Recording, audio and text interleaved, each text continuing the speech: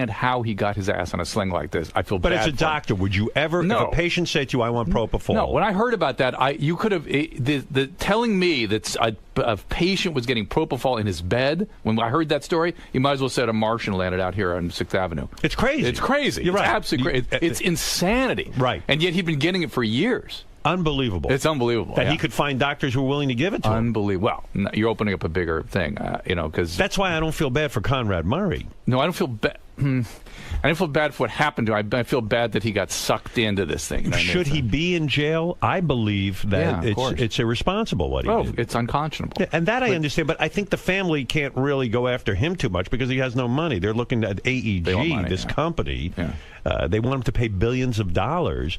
And I'm certainly, listen, if somebody is responsible for someone's death, I think they should pay. Yeah. But I have a hard time wrapping my head around an adult. Yeah, well, oftentimes families are looking to assuage their own guilt in situations like this, too. They don't want to take any personal responsibility. There you go. I agree with that. Great insight, Robin. Yeah. Now, let's get back to you, Doctor. Oh, don't try to butter me up. Listen, I just was feeling so great with how long I've gotten without being beaten up by you, Robin. I'm feeling pretty good about this. You're sorry you ever evaluated Robin as a narcissist, a 34. She received the highest score ever in the history of your exam. Correct. I think there was one. I think there was one higher one. No. You said I was the highest. No. My co-author. I resent that. What you discovered in your research was that Robin was not only the biggest narcissist on our show, but the biggest narcissist that you found in any celebrity. Get out of here. Yeah. She was the worst case of any narcissism you'd ever seen. I'd believe that. I don't know about worst case, but she is the winner. The co-author, who's actually the guy that gave you the test and appeared on the show, if you remember this, he's a professor at SC Business School. And he told me the other day he administered it, somebody else got a higher score. I forget who it was, but you no longer hold the honor. I'm sorry, Robin. I won't publish. I won't tell anybody. Right. But you're sorry you ever even started in with her. Absolutely. Because, Robin, and you say that Robin has been a big critic of yours. Yeah.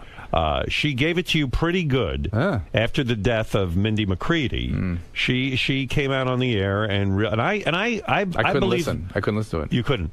You were upset. Yeah. But I don't know. I have had a problem from day one with the show. It is not about the deaths of these people necessarily. It just adds to it. I've had a problem from the very beginning. And you just made my argument when you said a lot of this has to do with mental illness. Well, and this is the interesting thing. I thought about that when I was thinking about coming up here. And I think Robin thinks I invented the show. And I didn't say you invented but listen, the show. But you're participating in the show. No, I did participate. You are a doctor. Yep. I don't feel that way so much. I'm torn in a way. Sometimes I feel like, addiction and recovery shouldn't be on TV.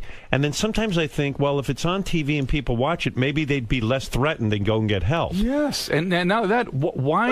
But Robin, listen, why can we have shows about, listen, I spend my whole life... I don't like any of them. I'm trying to reduce stigma about mental illness. Why? And listen, why do the constant refrain is, why do we treat illnesses below the neck different than those above the neck? Why do brain illnesses different? They shouldn't be. So we have shows about surgery and emergency rooms and everything else.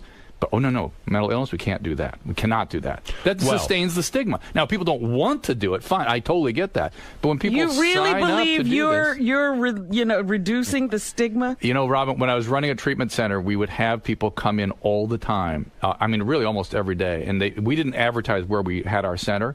But people would come in not knowing it was us. It was the same as a TV show. And they would come and they go, I watched this TV show and I could no longer, I saw this patient. I thought, that's me. I can't deny this anymore. I've got to come in and get treatment. And they would do that. And that to me is, oh my God, that's why we did this. But you got slammed after Mindy McCready committed suicide. Yeah. And your defense was, hey, look, I treated her. There's a lot of people I've treated who have never gone back to drugs. I can't guarantee that someone won't go back to drugs. And I haven't treated her for 4 years. That's exactly right. I haven't seen her in 4 years. I talked to her. Some people asked me to call her when her boyfriend or husband killed himself, and I did. And I talked to her, convinced her to go into a hospital. Right. She was severely depressed. I'm not even sure drugs was a part of the thing at that point. Right. And she was afraid of stigma. She was afraid people would find out. She went in. People found out. It scared the shit out of her. She left. Killed herself. Yeah. Wow. So that backs up your point that if it wasn't such a shameful thing to go get help, maybe that she would have stayed in the hospital. I think you talking about your treatment over the years has been very helpful. I've had therapy for over 10 years. I talk about it all the time. Right. I think it's the greatest thing I ever did. I have an anxiety disorder. Robin's making it worse. Right. You make it a lot worse. Right. Now blame me like I'm running your feelings. Well, I can't run your... My dear, you can't change the world. You have to change yourself. Well, what do you think of that, Dr. Drew? I work on that, but I'd also like to make a difference in the... And that's Robin's music. I know that. So that means she made an excellent point. It was an excellent point. That's right. Touche, Robin. Now he's going to tell me I can't just talk. I've got to worry about his feelings. Well, here's what we have. Did he worry about mine with his stupid test? Listen, I didn't. You're Robin, again, this is why she's so great. Yeah. I don't argue with Robin. I didn't take a beat and think about it because you'd discussed it here on the air, and by the way, it was my partner. I'll take responsibility. My name's on the thing. Right. I wish I'd taken a beat and gone, I wonder if I should give her a call and make sure this is okay with her. You're sorry you put that in a book. Deeply. It wasn't worth the aggravation. How many years ago? And here we are talking about this. Well, listen, the woman is hurt. I understand. She doesn't want to be the biggest narcissist now in the he's world. talking about his... But, the point of all recovery is you have to deal with the with the reaction to your previous behavior. Yes, and that's all that's ever happened here. Robin's not the only critic. This is interesting to me. What? After Mindy McCready's suicide, Richard Marx, the composer, the singer, he compared you to Dr. Kevorkian. I know. And he put that out on Twitter in writing. But interestingly, after he put it out, he then took it down. Yeah. He deleted his comment. He was afraid I was going to do something, or you know what I mean? I don't know. What do you think? I think he didn't do that unprompted? No. Listen. I hate Twitter. I hate all that stuff. It feels. You can't imagine how it feels when you go out. When you're out there trying to help people, and you take. I know I'm taking risk with my profession and my sort of how I'm perceived by people. I understand that, but I think it's worth the risk. And then when people don't understand and attack, it is painful. Because I think you have a really good heart. And I think you really do care. I think if we were to open up your head... I think you don't know him. I think that Dr. Drew actually cares about helping people. You don't know that for a fact. You think I feel that way about him. Thank you.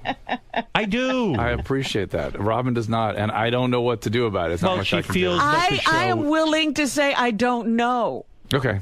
I'll take that. The show gives me a chance. The show, everyone could debate whether the show, Celebrity Rehab, is bad or good. But I feel that your intentions are positive. You do want to help people, that you're a guy who privately reaches out to people. You also reach out to the former patients and this and that. And your point was that Richard Marx, when he says that stuff, when you go on Twitter, it fucking kills you because you're a sensitive guy. It's awful. And do you have a Twitter account? Yeah. Oh, you do? Oh, yeah. Do people attack you? You didn't get into a Twitter war? No, I don't. I just sort of suck it up. And what am I going to do? That is the worst part about all this. I'm helpless.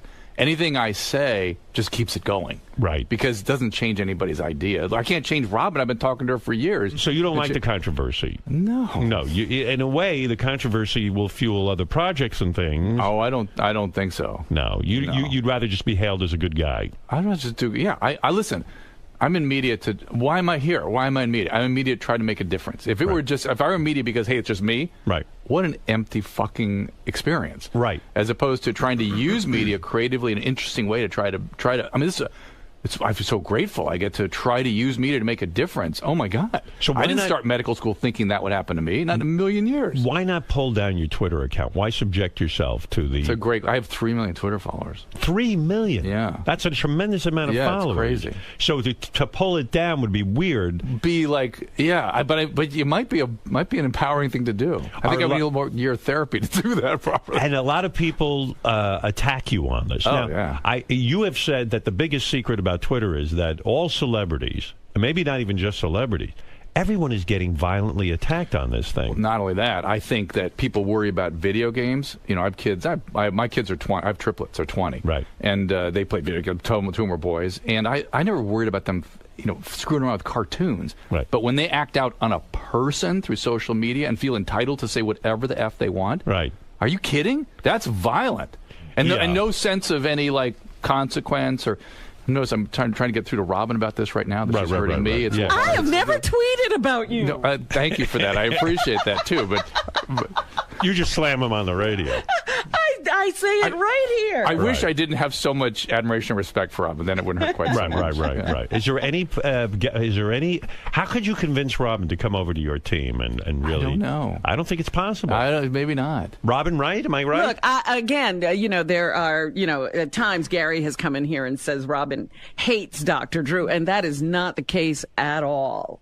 I'd almost rather that than the misunderstood thinking I'm a bad person. That's the word. I don't think you're a bad person. You're putting words in my mouth. I have said I don't know you. But what do you think? You just think the show is bad. On the face of it, my feeling about the responsibilities of people in the medical profession. Yeah. I was just going to have that conversation with you because you were a nurse, right? Yes. And were you RN or LVN? What was your RN? RN. So how dare you? And I don't know. She was a major in the Air Force. No, and she's right. That's a huge difference. I mean, RN really shoulders the responsibilities. They absolutely do. And so this is something she feels deeply, and probably other physicians feel that way too. We shouldn't be in the media, but if we don't, not that you shouldn't be in the media. Again, I question asking people who are in the conditions that the people you're treating are in for their permission to be filmed on a show while they're undergoing treatment. In other words, Robin, you're saying Jeff Conaway, for example, who is now deceased. I've had him on the show. Jeff Conaway, who is a great radio guest, great on your show. Great guy. But he was out of his fucking mind. I mean, he was dying. He was dying and all this. You're saying that perhaps if you hadn't put him on the show, no, I don't say that at all. I say that he's not capable of making a responsible decision about what this is going to do to him, and he's not capable. He's looking at it. A lot of people are looking at it as career advancement. And so, but you're raising an interesting point. Is can anybody with addiction render consent for anything? Right. So can they consent to be hospitalized? They consent. I mean, this is a conversation. And this is the point, that it shouldn't be done with this. You're going to be on TV, and everybody will see you. But what if Drew had saved his life, and the only thing motivating this guy to go in rehab was television, was make money and be on TV? That's right. And my point is, I don't care what's motivating them. If I get my hands on them, I can make a difference with them. And what's interesting, and I did not know. But it can also have adverse effects. So, it depends on the person, and I don't know that evaluation is being made. And the other thing is, pretty much all the patients we treated felt like it was an important experience for them, like a good experience. They didn't realize. I didn't know that was going to happen. In other words, all the deaths are always pointed out, and not the people who succeed. Like Heidi Fleiss said, and she came out and said, "Hey, Dr. Drew's great. He really helped me with my addiction problem." Yeah. I'm trying to think. Sizemore was on our show the other day. Claims he's clean and sober. Yeah, and he got sober in celebrity rehab. I mean, who the hell knew? But here's the thing: like Rodney King dies of a cardiac condition. Right. That's why he died. He had a heart problem. Right. I got blamed for that. You did? Yeah. People want to blame me for Rodney. Well, people did say he was another, celebrity rehab. Yeah. But Mindy was who died. Suicide. Yeah. I get blamed for that. Right. I haven't seen any of these people in years. Right. I mean, and I'm kind of like a chest surgeon that goes in with very serious illness and does my surgery, and then I hand them back to their usual doctor. And you take a guy like Steven Adler. I think he's been pretty good. Adler's been great. A lot of them have been really good, really good. A lot of them have improved. Yeah, and they were not interested in treatment when we got them. They wanted to be on TV or make money. That's why they went. And that doesn't bother me. Right. Once I can get them, I can make a difference. Well, that's my only argument. I think that is questionable. But okay. Well, that's it. You never can resolve that.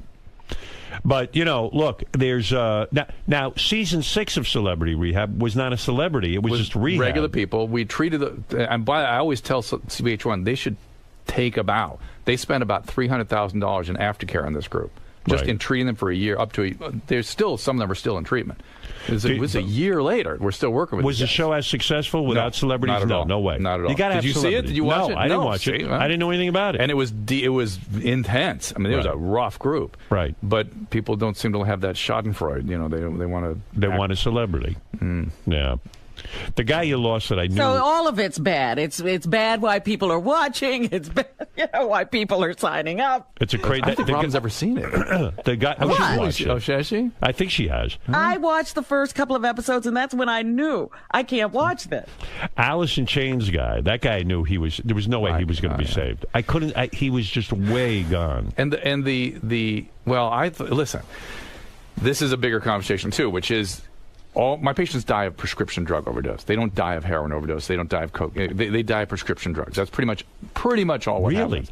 And so Mike, we got him sober. We were working with him. He was doing great. He was had sobriety, like 9 months of sobriety. I mean, a miracle. The guy had been using his entire life. Right. All of a sudden, he calls Bob Forrest, the hat, one day. Yeah. And he goes, I'm moving to Utah. We're like, Mike, please, no, that doesn't feel right to us. We live in the guys at Cirque Lodge, a halfway house. I'm right nearby. It's just a new band. It's no big deal. I'll call you guys all the time. He goes. He's not there a month before I get a call from him going, I'm having back pain. I go, Mike, whatever you do, please, dear God, don't see a doctor. Right. You know what's going to happen. They're going to give you medication. 2 weeks later, he's dead. Dead. And with the pills at his bedside. Wow. I didn't realize that's what usually does everyone. Jeff Conway, same thing. More Prescription surgeries, meds. That's what people die of. He was addicted to surgery.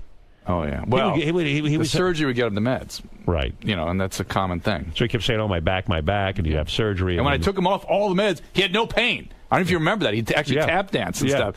And then he was like, wait, the doctor said I have to have. It's like, Jeff, please try something different. He was an addict. He wasn't changing. Yeah. He wasn't changing. Yeah, but Dr. Drew is also pointing out another huge problem. Go ahead. Thank you, Robin. What is that? And it's his profession. Oh, thank you.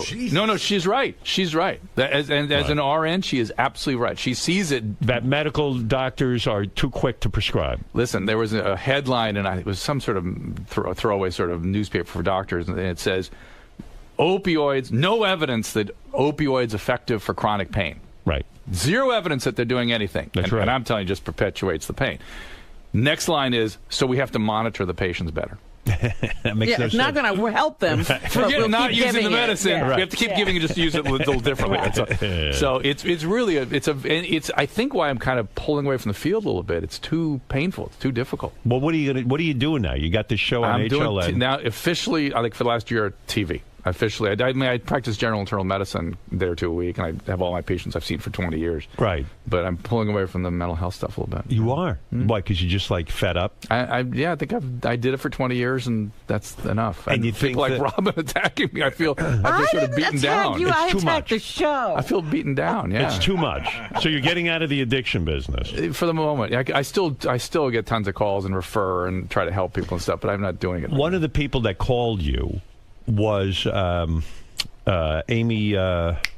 Winehouse? Amy Winehouse. Didn't she reach out to you? No, there were people kind of orbiting around getting near me, but I didn't actually talk to her. Oh, you never spoke to her. But she was, that's another. It was clearly going to die. Died on Librium, again, pills. Did Lindsay Lohan contact you and you said, I'm not the doctor to help her?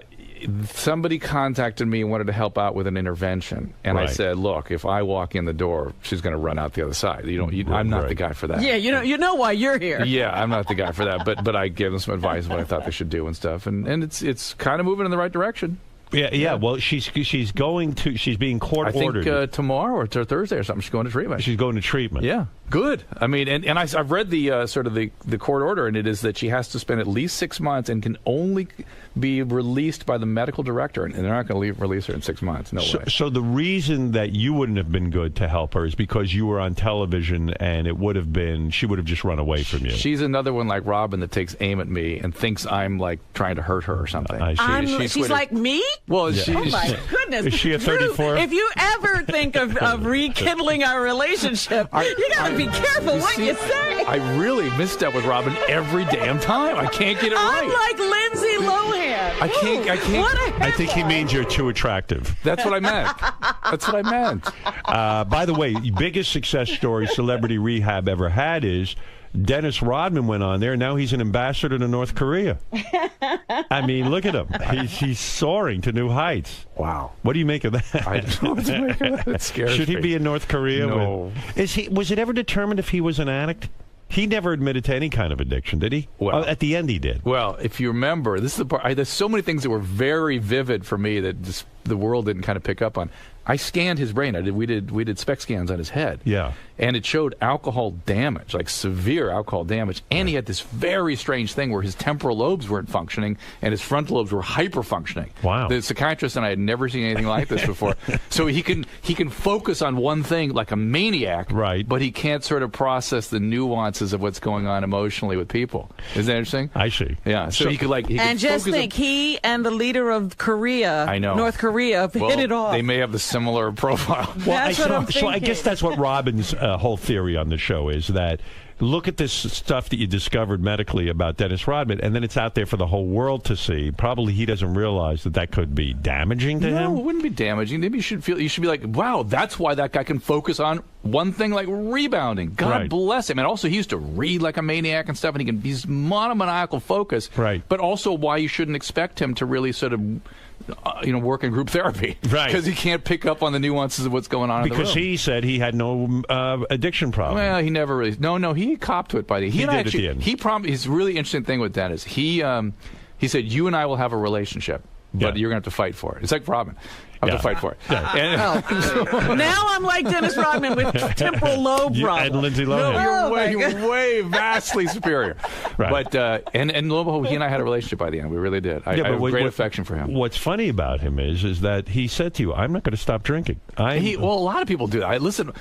People want to cast me also, in addition to beating me up for things I try to do. They want me to be the man, like I'm like I care if people smoke pot or something. I don't give a shit. I hope people enjoy themselves. Right. I'm here for people that can't stop and want help. That's it. The person I never understood on the show was this Rachel Yucatel, and she was the girl who Tiger Woods. She was and she survived, or she had lost a loved one at 9/11. The reason I didn't understand why she was on Celebrity Rehab.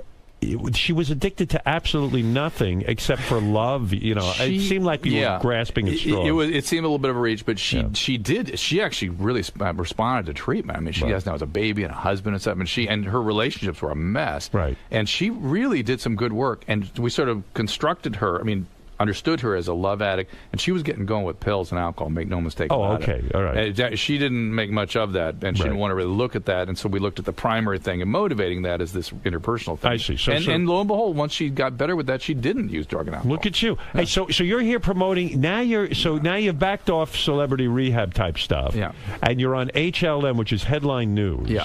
And you're doing a nightly show. Yeah. And what is it? You didn't know that? No. How do I know that? It's right now. It's news. It's HLN, so it's a lot of Nancy Gracie kind of stuff, and so we're doing Jodi Arias 24/7. The other thing I'm doing is a podcast at DrDrew.com, and I'm podcasting with Corolla again.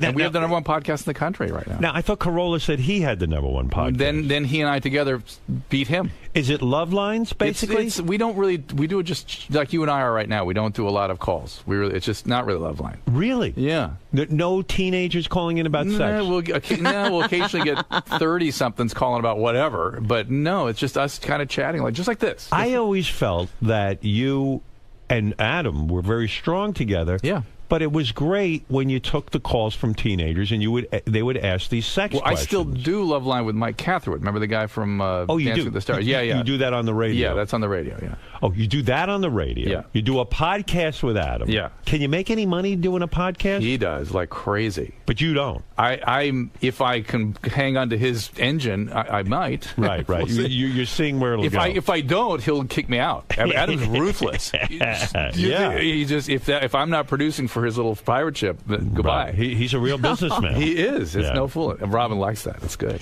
Yeah, and that's where Robin and I could find common ground. So Dr. Drew... You suspect every giggle. So the Dr. Drew podcast is available on iTunes. Yes. It's the #1 podcast, but Adam hasn't paid you any money yet. No, Adam doesn't pay me. You have to click through an Amazon at my website. That's how they make money. And then they sell ads and stuff, too. So what is that, an hour show? Yeah. And you go on there and you take phone calls. No, well, we do some calls, but I like Robin. Listen, you watch the show. Robin. She's obsessed with you. I know that HLN format. Sure, I watch the show from time to time. Do you follow the Jodi Arias thing? No. I thought you'd be into that because it's what's crazy thing happened to me. Yeah. I was somebody gave me courtside tickets at the Laker game, and it was a Raptor game, and it was a terrible cantankerous game. And the Lakers were still fighting to get in the playoffs, and there was like 4 seconds left in the game. It was overtime, and Kobe Bryant walks over me, and gives me this, like a head nod. Yeah, and I'm like, geez, there's 3 seconds left in the game, and I like, who are you talking to? He kind of walks over, he goes, we need to chit-chat about Jodi Arias. Oh, really? And he called me the next day. Wow. And he was real interested in this case. No kidding. Have you ever talked to him? No. Kobe Bryant? Could not have been a greater guy. Wow. I mean, I had one of the funnest sort of conversations with him.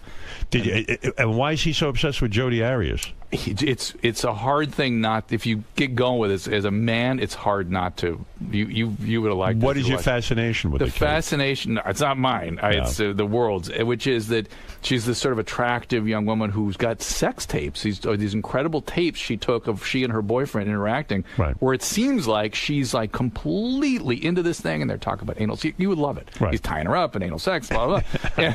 and now she's going, he was abusing me. Right. I didn't want to do any of that. It demeaned me. It was terrible. So you believe, based on these tapes, that she was a willing participant in their relationship? Oh, yeah, very clearly. And that perhaps she's really guilty. Oh yeah. Well, she said she did it. Just now she's saying... No, I mean guilty because she was in self-defense, but guilty because she just wanted to bump So I off. put teams of psychologists together, and we sort of analyzed her as a borderline with psychopathic features. Yeah. And lo and behold, the psychologists now are on the stand with the actual psychology testing showing that indeed that's what she is. Why did she do it, do you think, then?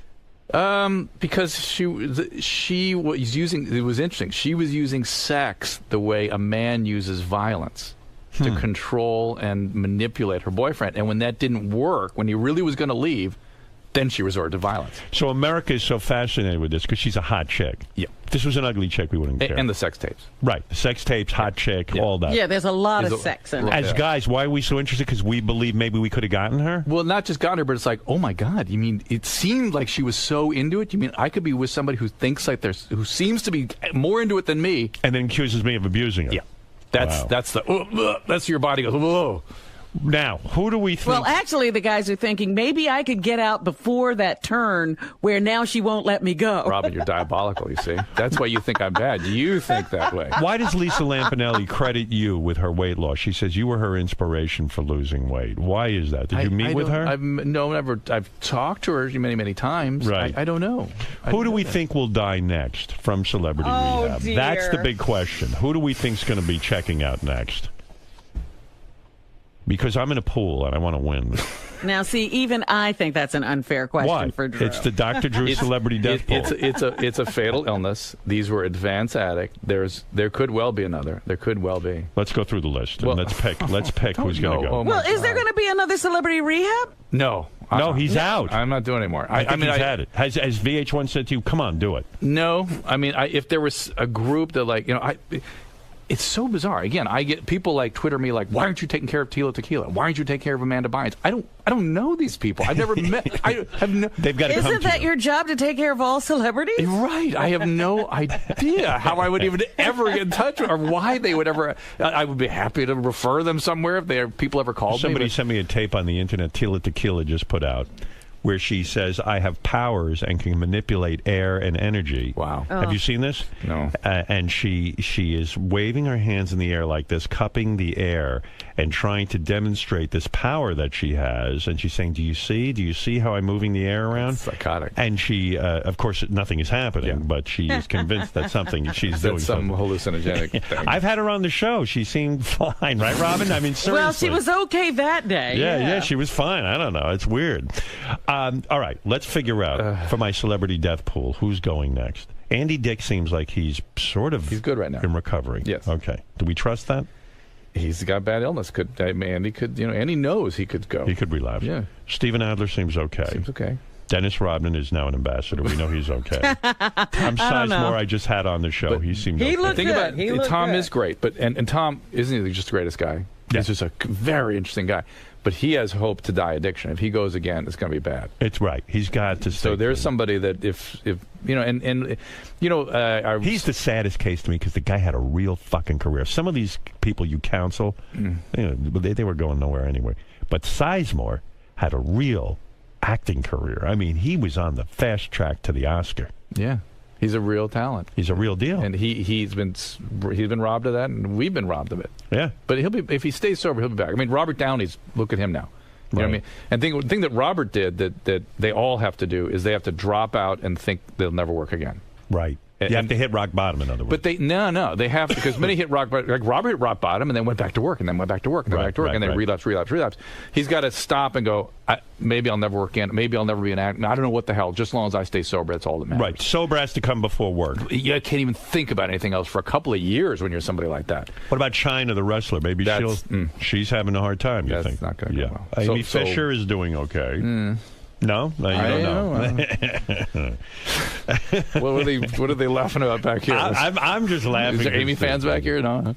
Gary Busey, I don't think he's on anything. No, is he? No. I just think he's fucking wild. Well, he's had brain injury, right? Yeah. He's had a lobotomy. He has? Yes. He crushed the I think it was a right frontal lobe. From his motorcycle accident. Yeah, and he woke up saying, I don't want to use anymore. They used to treat addiction with lobotomies. Right. So it diminishes the drive to use. So after the motorcycle... he's cured. He's cured. The motorcycle accident cured him of addiction. And that's why all the impulsivity and stuff, he doesn't have that part of his brain functioning where he can sort of see, and that's what we worked on with him, is trying to get him to see how other people are perceiving his behaviors. Yeah. And he was shocked. He was surprised. But he is now a staple on these reality shows because he's so interesting. He's so interesting. Let's put it that way. That's so true.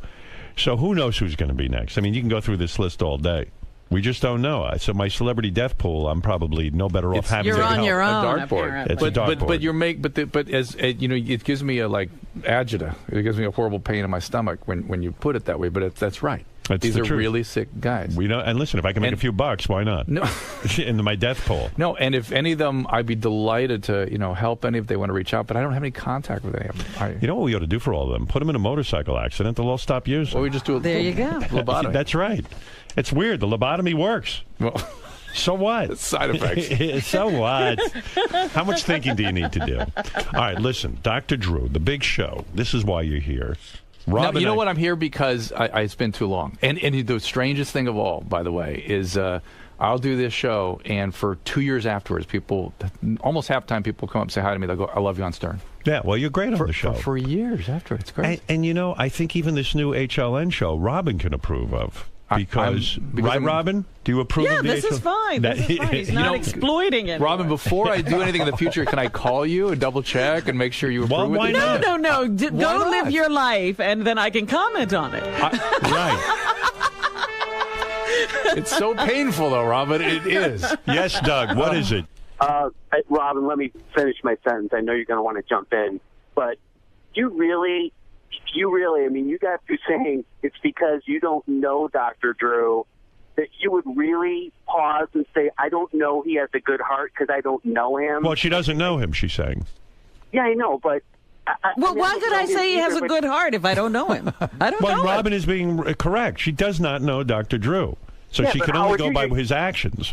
Yeah, but you yourself said it just seems a bit petty. You yourself said it seems. I mean, you're not. No, I am not as sure as Robin is that the show is so bad. I think there is some good that comes out of it. Yes, and I think Dr. Drew does have a good heart. I don't know him. He seems like he's trying to make a difference. I do think Dr. Drew has a good heart. You're surmising his motivations and all of that stuff. That's wonderful for you. And I am. Oh, my God. And you know what? Oh, my God.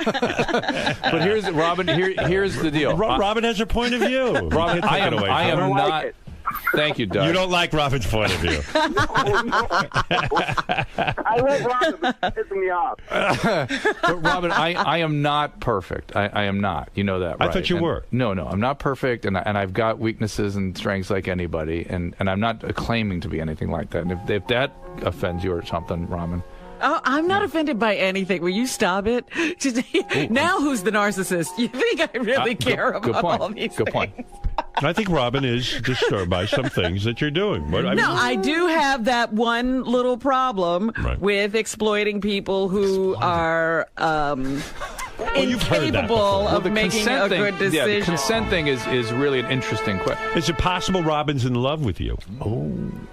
Do you ever have that I used to be. No, I'm not anymore. I've let her down. Oh, that's even worse. Now you've really broken my heart. This is just, now it's... All right, Irene, you're painful. On the air. Yes, Irene. Used to be. Oh, hi, Howard. Hi. Long-time listener, and I love you. You're my king. What I have, Dr. Drew, I totally respect what you do, but regarding celebrity rehab, I've been in AA for 22 years, and what I find about it is bullshit. It's the celebrities are pseudo-representatives of 12-step programs, sending the message out that nobody recovers. Like, for instance, David Hasselhoff eats a burger off the floor and then goes out singing. Yeah, but a lot of the celebrities on Dr. Drew's show have recovered. But let's Some of them have. But let's send out a good message. What's the right message to send out about recovery? Because I'm a deeply committed to 12-step. I mean, that is the answer. But the thing is that the celebs are what is 12-step?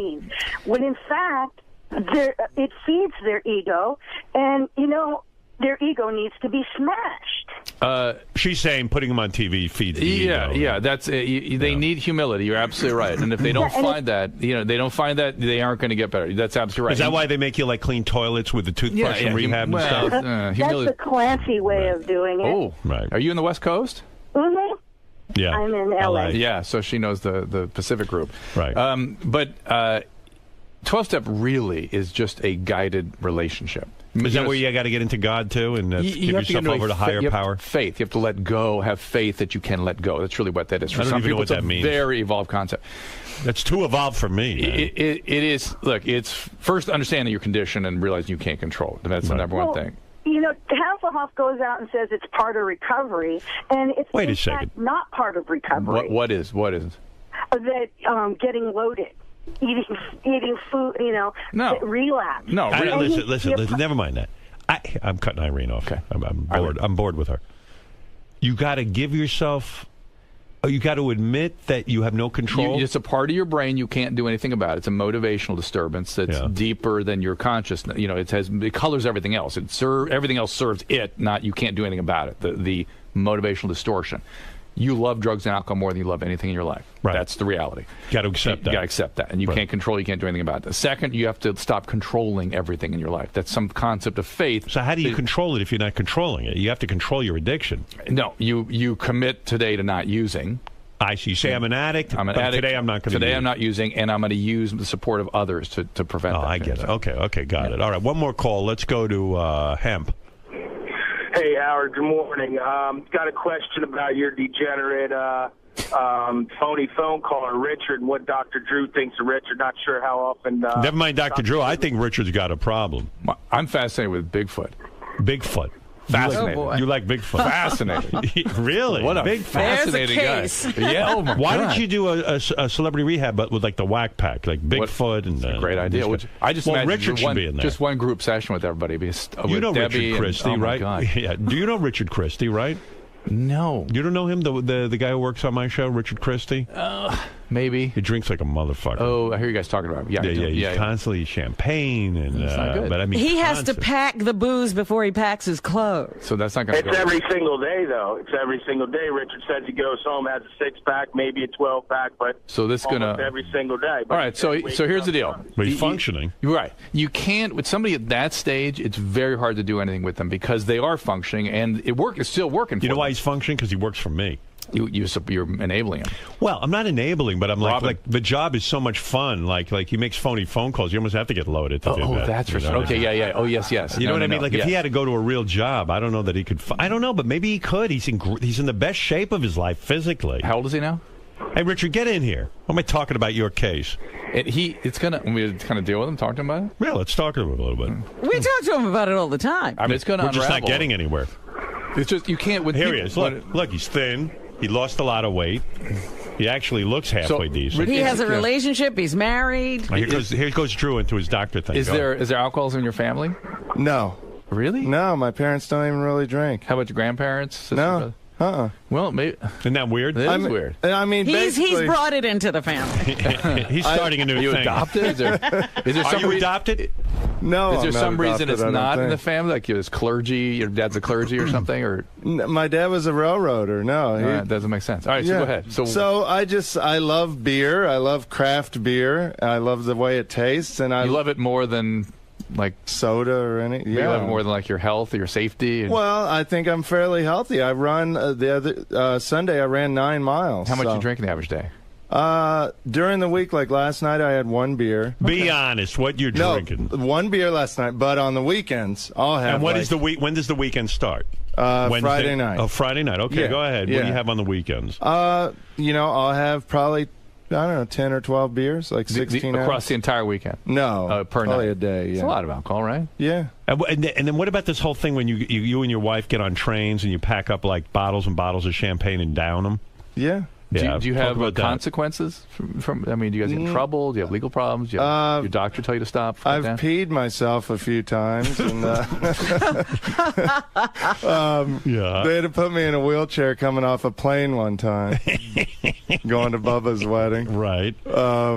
Goofy things like that. He murdered 44 people. He just doesn't remember it. It's hard to make the firm call on him without the family history, without the genetics there. It's possible still, and maybe it was sort of hidden for years. Maybe the family. I think he's downplaying how much he drinks too. No, during the week you only have 1 beer. 10 or 12 on a weekend day is a lot. Did you fall down an escalator drunk? Oh, yeah. Yeah. Oh, yeah. Backwards. If he's an alcoholic, he would be minimizing, right? That's part of the condition. They deny, they lie, they minimize stuff. So, and the thing is, Dr. Drew, that whenever he's in a social situation, he gets polluted. Yeah, he like not can't just like have social drinks. Do you have social anxiety? Is that why you're sort of loading up, or maybe a little bit, especially like honestly around Howard? It's Howard's fault. I get a little nervous. Like when are you around me? Well, never really. Exactly. That's why I get nervous. Howard TV has a clip of Richard drunk in a wheelchair. I'm going to show it to Dr. Drew just so you can see the extent. Look, there he is. Where do I go? Oh, there. See that? That's him. That's him you certainly look like an alcoholic there. You look like you should be in a hospital. Yeah. They had to wheel him out. Richard. It's hard not to call that alcohol. And by the way, you were on a plane, right? That's why they wheeled you out. Yeah. How many drinks did you have on the plane? Quite a few, probably 7 or 8. I don't like to fly. 7 or 8? I think there was a little more than that. Well, he drinks before Howard. You don't realize he gets drunk before the flight. Tell Dr. Drew how much you drank before you got on the plane. Look at him getting into the car. Look like you have Parkinson's. Yeah. Well, that's what happens. Yeah. Hey, we were going to Bubba the Love Sponge's wedding. It was fun. He's gone. He's just fucking gone. I mean, don't you feel like Richard's sort of downplaying this? Yeah. Hold on a second. Richard. Yeah. Remember when John and I took the crew out to dinner for Christmas? Oh, that was fun. Yeah. All right, so we went to the steakhouse, like Peter Luger Steakhouse. Tell everybody what you drank that night. You probably know better than I do. I don't remember. There's a lot of beers. I think he drank like it was at least like 12 beers. It was a lot of wine. In fact, at one point, you chugged the last part of the bottle of wine. I mean, I didn't want it to go to waste. And then he called me to tell me something, hung up, and called me back, completely forgetting that he had just called me. Yeah. I mean, come on. Yeah, he has blackouts. Yeah. Hey, I'm not denying. He's worried about the liability of having somebody like this on his team. Yeah, but I don't drink here. I don't. Richard brags that there's a place in the city that has, like, it's $25, all the mimosas you can drink, and he brags that he goes every Sunday and basically puts them out of business. It's actually free mimosas as long as you buy food, so it's like the greatest I think deal we're going to And they go for the mimosas. Yeah. How many mimosas do you have? I'll probably have about 15 or 20 of them. 15 or 20 mimosas. See, am I denying anything? What's your here? ethnic heritage? Where are your ancestors from? Kansas. Kansas. No, I mean, like, he means like your ethnic background. I don't think I ever looked that much into it. Where's your dad's family? Irish, I think. Irish. Okay. Irish and German. Done. It's over. It's over. Hey, So that's stereotype. No, that's genetics. Just the truth. That's just the genetics. And by the way, I believe the genetics of alcoholism is a survivor gene. Really? Yeah, when you really look at where it flourished. From horrible places. Horrible places that were repeatedly assaulted for multiple generations, like Scotland and Ireland. The survivors had this gene. They were wasted. No. They're activated by extreme circumstances. I see. So alcoholics make like great fighter pilots and great shortstops and great extreme situations. Why are so few Jews alcoholics? It's a great question, and it's the only time you ever see addiction without alcoholism. It's Jews and ethnic Jews, Ashkenazi Jews, and Han Chinese. Only time. Yeah. And I think probably because so many generations of horrible things, that part of it just got burned out somehow. It's like the opposite happened. It's something like back in Egypt. They lived through it. Yeah. Well, probably if we they ate Herosis. I think probably in 2000 BC in Egypt, maybe we would have seen more like the Irish, but it's kept going many thousands more years, and that part's gone now too. You know what's weird about alcoholism too? Like watching Richard drunk like that is funny. Like you can't help but laugh. But and not when you're going through it. No, I had fun. Yeah, you loved it. I did. It's funny. He's having fun. That's that moment is funny, but the implication broadly is bad. Richard's going to have trouble. Yeah, you think he's in trouble? He's going to have trouble. I mean, I've gotten a clean bill of health from my doctor. Do you tell him about the Mimosa Fridays? Absolutely, yeah. Did he tell you to cut down? Is your doctor an alcoholic or a drug addict? No, he's a good doctor. Yeah, you know what kills me? I hardly drink, and like I started to have like 1 or 2 glasses of wine a night. And I went for my yearly physical a couple of years ago, and I showed a slight elevation in the liver area. Very slight. Nothing, you know. My that's what my doctor said to me. He said, so he goes, have 1 or 2 drinks a week. Yeah. And I was like, 1 or 2 drinks a week? And I started to get upset. And I said, well, if I'm getting upset, that means maybe I'm getting too into this shit. And so now I don't drink. I mean, it's definitely better not to drink. Yeah, I mean, can you imagine I'm that sensitive to alcohol? You weren't on any cholesterol meds, statin or anything? No, my cholesterol's real low. I don't get it. Yeah, see, I had high blood pressure, high cholesterol. I got gout, but a lot of that was the gout. The gout and the blood pressure may be directly related to the alcohol. But that's why I started running a lot and getting in better shape. But now I feel like my reward, let's is a nice beer. Howard, let's examine that thinking for a second. Yeah, that's crazy. The gout and the blood pressure is from the alcohol. So that's why I started running. Right. Not stop drinking or cut down. That's why I started running. He'll never stop drinking, I'm telling you. This guy's unbelievable. I have one more point to make because somebody just reminded me of this. So the way Richard lost all his weight is he's got this app, and this app tells you how many calories you can have a day. And there's many times during the day where Richard will give his calories to alcohol rather than to food. Of course. Right. Of course. That's very healthy. How many calories is a beer? It depends. It can go from around 100 up to about 350. So, I mean, how many calories are you supposed to eat a day? I'm at about 1,800 a day. So if you're having 12 beers in one day, that's it, no food for the day. Yeah, but that's why I run 9 miles, because then that adds another 1,000 calories. You're doing a lot to work around this drink. But Richard, what's fueling you when you run? You have to have some protein. Well, no, he doesn't have to have protein, but he will break down without the protein. Right. But he's such a specimen. What's fueling me when I run is knowing I get to have a beer right afterwards. Oh, my God. Dr. Drew, help him. I'm not sure it's possible. But is it really, though, honestly? Yes, honestly. Is beer as bad as being addicted to, like, vodka and hard alcohol? It's all the same. It's just you eventually get the same amount. Your brain will have you drinking the amount that it wants you to drink. Yeah. Do you know Richard's 50 beers or 3 ounces of alcohol? Whatever. You know Richard's doctor has a bar in the waiting room? I was feeling just in case something's going on with that doctor. I've got to say. There is a dentist in New York that I heard has wine, so I'm thinking of going there. Oh my God! He never wanted to take care of his teeth. All the free wine. Yeah, you don't even brush your teeth. Why would you care? Listen to him. This is him calling in. Listen. Hardemeyer, you prick cocksucker. Listen to me now. That's Richard. Richard, I can tell you, sure seemed nervous around Howard. Fuck you doing. But right now... Here's Richard pissing in the street. Hey, what's up, Will, you sexy bitch?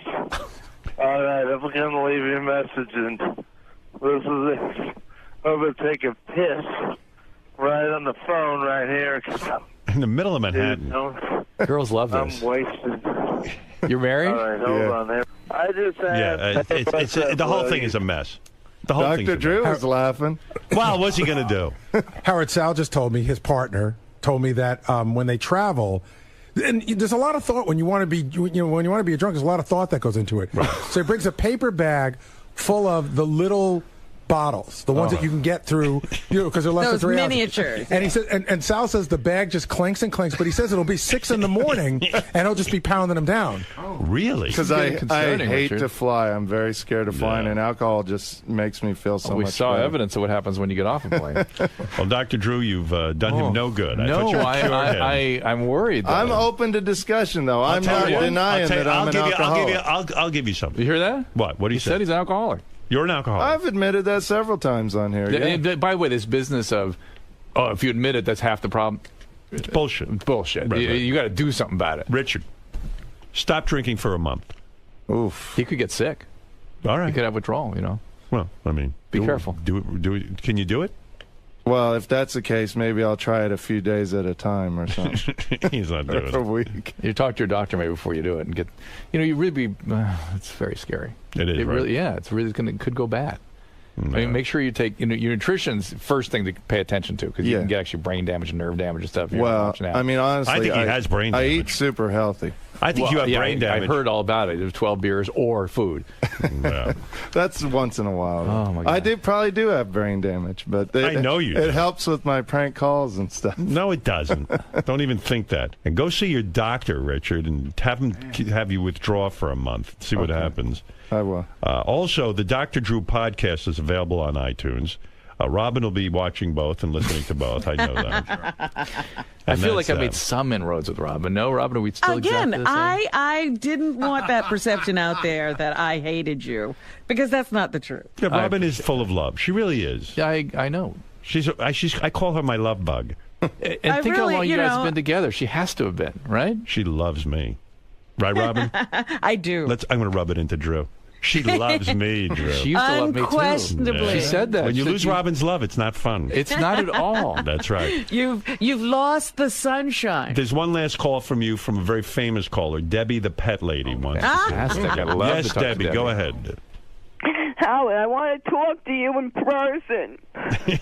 Debbie, this is Dr. Drew. Do you know you frighten me, my dear? Are you okay? No, I'm not, because your show has been mean to me. I see how you do me. You know, Drew's show has been mean? Yeah, can I just say something, please? And I won't yell. All right. It needs to come out already. It's not right. fair what you've done to me. I asked nicely to Asked. like Gary, and Gary can't even take 5 minutes to answer me, but he answers all your regulars. This is back to getting the wrong seats in the AGT. Yeah, this is AGT. Yeah. She was complaining. She complains Gary doesn't spend enough time on the show with her.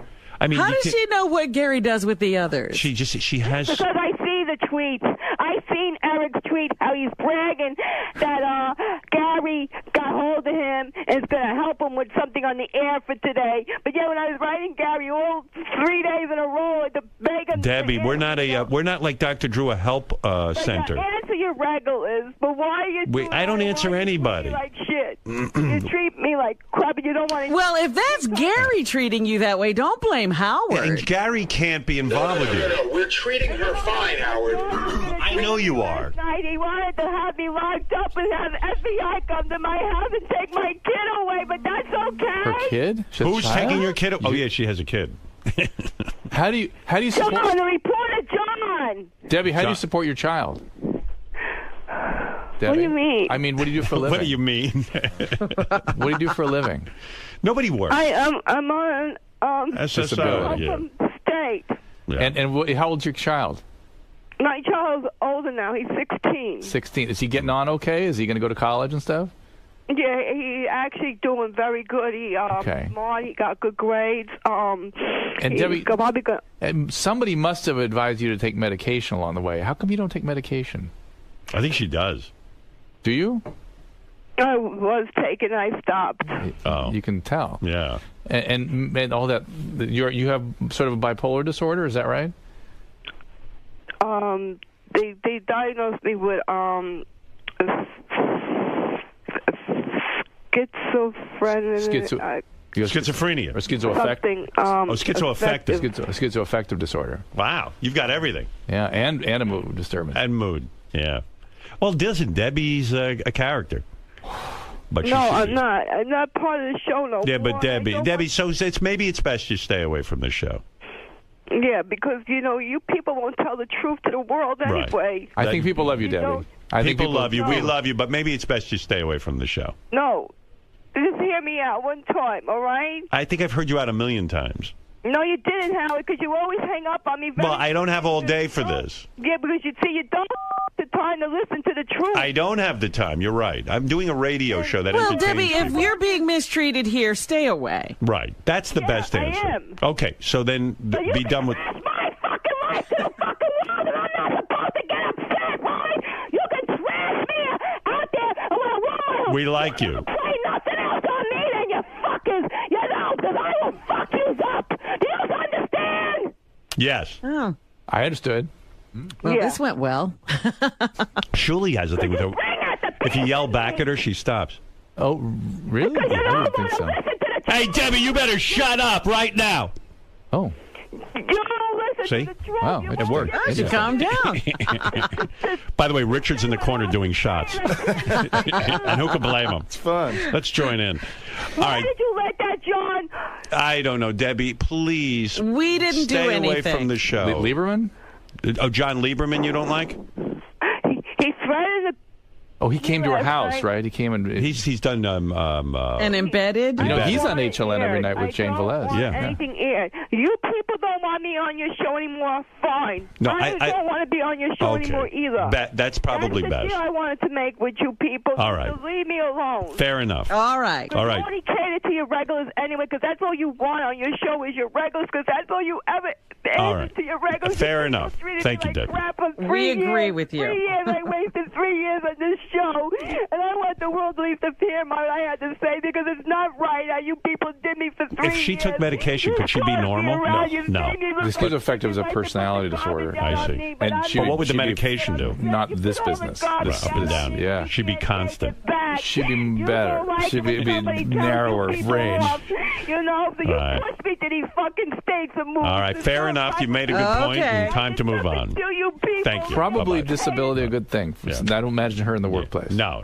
Would you Who's hire her? doing more to remove the stigma of mental illness, us or you? You're doing We're doing a great job. You really are. You know what, Drew? I'm going to leave it up to you. Thank you. I feel much better with you dealing with Thank this. you. All right, Dr. Drew, thank you. Your show, of course, is helping a lot of people. We try. Watch Dr. Not Drew. Robin, evidently. But... Well, some people disagree. You were trying to help me? Richard, go out in the hall and talk to Dr. Drew. Richard, I wanted to thank you. I mean, thanks for even bringing me up. I appreciate it and caring. It really worked. I appreciate it. And I'm reading Steve-O's book right now too, and you really helped him. Steve-O, we helped. Yeah. Steve-O was going to die. Yeah, Steve-O's amazing. You know who helped him is Knoxville. Johnny. Knoxville called me. We all knew what was going on. I said, Knoxville, you've tied this guy up 1,000,000 times. Tie him up now, throw him in the trunk, take him to the hospital. And that's what he did. Yeah. And it's he's alive fascinating, the story about their intervention. And he was not thinking right for a long time after that. I love that Johnny Knoxville. Just saw him in L.A. Spent 2 nights with him. Steve was a miracle of recovery. Years now. Pretty impressive. Oh. Yeah. Great guy. All right, listen, Dr. Drew, we could enter it up all day, but unfortunately all good things must come to an end. Thank you. And... you're right, Steve-O. Big success story, Robin. You have to remember that. Steve-O now. I think Steve-O is doing incredibly well. And again, my complaints came right at the very beginning and had nothing to do with people's results. I'm just saying Steve-O is now stapling his balls completely sober. And that's right. And Robin, I wish I had consulted you before we published that book. I really do. Absolutely. Stop it. Well, Stop it it. happened all here You couldn't apologize at the time. Remember that? You defended yourself. I did. All right, we're going to end this right now. This is the next time you come in, we'll continue. Thank you. Dr. Drew, thank you. It will go on and on and on. Robin, thank you, and we'll be back right after these words. Mr. Christie. See, some guys are addicted to dirty magazines and webcams, and I like drinking. Richard, given everything that was discussed today, did your opinion about yourself change at all? Do you see yourself and your behavior in a different light?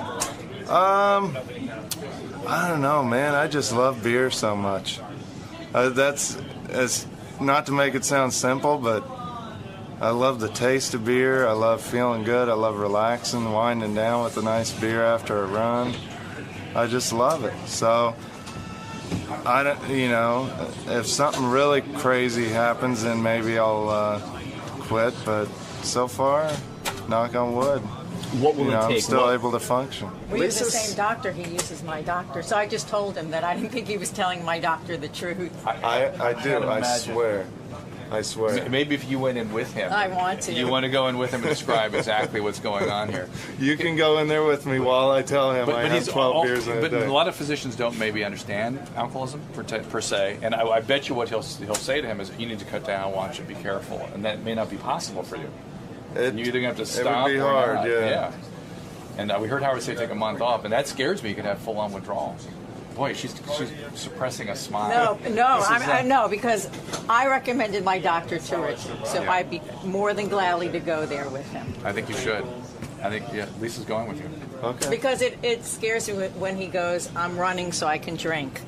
And I go, ooh. Well, that's that thinking. But I was drinking before I ran. It's just it's better now. See, now I'm running so I can keep drinking. Anything to keep drinking. Yeah, right. Sweating it all out. There you go. No, I realize, and I've told Howard before, I do drink a lot. I'm not going to deny that. But this is an interesting situation. I mean, it's working for him. He doesn't want to stop. You have to find that motivation to stop, and he's going to have some more serious consequence before he does.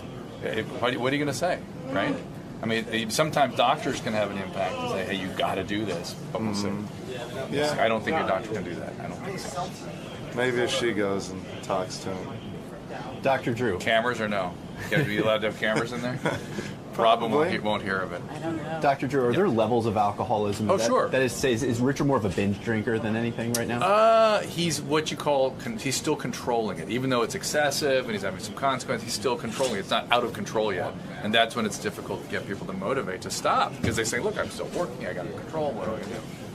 What will be some of the indicators to look for if we see Richard going over the line? Just look at the videotape getting off the airplane that tells you everything you need to know. In my defense, that was 5 or 6 years ago. Oh, that's even better. Yeah. So things have progressed since then, so just keep that in mind. Hey, I'm Mark Maron. I'm sitting back here waiting to go in. I'm here to talk about my book, Attempting Normal. Got the TV show on Friday called Maron, and I've never met Howard Stern. I've never been on his show. I'm nervous a little bit. But I'm watching him on TV, so I think it's gonna be all right. But I have no idea. I'm excited. That's what I meant to say. Excited and full of dread, panic, but just excited. We'll go with just excited. Now you do your own podcast, so this is a little bit different for you being on the other side of the microphone. Well, I'm familiar with it, but I've never been on the other side of Howard's microphone. Very true. I mean, this is a guy that I've listened to and known about for my entire career, and I've never had a lot of friends been on here. Never figured he knew who I was. Still not sure. We'll see. But it's a big day. It's a big day. Cool. All right, Mark. We'll see you in the studio. Thanks, man. Mark Maron is a stand-up comedian. He's having a lot of success right now. For years, he wanted to kill himself because he was jealous of everybody else's success. Oh, dear. Let's say hi to Mark. Look at you. There's Mark Maron. Yes. Hey, Mark. Good to see you. Good to see you. Nice having you. I wonder who he was jealous of. Who were you jealous of that you were you were really annoyed with your career for a while? Yes, a long time. You were jealous.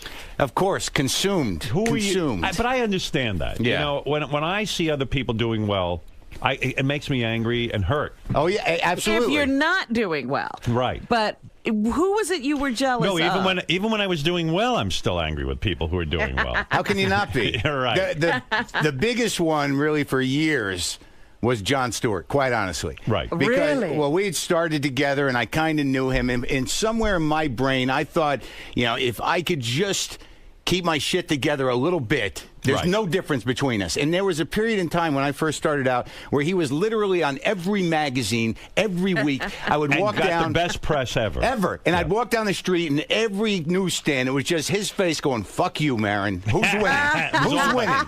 It was all about you and him. That's it. The whole world. Now, when you were doing, did you guys come up in stand-up comedy sort of at the same time, you and Jon Stewart? Yes, we did. And he very early on was, he got TV opportunities, got a lot of opportunities. opportunities. I ended up hosting Short Attention Span Theater, which is the thing he started on Comedy Central. Right. I hosted the last version of that. I killed that show. Right. Things were not going well. Yeah. So, wait, because you're kind of a political guy, too. You did Air America for a while. For a couple of years. I was more reactionary. I was political for a little while, but I was generally just pissed off and angry, and I thought bitterness was... Did you try the Air America experiment because you said, hey, that's a way to be like Jon Stewart? Like, I'll be political kind of guy, too? No, that was because the Air America thing happened because I just moved out to Los Angeles. Right. My career it never really took off, and I got this opportunity. Yeah, because I never really heard of you. That's not nice. And I'd never heard of you before. Yeah. And like Gary King, hey, you should have Mark Maron on there. Yeah. Who is Mark Maron? And then people started telling me, and you came up with Louis C.K. and all these guys. Yeah. And you must have hated Louis too. Well, me and Louis, that became a problem. We kind of resolved that. we resolved that stuff on my podcast briefly. But with John, it was a bigger problem. And with John, the problem still kind of exists. You're kidding. It's weird, man. Do you ever run into John? No, but... does he know you're upset with him, even though there's no rational explanation for it? Yes. He knows. I'm not upset with him anymore. He's still kind of, he's a little upset with me. Did you go around bad-mouthing him? Was that the problem? No, I used to do it right to him. Really? What would you say to him? It was ridiculous. like there was a... You felt you were entitled to his career. I felt that if I could just be charming and not be such a dick, right? That I could, I could be that guy. I used to think if I just committed to a haircut, if I just committed to a hairstyle and a shave, and a shave, the guy he's just got the confidence to never change his haircut, and that was. You felt you were the same. You know what it is? You probably knew that your anger was getting in the way of your career. Because John's like a nice guy, like he's not a shit, No, yeah. And what you're saying is you're a shit, yeah. And you're an angry, pissed off guy. I was. I'm better. Did you go in therapy to get rid of that? No, you get old and you get your ass handed to you. I mean, you're going to get humbled, right? Yeah. After a certain point, if you're an asshole, eventually you're like, well, this isn't working out, right? And you get humbled. Your wife leaves, your career craps out, and then that's it. You're sitting with your own shit. So what was going on for you? You were going out for like you auditioned for Saturday Night Live, right? I did in '95. And you didn't get it. No, I didn't get it. And that's the kind of stuff that was beating you down. You'd start to see the other guys in stand-up comedy who you came up with. Sure. Getting great opportunities. Right from the beginning. And you said, I'm as funny as they are. Yeah, and I used to call my manager and go, how'd he fucking get that? The first 20 years of my career were fueled by spite, by me yelling at my manager saying, why is that guy on television? And then your manager would say, look, what do you want from me? Go out and do something, he'd dummy. Say, I'm not talking to you anymore. Right. But so you probably hung around with a lot of losers because it made you feel better. Guys you wouldn't be jealous of. I didn't hang around with anybody. Right. You were that angry. Well, I was. I hung around with Louis. The guys were always good. Me and Attell and Louis and Jeff Ross. I mean, all these guys were my guys. Sarah. Right.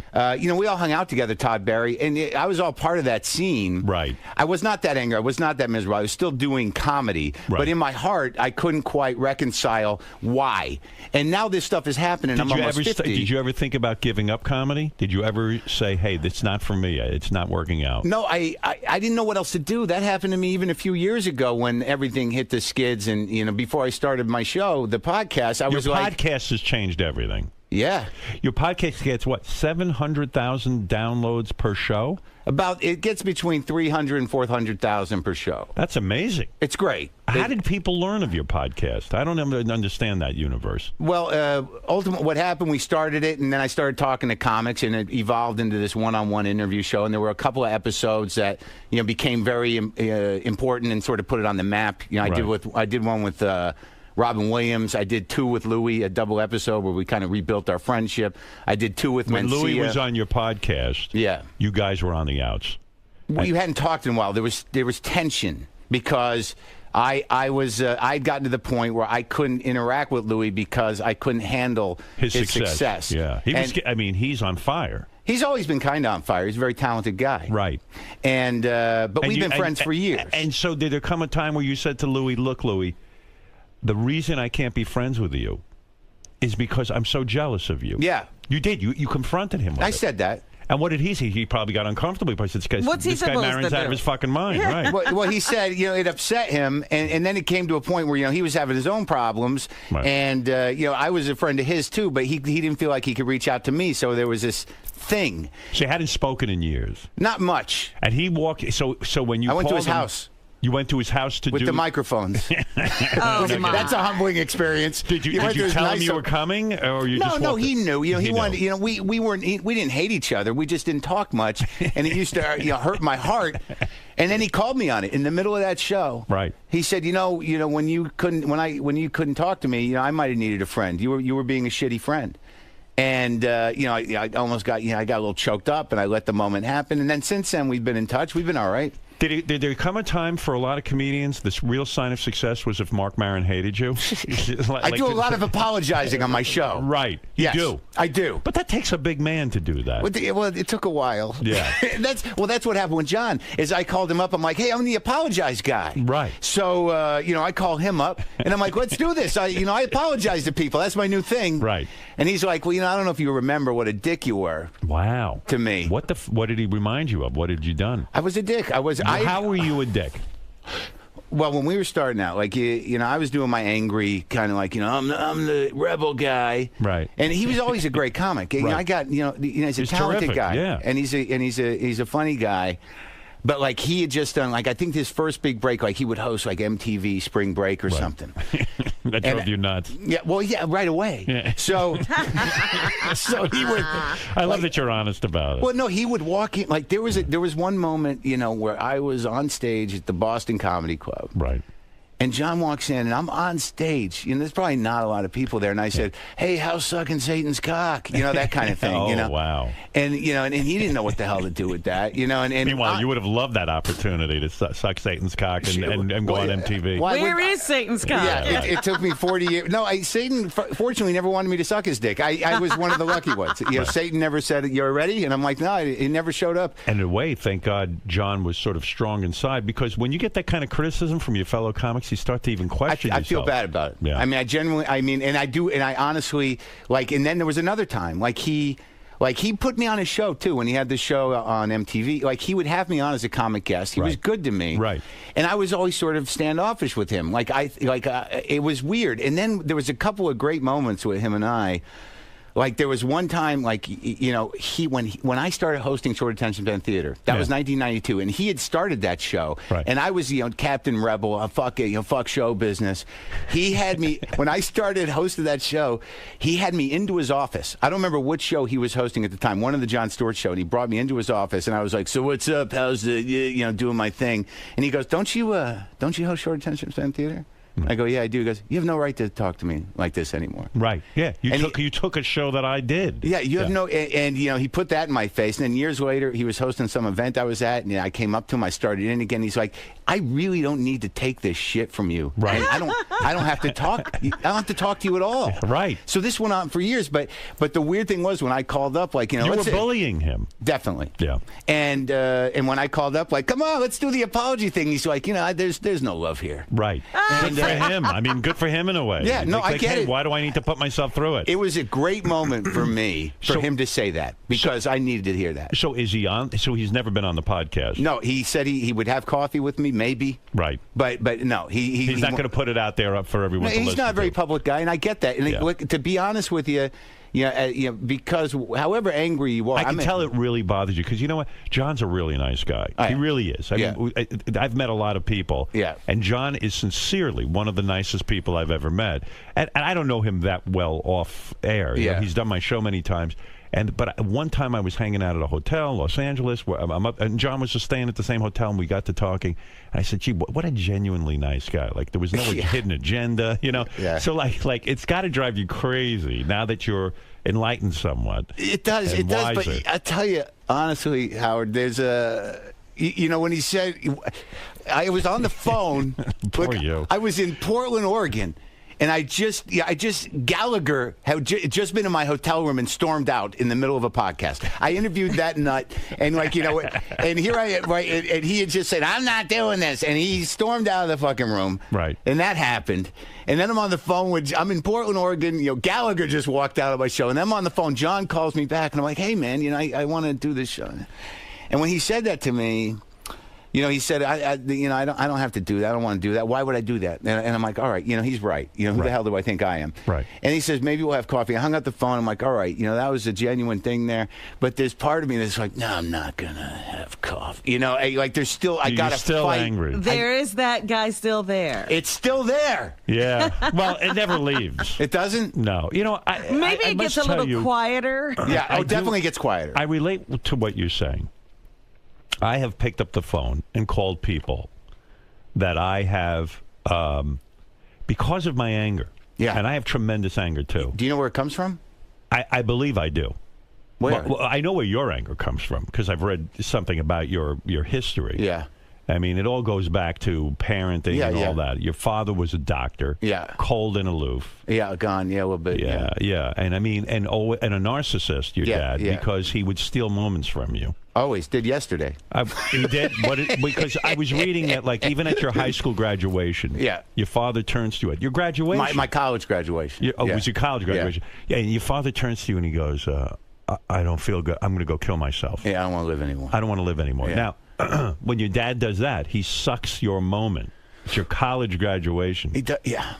Why did he choose that moment to tell you he was going to kill himself? No, it happened throughout my life. I mean, this is something that happened throughout my life, and a successful guy, doctor, and I don't know what the hell his problem was. I try to figure out, even in the book, I'm like, I don't know what happened to that guy. I don't know what causes that. But you're right about that's a very good way to look at it. I never really thought about it like that.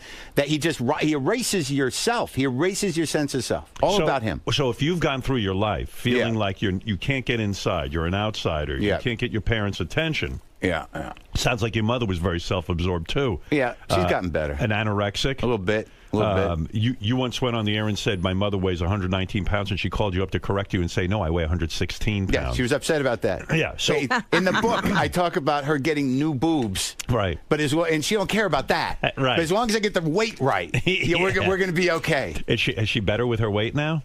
She doesn't look at it as a problem. It's just her job. Right. Is maintaining the weight. Skinny. Yeah, that's her job. She once said to me 5 years, within the last 4 years, she pulled me aside and said, Mark, if you were fat, I don't think I could love you. Isn't that something? This was a couple of years ago. If your mother says to you, if you were fat, I don't think I could love you. Right. And your father steals all your moments from you. It's amazing. I got a sense of self. How can you not be angry about, you're probably still a little kid inside trying to get some attention, get someone to look at you. And then when the world isn't looking at you and is looking at Jon Stewart and looking at Louis C.K., you go berserk and you lash out. And it makes perfect sense. And my own anger, I would do the same thing. I would go into a new radio market and scream about guys I didn't even fucking know. Yeah. Where's yours come from?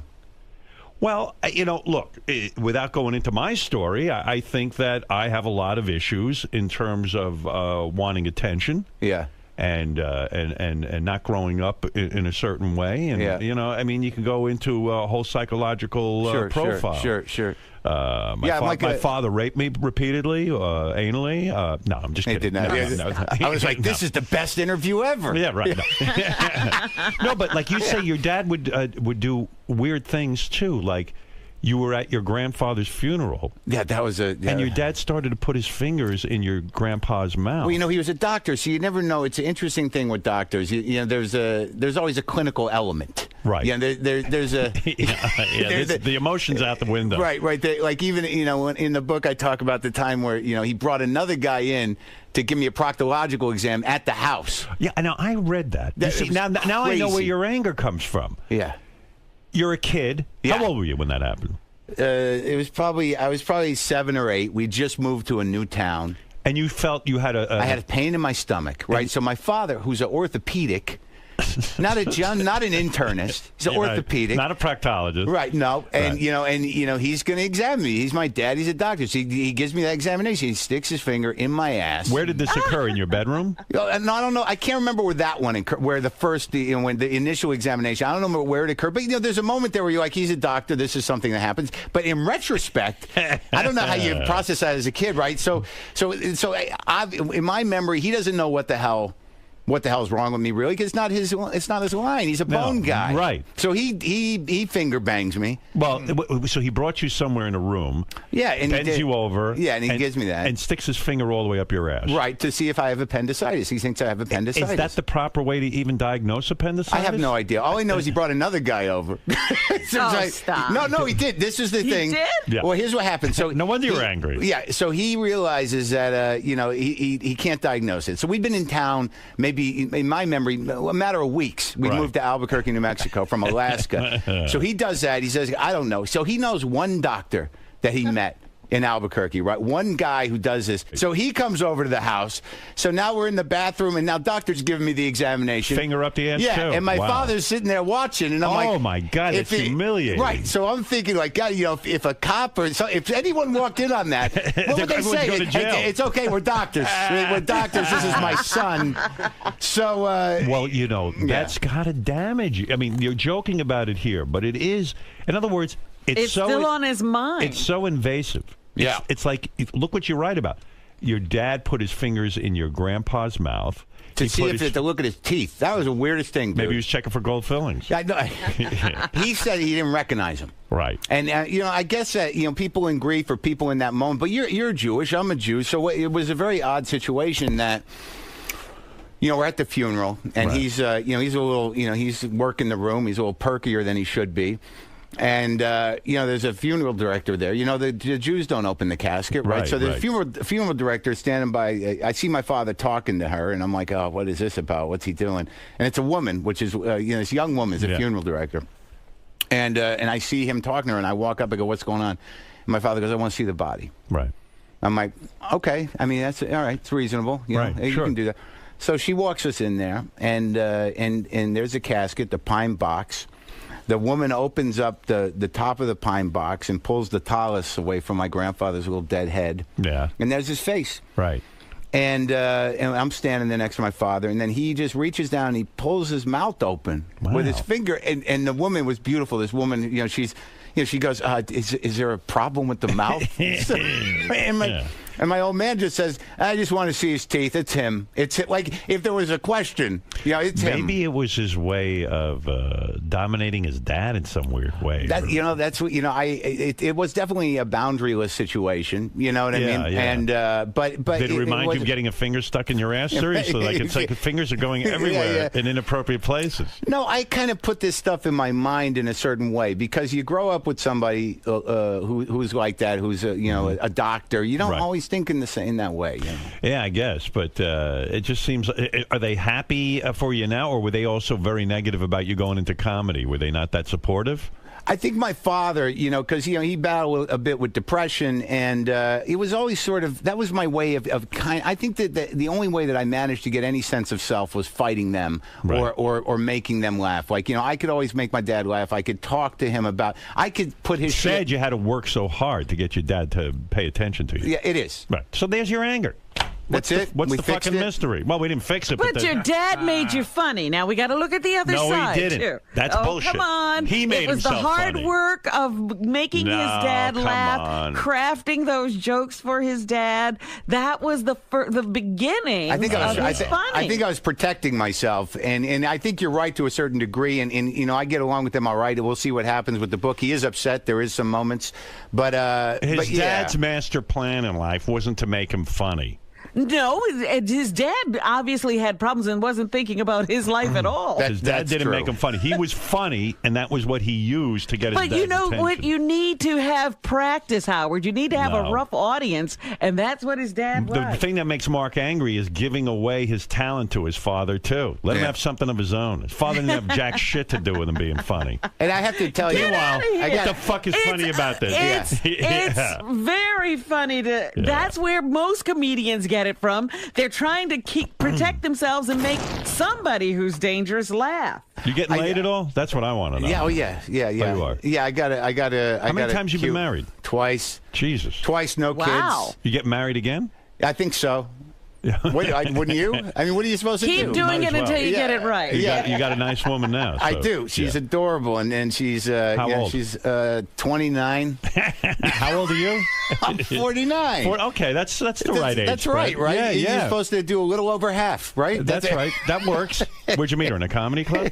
No, she emailed me, and she was she admires you. Yeah, she was she listened to my show, and I met her, and it was touch and go at the beginning, but it's sort of leveled off. She's at the hotel right now, waiting, sleeping. For you. Right. But it's what great. Was touch and go at the beginning? Well, when you meet somebody that way, you as a comic, you don't really date much. You get off stage and you're sort of like, what? Really? Okay, that sounds good. Is that how it works? Is like a rock star when you get off stage, if there are girls sort of hanging around? Lined up. No. And so you take them back to the hotel and you bang them, right? That happens. Yeah, it's not a lot of dating. It's not a lot of romance. No, I don't know how to do that. There's a period after the second wife left where, there was I was kind of trying to fuck her out of my heart. That's not really dating. What went wrong with the second wife? Was she young too? She was 13 years younger. I think she just had enough of me because it's hard being married to a comic. Well, like with the anger stuff, now that I've gotten beaten down and that I'm more prone to crying than yelling. What a nightmare. Well, I'm difficult, but it's gotten a lot better. I really think that when the second one left, which I didn't see coming, and she was something else. Was she cheating on you? I don't. It's unclear. Right. I mean, she did end up with a guy that she had met. She was definitely emotionally cheating. I didn't really pursue it. Isn't that the worst? Because then when you go off on the road and you're doing your thing and you're thinking, gee, back home, who knows if my wife's with me, if she's not? I mean, it's well, yeah, ugly. and when you're insecure, that happens anyways. That'll ruin a relationship. Right. She was very pretty, and after a while, you can't afford the energy of the jealousy. But I don't know really. I haven't really investigated when it started, but she left, and a lot of it was because of the anger. People who live with angry people, they eventually just fill up with it and they get drained. Were and they you leave. insanely jealous? Like, was your jealousy off the charts with her because she was so beautiful? No, I gave up on it because you said I can't even deal with it. Yeah, well, what do you? Because you're just going to keep making up shit. Like I remember one time I asked her, I said, do other guys hit on you? She's like, look at me, and I'm like, all right, every minute. yeah. That's comforting. I guess I'm gonna have to let that go. Do you know who she's with now? Yeah. Oh, you do? Yeah. How'd you find out? You just Google it. You Googled her? It's like Googling cancer. So are you obsessed with her? No. Is she dating Jon Stewart, in fact? I don't know. Someone ought to tell his wife. But no, she just had a baby, and I think she's having another one. I don't keep in touch with her. You just keep Googling her. No, I don't Google her. I did it once. I'm pretty over it. I've resolved a lot of that stuff. I did a lot of comedy on it. I've talked about it a bit. I'm over that. And, I'm just trying to be the right guy with this one. Is the new one very beautiful as well? Yeah, she's adorable. Yeah, so there you go. You can have the same issues. I'm okay. This one's different. She doesn't take any shit. She works. She works with autistic kids and severely emotionally abused children. So she's perfect for me. Right. I mean, she knows how to handle you. She does. I mean, she has actually looked me in the eye and honestly said, "Use your words." Right. Now, use your words. Well, thank God you got a show now. No wonder you're feeling better about yourself. Yeah. You're on IFC, and the show it did help. Everything, the podcast, and it helped. Success helps. The podcast became popular, and you created a TV show off the podcast? Right. So basically my life now, as a comic, you go in every few years, and hopefully your life has changed enough for someone to be interested to make a show. So, yeah, it's based on... Is it a sitcom? Yeah, it's a half-hour scripted comedy. Thank God you got this, because when you start seeing young comer-uppers like Amy Schumer and Whitney Cummings getting jobs and getting TV shows you probably were going psychotic. No, nothing but hope for the best for those people. No, you don't. Because didn't you even say age-wise, I still need my break. You can't give it to these kids. I try not to get jealous of women. Right. You know what I mean? Fortunately, I don't think that's a job I could have had. Right. A different category. Yeah. You don't think you could have been Whitney? No, I don't think so. What about those roasts? Do you ever do those? Because I did the Chevy Chase roast, and it was one of the worst nights of my life. Why?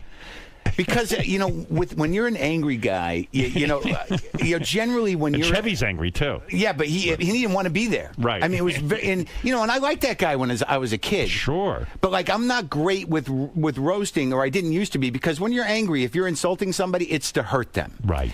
So my tone isn't quite right. But I'd written jokes, and I'd never done a roast before. But I remember I got up there, and that place the dais was big. Right. It was huge. It was not, I'd never done it before. Right. And, thank God they sweetened that thing, because literally I got up on stage. It must have been 2,000 people in that. It was right over here at the Hilton. It was, and I was just bombing. It was like, and Chevy's sitting right there. He doesn't give a fuck. Right. Everybody I know in comedy, and I'm bombing.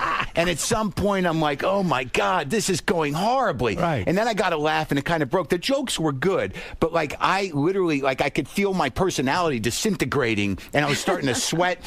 And after that night, I went up into my hotel room. I was with my buddy Sam Lipsyte. He writes novels, and I'm literally on the verge of tears. I'm like, I can't do this anymore. And it must I can't have been do so it anymore. sad to me, comedy in general, right? Everything. Yeah, I don't know what the hell was going on. Because here you are waiting for a big break. You're trying to get your profile up. You get in front of a big crowd. You know it's going to be on Comedy Central, and you fucking tanked. I'm tanking. Yeah, and you're like, how can that be? Well, it happens. Yeah. I mean, it's part of and the you liability. say it was your anger because you were so angry that it didn't come off fun. Well, no, I wasn't angry. I just wanted the jokes to work. I wasn't angry at him. Like, I just doing those jokes, it's hard for me to deliberate how to do them. I've gotten better. That was a few years ago. It's a different style, right? Yeah, it is a style. It's not like your stand-up act. No, it is. It's definitely, there has to be a warm-heartedness to it, or it's not.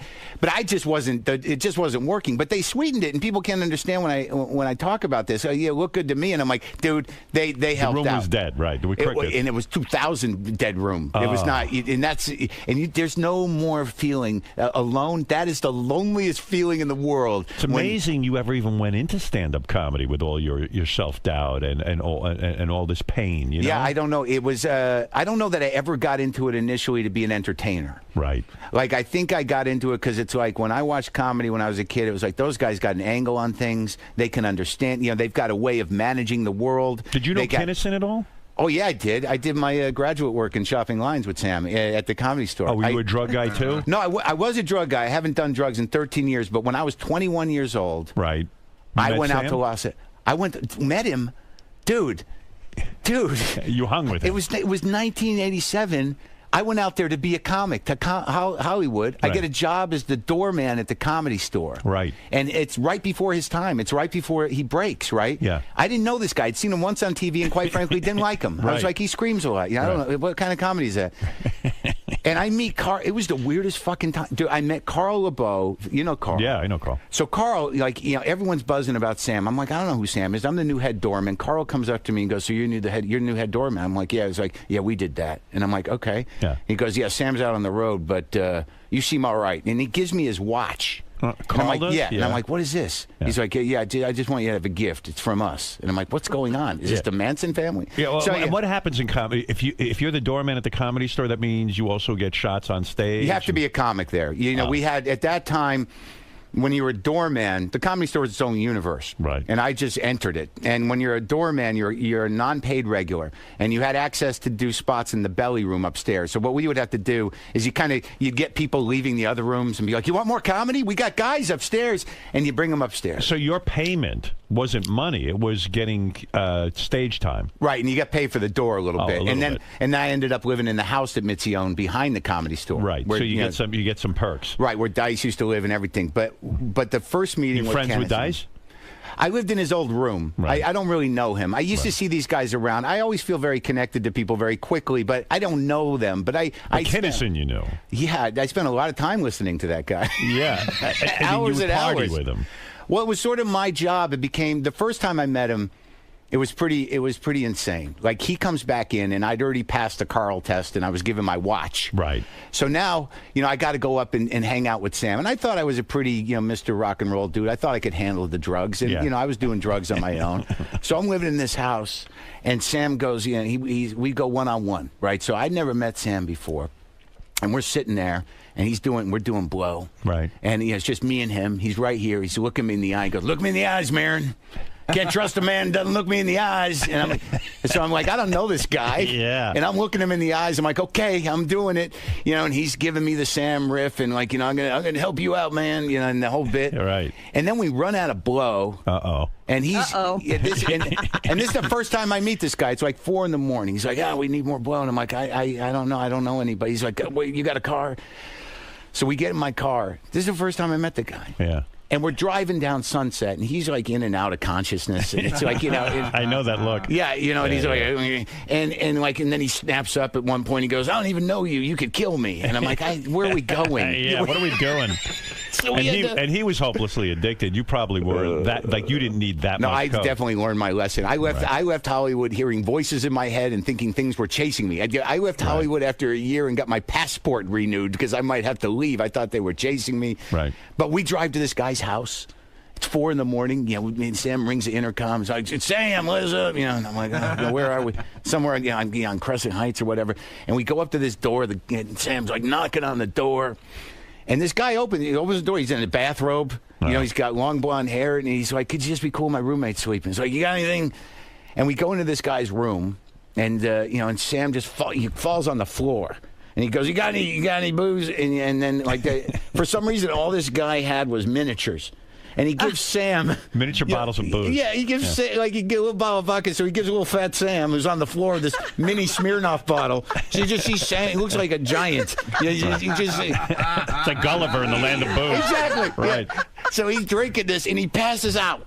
And I don't know the guy. The drug dealer. I don't know Sam really. And I'm like, all right, well, I guess I'm going to take off. He's like, you're not leaving him here. Right. It's your responsibility. Right. I'm like, what do you mean? He's like, I don't want him to pull a Belushi on me. Oh, wow. So now I got to walk, Sam, get him up and get him out and get him back to where I live. And he passes out on the floor. It's like you're his nurse. Yeah. Well, weirder shit had happened. There's a story with a Satanist that is one of the best stories. A Satanist? And did you see him piss on somebody? He pissed on my bed. Why? You want to hear that?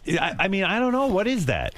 Dude, this guy, you know this guy. Yeah, you had experience. Yeah. He entered a zone, but this was for a reason. That he pissed on your bed? Yeah, it was an interesting reason. I'll tell you the story. He back then, I was a 21-year-old kid, and I was out of my mind on drugs, and and I grew to love Sam's stuff. When his material was amazing. Well, yeah, I saw him develop the whole homosexual necrophiliac bit. I saw that happen, the evolution of that bit, and the first time do you know that bit? Yes, of course. The first time when he did He's that laying bit, there in the morgue. Yeah, when he did that in the main room, and you see him on the ground, he just starts rocking. Well, what's that? It was mind blowing. Right, he was a mind-blowing comic. Mind blowing. Yeah. I still listen to Hotter Than Hell once a year or twice a year. Right. So, anyways, the Comedy Store is its own universe, and there was this guy that used to hang around. His name was Dave. And he was a Satanist. He had a pentagram tattooed over his heart. He had weird Illuminati tattoos. He looked like Christopher Walken. He was a dope fiend. He was a heroin junkie. Right. And he was a hanger-on. He'd hang out. Right. Sam couldn't stand him. All right, so my job ultimately became, Sam, on Monday nights, it was no cover night. So I was the head door guy, and I was sort of part of it. But he never let me on the inner circle, thank God. I got spit out by that crew. But what he would do, he would show up about 11:30, and you could feel him coming about an hour before. He had that kind of energy. He'd give me a couple $100, and my job would be I'd go out, pick up booze, cigarettes, and stash booze around the house, and he'd bring a crew of weirdos up there to party for 2 or 3 days. Right. So I'd go do that. So one night the party happened, and Dave comes, and he's there, and and Sam comes, and already because I'm so involved with the energy of the thing, I'm like, oh, this is gonna be a problem. Right. Dave's at the table, and Sam would hold court, and all kinds of people. So at some point the party's going on.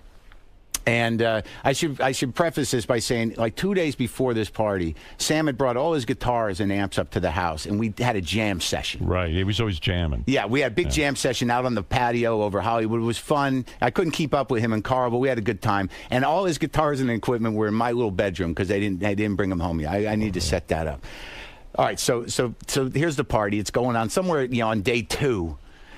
Dave stands up and goes, I'm going to tell Anton LaVey about you. Right. And the head of the Satanist church. Who cares? A clown. Right. And, I'm going to tell him you're not a real Satanist. So Sam just stands up and he throws a drink in this guy's face and he starts pounding on him. Oh, my God. Just beating him up. Yeah. And that was his style. Drink, boom, know. So I'm like, oh, man. So, Dave, his shirt's ripped open. He's like, he's running around and I pull him aside and say, you got to get out of here. He goes, I'm not leaving. And I'm like, you got to get out of here. It's crazy. You're ruining the party. And you're getting beat up. And he just, but he's not leaving. He's not leaving. So I'm like, all right, I'm going to put you in my room. Right. I'm gonna, and you lock yourself in there. And so Sam can't get to you. Right. And I got to go because I got a friend coming in. A buddy of mine from Boston is coming in. I told him all about like how I'm living in L.A. and I got to pick him up at the airport. So I put Dave in my room. I go to the airport. I pick up Bill. I take him to his hotel, and I sweep over there because I don't even want to go back over there. Right. He wants to be part of that. That's right. Right. So the next morning, so this is whoever's been going has been going at least 2 days now. Right. So I take him back over to the house. Bill. Who I told, everything. Sam's brother. No. Oh, different Bill. My friend Bill. Okay, go who's ahead. coming to visit me. Yeah. And, I'm excited because, I'm living the life. So Bill has no idea, what's going on. So we go over to the house because I'm going to show him the house. So we walk in, and Sam's still there with a couple other people. All right, so the party has dwindled down to just 2 or 3 people and Sam doing blow at 10 in the morning. Oh, my God. And I walk in. First I go over to my room. The door's been kicked in. Okay, and all the equipment's gone. The shit is broken. And I'm like, I don't know what's going on. So me and Bill walk into this room, and Carl's there and a couple other people. And I just stand there at the table, and Sam looks up and he goes, I pissed on your bed, Marin. Why? You want to know why? Yeah. And I go, yeah, I do want to know why, Sam, because you let that moron sleep with my guitars.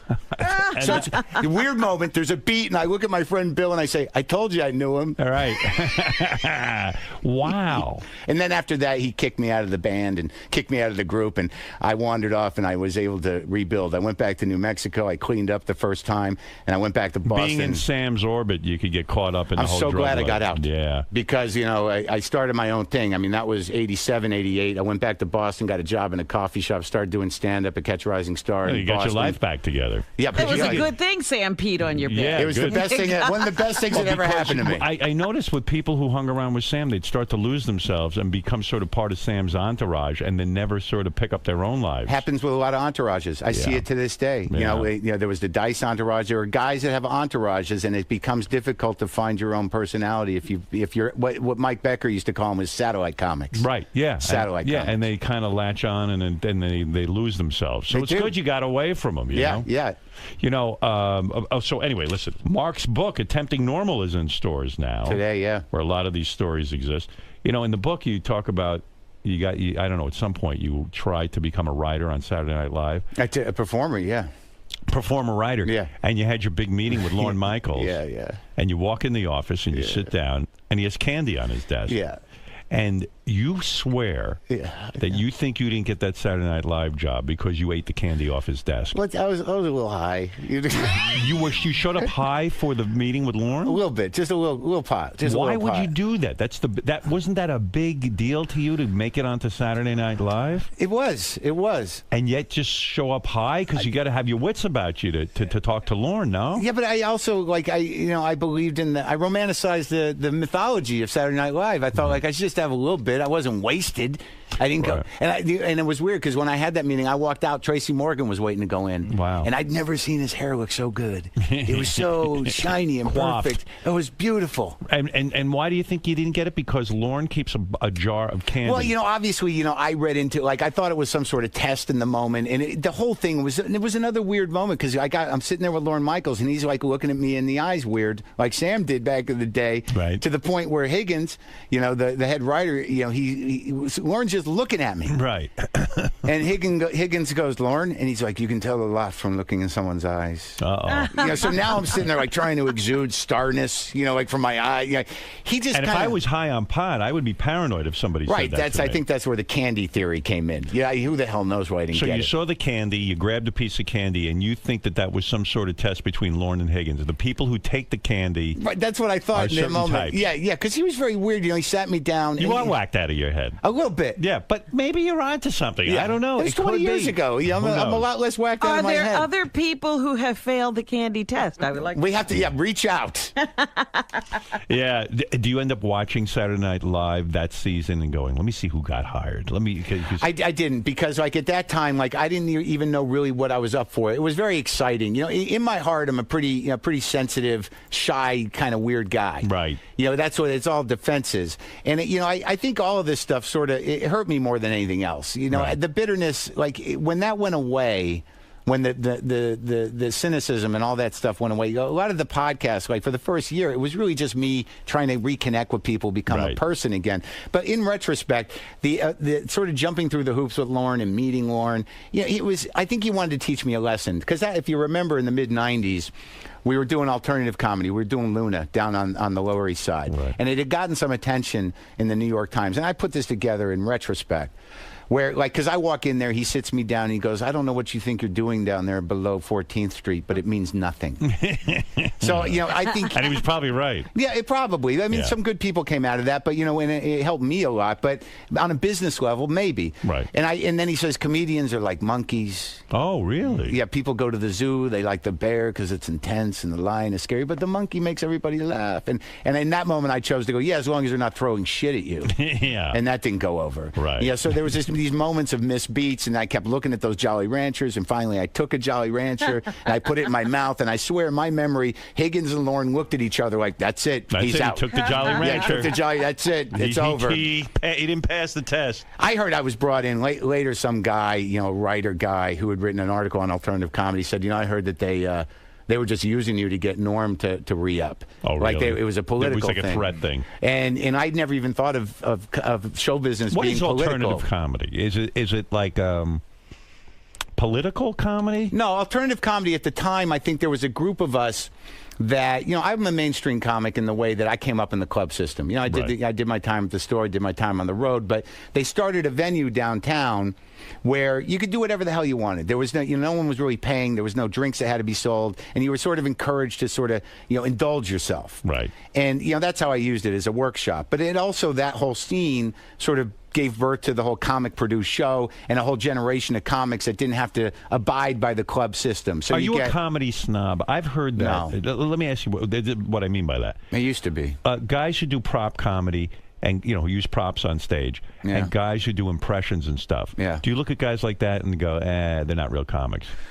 No, they're entertainers. Right. I mean, you got to separate the thing.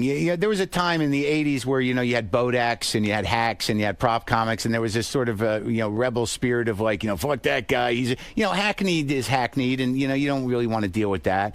And, but prop comics, it was sort of sad. I went and saw Carrot Top's show in at the Luxor. I was doing this cross-country thing for something, and we stopped there, and I kind of went in with this camera crew and interviewed him. And he's not a happy guy.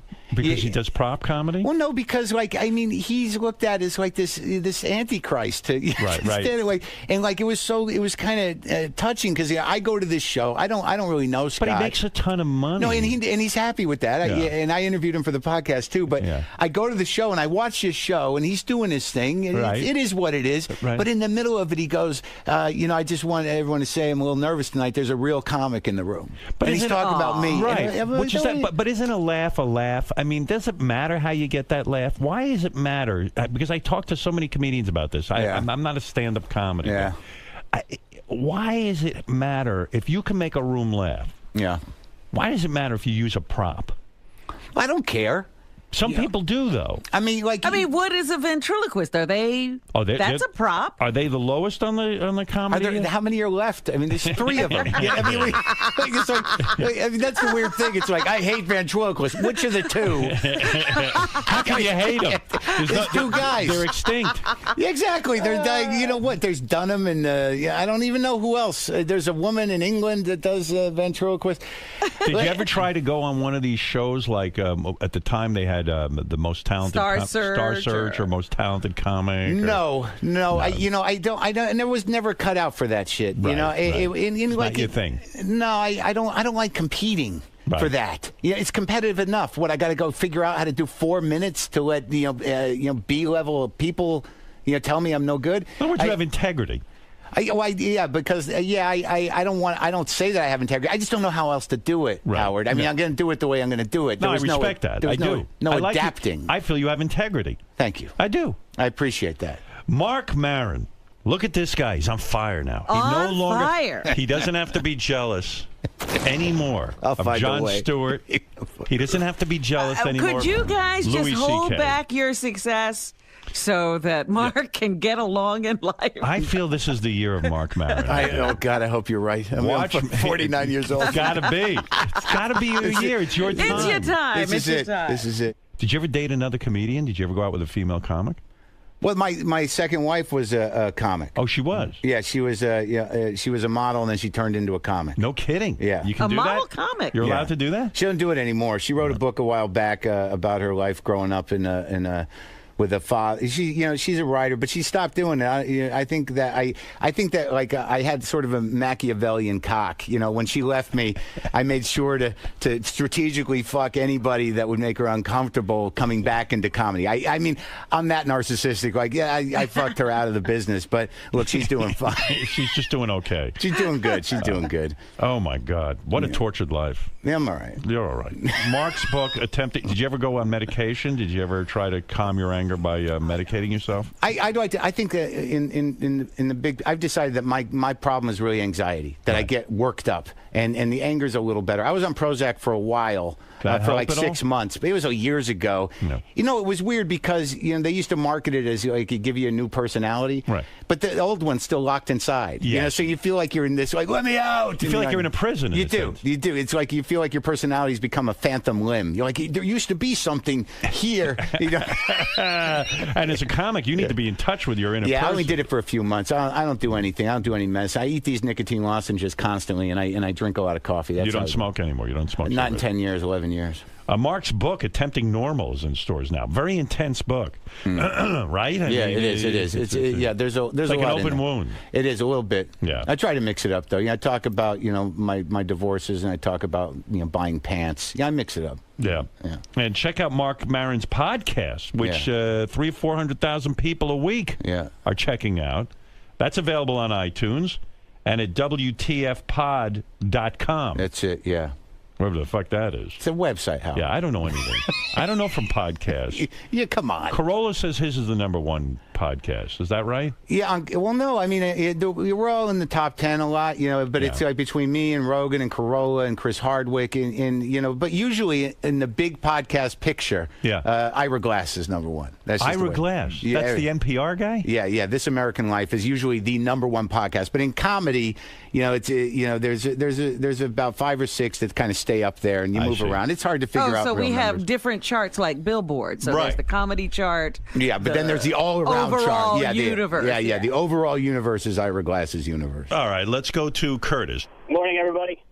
Good morning, everybody. Mark, you really shouldn't be all that jealous because, especially of Jon Stewart. I mean, because he's funny and you're really not. Yeah. Oh, whoa. Well, I don't know that, people say that.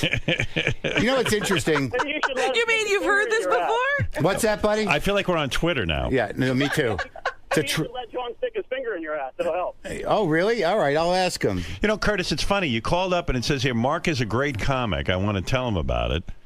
And so you got on and you blasted him. You know what? I really have to say, originally when you were kind of got on, and I was thinking, I don't know, you shouldn't feel that way. I really like you. I thought you were really funny. But by the time this conversation went on, I'm thinking, man, you're losing it. You're really just so angry. I don't think you should be that way. He's giving you insight into his life. What can you do? Well, the weird thing he's over it now. It's interesting. He's telling you about his life. Is he trying to spin it like it's a sympathetic gesture that he just told me I was an asshole? It's like, no, I mean, I liked him.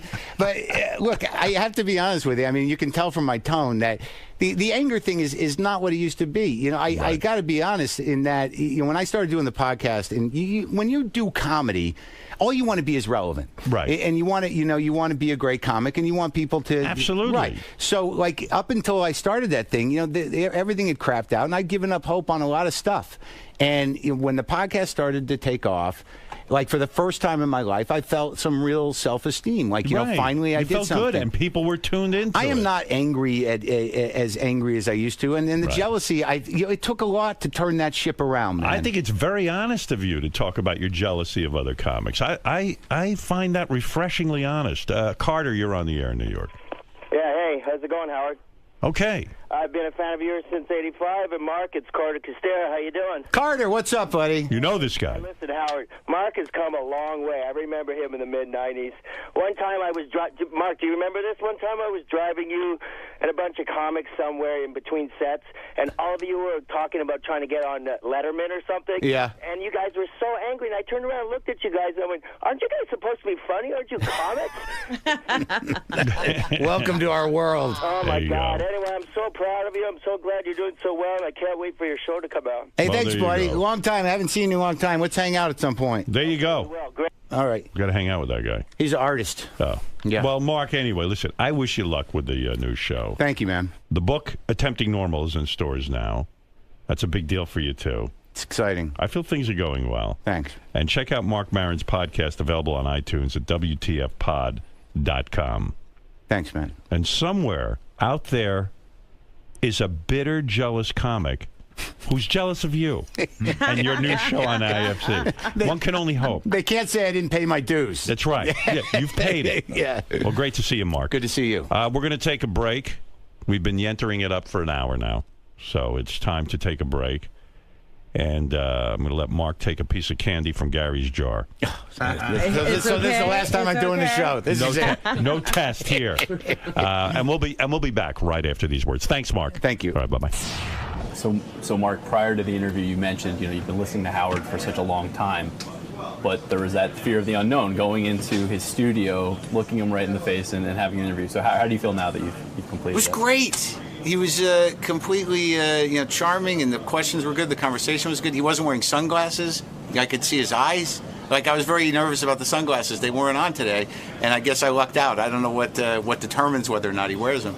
But it was great. I had a great time. It was a great conversation. I felt like between Sam Kinison and sort of the same issues with your parents, you guys were almost like kindred spirits. It felt that. I felt a little bit, I felt connected, which I was happy, because I didn't know if that would happen, but I definitely felt, because I kind of, my brain kind of looks for that, to be connected, and I felt like we did. Did you? You feel like that? Absolutely. Definitely picking that up, through, especially with the stuff with your parents. Yeah, that was good right out of the gate. Yeah, I had a good time, man. It was great. This is the best of the wrap-up show. A recap and behind-the-scenes look with John Hine and Gary Dell'Abate. The best of the wrap-up show begins now. Hey, it's Gary Dell'Abate, Baba Booey. On Monday's wrap-up show, Sal came in and talked about how he's attracted to Tan Mom, which we thought was odd. He also talked about how Cats in the Cradle makes him cry. Then he cried. And then Benji talked about tasting his own semen, and Ronnie talked about it a little bit too. Very strange day on the wrap-up show. Here's how it went.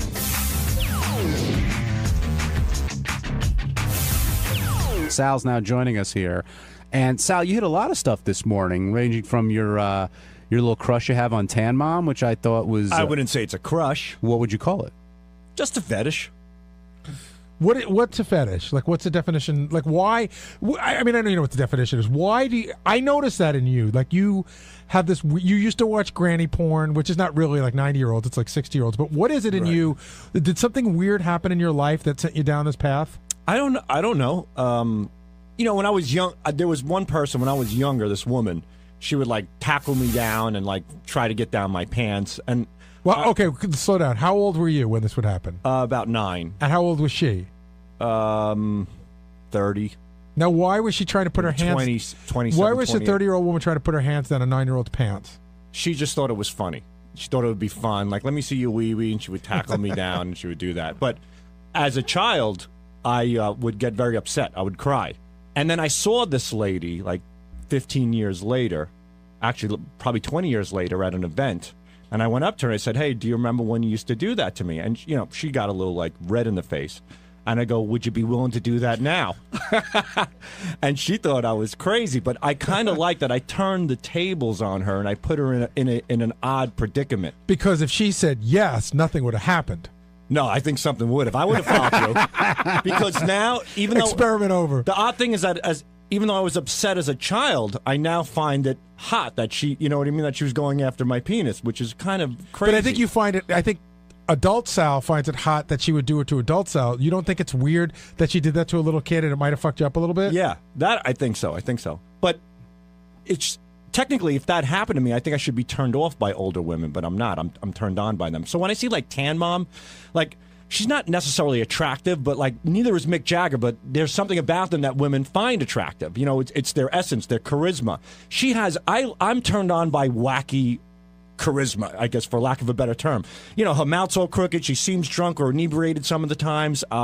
You know, she's posing on a beach with her tits flopping out. To me, that it just says that, hey, this is a wild, crazy girl. I like that old, white, trashy woman that will kind of let you do whatever you want to her and get a kick out of it. If you're attracted to wild, crazy, sort of off-kilter women, why'd you marry a beautiful girl? Because I'm attracted to wild, crazy, off-kilter women for the moment. This is not somebody you want to drag home.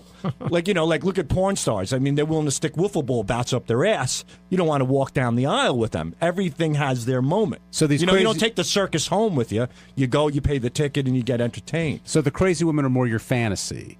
Fantasy, absolutely. So Tan Mom being loose on the beach, a vagina half hanging out, a tits out. It's like, wow, this you can have a lot of fun with this crazy broad, you know? Let's talk about the Long Island psychic. Is it psychic or medium? I want to make sure it's I get it right. It's the Long Island medium. Teresa Caputo. Medium. The okay. LIM. All right. Sal, you've been pitching her hard for months now. In our writers' meetings, I know you believe, you know, you think she... And you had told me about Westbury Music Fair, how you were like, wow. Like, you were a little skeptical, but after then, you became a believer. That's fair to say? It confirmed it. That I'm a believer. I was on the fence, and when I went to Westbury Music Fair with 3,000 people, the way she would pick out people. I know, if you make a generic comment, somebody died of a heart attack, 3,000 people, somebody's going to stand up. She specifically would point to people and then say how the person died. But I want to ask you a question, and I'm not saying the Long Island psychic does this. In my mind, she's a psychic, okay? Medium. She talks to the dead. A medium. But why... say somebody else did this act, right? Right. Why wouldn't... what makes you so sure that there aren't plants in the audience? There could be. There really could be. But I think that if she were to come on the air and she were to do some reads, or if you were to meet her personally, let's say your family members were to meet her personally, Gary... I think that possibly she would turn believers into some of us. But wait a second, you said the second part that she could make me a believer, but you didn't answer the first part, which is what? That you're just, it's a leap of faith for you to believe that it's all real. No, I'm confident that it's real. But now why? Why are you so confident? Did you believe in psychics before or mediums? I did. As a kid, I would always watch George Anderson, which was on Channel 6. It would follow Jackie's comedy show, and he would scribble on a pad. And I went to see him. Hello? I went to see him, and it didn't turn out that well. Mm-hmm. And then I believe someone in John Edwards, and then I saw that whole special where, you know, they were miking the audience, and then it turned me off. So I believe these people have somewhat of a gift, but I think that Teresa has the ability to really, she has an extraordinary gift where she's able to fine-tune it. And there, don't all the psychics fine-tune it? Don't they all? When John Edwards had that show, didn't he know things that only he could know? Yeah, I guess what makes her different than anybody else who is a psychic or medium? I can't really put my finger on it. There's just something about her that I think is quite fascinating. And again, being that I saw her live at Westbury Music Fair and what she pulled off was just like, it's just one of those things. It's a phenomenon. You really can't explain it. And Howard told you, no more Long Island medium. She's not going to be on. We're done. That I got. But I've always I listen to Howard. You know, he's made me a believer in a lot of things. Like he's changed my point of view on certain things. But this is something where I'd like to do just the opposite. I'd like to make Howard a believer in possibly this. See, but you're not interested in investigating whether what Howard's saying may or may not be true. You're so sure it's true. You want Howard to understand it. I would love for Howard to say, "Wow, this." I don't have an explanation for this. I'd love to put Howard in that situation. I didn't know that Cats in the Cradle was your Achilles heel there when it came to crying. You know, being a father, 3 kids, it's a no-brainer.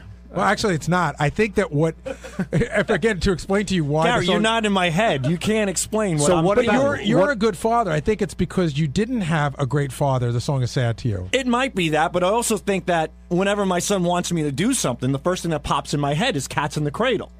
And I'm thinking I better do this because I don't want to be at a point in my life where I'm going to regret not sharing those special moments with my son. Like someone you know really well. Like my dad, right. That I get it. But I look at it's just a sad thing. The whole thing is What horrible. specific part of the song gets to you?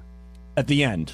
The keys. When the kid has no time for his dad, right? When he's old and decrepit, right? I don't want to talk about it. You were getting emotional because there would be nothing worse for a father to hear his son saying, "I don't have time for you." It's just horrible. It's just horrible. Wait, are you talking about the part where he says he grew up just like him and he makes and that? His father's right, and I never, I don't want to talk about it. It's just, there are some people you don't want to be like. Hey, Sal, why don't you seriously, and obviously it gets too emotional, but why don't you sing the last few lines? I'm not trying to make a dickhead. I don't get to the point. Why don't you go through it? I couldn't sing it. Yes, it'll be fasting on the air, but why don't you go through it right now? I can't sing it because I shut it off. Well, don't sing it, just say it. Have you ever listened to the entire song? It's not trying to make you a of dick. course I have. And then when it gets to the end, it's just horrible. Well, the end, he realizes that he's turned into his dad, even though he didn't want to be that. My makeup's running. But well, it always does. But do you think?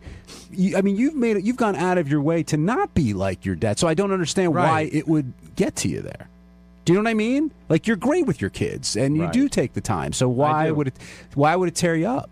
I don't know. Just the thought that I think I have a fear that I might end up that way. Like, I might do that. Well, if you haven't already, you probably won't. I haven't. You probably won't. I just came up with a great game for the show. I think that Sal should be in one isolation booth, and I should be in the other one. Who breaks first? And we should play the songs that make us cry and see who breaks first. I think a lot of fathers feel that way about Cats in the Cradle. Have you ever, because like Gary's saying, you sort of said it's, that a lot of people think it's more about what you went through as a kid. Have you ever talked to your dad about it at all? No, there's no talk. That's not happening. Not happening at all. I went to a therapist, and he brought up all the father stuff, and you know what? I even bailed on therapy. But why? Because I just didn't want to go there. I felt like I was just digging into a barrel, and all the gunk was coming back up. I think that's what they do, and then you're supposed to clean the barrel. And I dumped the barrel, and I threw it in the river. Well, that's supposed to be healthy, though, because you get it out, and you confront it, and then you can kind of deal with it. Right. I think I deal with it now. I get along great with my dad. I've forgiven my father, and that's it. But here's the thing that's weird that a therapist would talk about. You're forgiving your father, but your father has no idea what you've forgiven him for. Yeah, we'll leave it at that.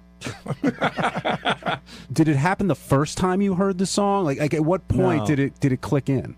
As my children got older and as I got more involved in their activities, like my son with football, my other son is a drummer, stuff like that, and when.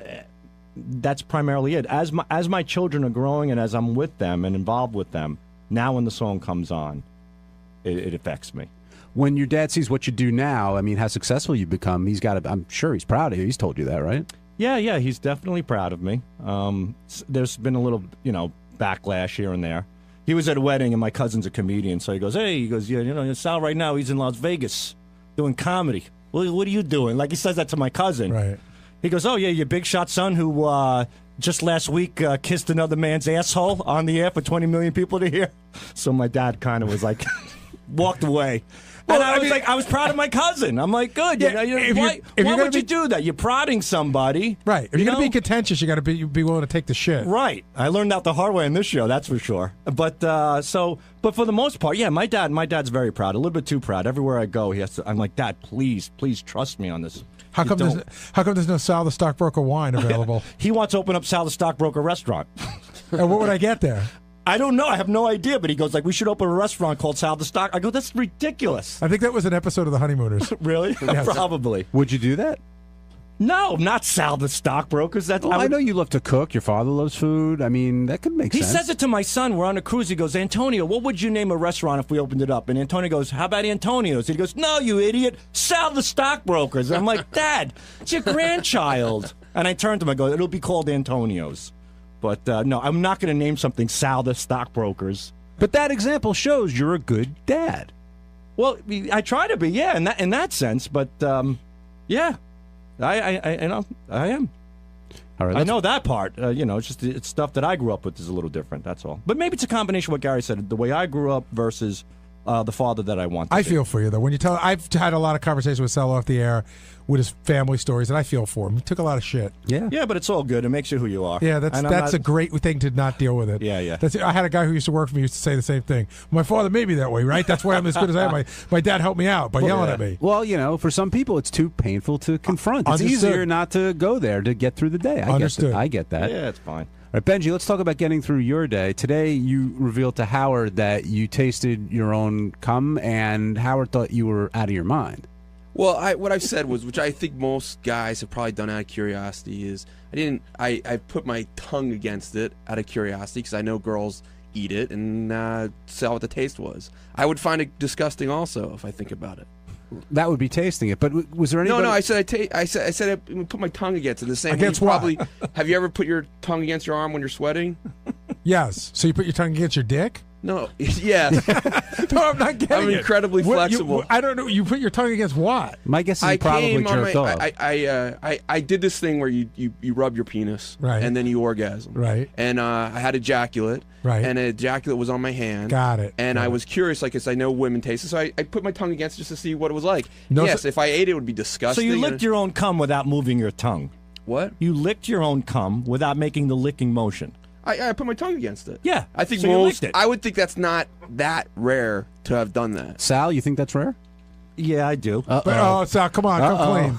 Literally. I can't follow Benji's story. But you have a story. It's just the same. It literally is, word for word. The odd thing is, like Benji says, it's not rare. It's the same thing happened to me. I was curious. I just gave it a little dab with my tongue. I was 15 years old. I was at my grandfather's house, and he makes his homemade wine, so I was drinking one day, and I was 15. At that time, I was jerking off like a wild monkey, and I was in the bathroom, I jacked off again, and I was drunk. I'm like, let me give it a little, just let me see what this is all about, and I gave it a little taste. That was it. How would you What's weird is describe when the it's Sal and I've done it for each other. How would you describe the taste? I really don't remember. I really don't. I really couldn't tell you. I mean, I could tell you it was salty and gooey. I really couldn't say that. Benji, any recollection? I can't say that. Sal's or mine? Yours. Sal, salty. A salty kind of thing. We've all kissed a chick after she's Yeah. blown us. I haven't done that. You never got a hint of your own jizz? Never. I've gone out of my way not to do that, and I'm not passing judgment. It's just I don't have a curiosity there. And yeah, I've been yelled at by women. I just did that thing for you, and now you won't kiss me. And I'm like, yeah, all right, guilty as charged. How about you, John? Yeah, 80 blowjobs. They never came back up and shared a little bit of your own sauce. No, I've kissed a woman afterwards, but I don't know. I didn't recognize a taste one way or the other. You did, but you ignored. You put it at the back of your head. We all get that. You've never even tasted like the mouth tastes a little different from your cock. I truthfully never. Everybody gets a zing of that salt water that hits the back of your mouth. Like, okay, let's just move on. It's like when a girl queefs when you're having sex. You pretend you didn't hear it. When you taste No, it, you don't. You expose it and make fun of her. And laugh. No. That's not a good idea. I've never tasted jizz. I have. When did you taste your own cum? He didn't say his own. I didn't say. Well, yeah, kind of. How so? Yeah, I don't know. It's a long story. You don't have enough time. We got time. We Wait, can go. You don't have enough time. You haven't tasted anyone else's. We can have go you? late. What? Don't worry about it. You haven't tasted anyone else's. Not have a you? guy's. What the hell is wrong with you? Not a guy's. Have I tasted my own? Yeah, I got this thing that I do with girls, So what thing? You're not into felching, are you? What? Felching? What the hell's that? That's great. That's something I don't know. What is felching? You people are looking up. It's so disgusting. What is it? Quick, man. We don't have much Actually, time. Ronnie, You talking about snowballing? Hold on. Let's Sort see what of, Ronnie no. has to say, and then maybe we can match it up. So I got this. I got this thing that I do with girls that you take the head of your dick, and you take the little. Hurry up! There's a lady in the room. Hurry up. Right? Well, I got a minute. There usually is when you do it too. And you take your little pee hole, right? Yeah. And you put it like right on her nipple of her boob. Okay. Right? And you like rub it around. It gets them all turned on. And of course you have a little leakage from your, It's called urine. Yeah. No, not urine. Pre-cum? Yeah, pre-cum. Pre-semen. You get a little pre-semen, and then, if you happen to, suck on the girl's boob, you're tasting your own stuff. What Dude, does it how taste? big What are- does it what does it taste like? What? What does it taste? It's a little like? salty. Is it like bitter or? No, you don't it's a mind? little salty. Okay, sorry. What are you gonna say? Like salt water, how kind of. big is your dick hole that you could No, wrap it around a nipple. No, you don't wrap it around it. I'm thinking like a largemouth bass. Your cock must look like a fish. You don't wrap it around it, idiot. You poke the nipple through your dick hole. You poke. Well, as much as you can. I'm not saying you wrap it around it. I think you're sticking the dick hole right into the nipple. What do you think? It's like a pencil eraser you stick in there? All right, we got to go. wild. All right, and with that, we're going to wrap up this edition of the Wrap-Up Show. On Tuesday's Wrap-Up Show, I had a new co-host. Yes, Natalie Maines co-hosted the Wrap-Up Show. We talked about Gary, we talked about her performance, we talked about a lot of stuff, and Natalie has a lot of opinions. Enjoy.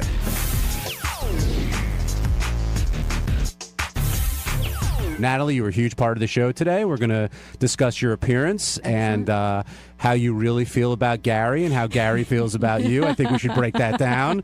And, of course, how you feel about Howard, who I know you love. Yes. Howard is not looking forward to his trip to Chicago, and with AGT, it's wearing him down, it seems. And, you know, he's got that and the Vegas week and a couple other things before things kick in at Radio City. And sometimes Howard complains about doing something, but then he gets there and he's okay. And, you know, he always makes the best of it. Right.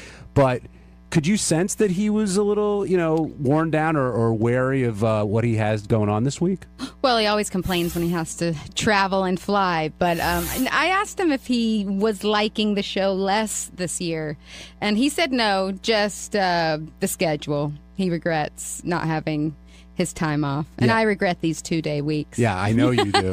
I think he misses, and yes, don't call in and say, I mean, Howard's getting paid very well to do AGT. We all know that. But when you're doing this show, and then during the off time, you're doing AGT, you're not leaving a lot of time for you. And Howard doesn't, for me specifically, really. Yeah, for Natalie, exactly. That's everyone's problem. But Howard, what was I going to say? Shoot. Howard, crap, it left my mind. I'm sorry. We're talking about something brilliant, I'm sure. His vacation time, if you will. Oh, yes. And I was just going to say, Howard doesn't need the money. You know, he did it because he loves the show and he loves that. But I don't think he likes being pulled two different directions, which I can relate to. I agree with you there. Yeah, too much. Gary knows that Beth doesn't want to sleep with him, which we learned in that game. Howard reassured Gary that she doesn't want to sleep. But I don't think Gary was under any false I missed the pretense game because I was probably traveling here. What was the game? It's who would your wife bang and who would be the least likely to bang on staff. And they Beth asked played, and Beth said Gary was the one she would bang. Really? And who did she pick tonight? Sal. Sal was the least likely. But Beth then said she was just doing it. Like, she doesn't really want to bang anybody here. Right. Well, I got it. You got to answer the question. Yeah.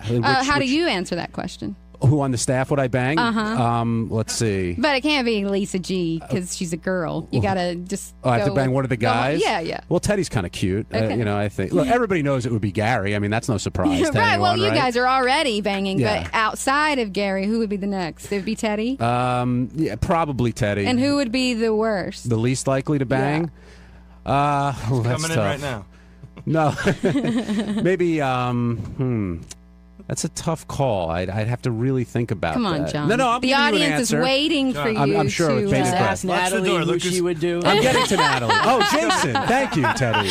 Definitely Jason. Who Same would question be to the you last? now, Natalie. Huh. And don't say Howard because that's a cop out. Howard will be out. Okay. I'm going to go with Gary. Just kidding. I'm going to go with Will. Will's a cutie pie. You like Will? Yeah. Hate to be typical. Yeah. But Will's a cutie That's pie. everyone's answer. That's why I said Teddy instead of Will. Sorry. Least and then likely? least. Be honest. Oh, I will be. You know, I'll go with Sal too. Sal's handsome, but only because he's just so creepy and just seems so fucked up as far as his view on women and stuff. I couldn't enjoy myself. Let's go with Celebrity Superfan, which I listened to and I really enjoyed. I think you and Probst do a great job, and it was a good panel. He does a really good job for not listening to the show, don't you think? Just kidding. No, I know Probst is a big fan, and He is. and I was surprised with the Pieces of Vinyl thing because he did watch our show, so that kind of threw me a little bit. But that being said, you feel like not everyone. Now, look, you're a unique super fan. You could A take freak, on. you can say it. No, you could take on the regular super fans and hold your own. I think. I could be on the regular Superfan roundtable. But you say Andy Richter, who I thought was fantastic on Celebrity Superfan, Yeah. really knows it. You could tell when people listen to the show Yeah. 6 to 10, 30, or however long it goes, right? He knew everything, absolutely. And Krista Miller listens all the time as well. And then who was the other one? Danny Zucker? Danny Zucker seemed to be for real. And I thought Jason Alexander, he had to leave early, but I thought he was good. I thought he was good on the show. He was knowledgeable, but not about current stuff. So he was going back to the old stuff. Yeah, I don't know how much of a listener he is. And you're saying I know. Knoxville is a poser or is not a poser? Let's get this straight. I actually wasn't. He did give me the blank stare on Pieces of Vinyl. He didn't know Pieces of Vinyl. So I'm going to have to go poser. Wow. But cute poser. That makes it okay. Yeah. I'm trying to think who else. We're forgetting. Oh, Cordry. Cordry's a... He seemed like a true fan as well. And I think you've talked about this with Howard before, though. But when you meet somebody and you find out they're really a Howard fan, they go up like 100 notches in your eyes, right? Absolutely. Well, we're just going to have something to talk about, which is fantastic. I never go out, but I go to that Jimmy Kimmel party every year because that's my peeps. And how was the Kimmel party this go around? It's fun because we all talk Howard and everybody knows everybody because of that, and it's just fun. You walk in and know you're on the same ground, whatever that term is. Now I feel like JD. Common ground? Common ground. There you go. Thank you. And how deep do the conversations go? I mean, you could talk anything. Like, can you tell when people are like, yeah, they like Howard, but they really don't know the show, versus somebody who can, break down Benji's Vortex, for example? I think I'm just drawn to the people I know are already super fans, so that's kind of who I go talk to. Ryan Philippe, and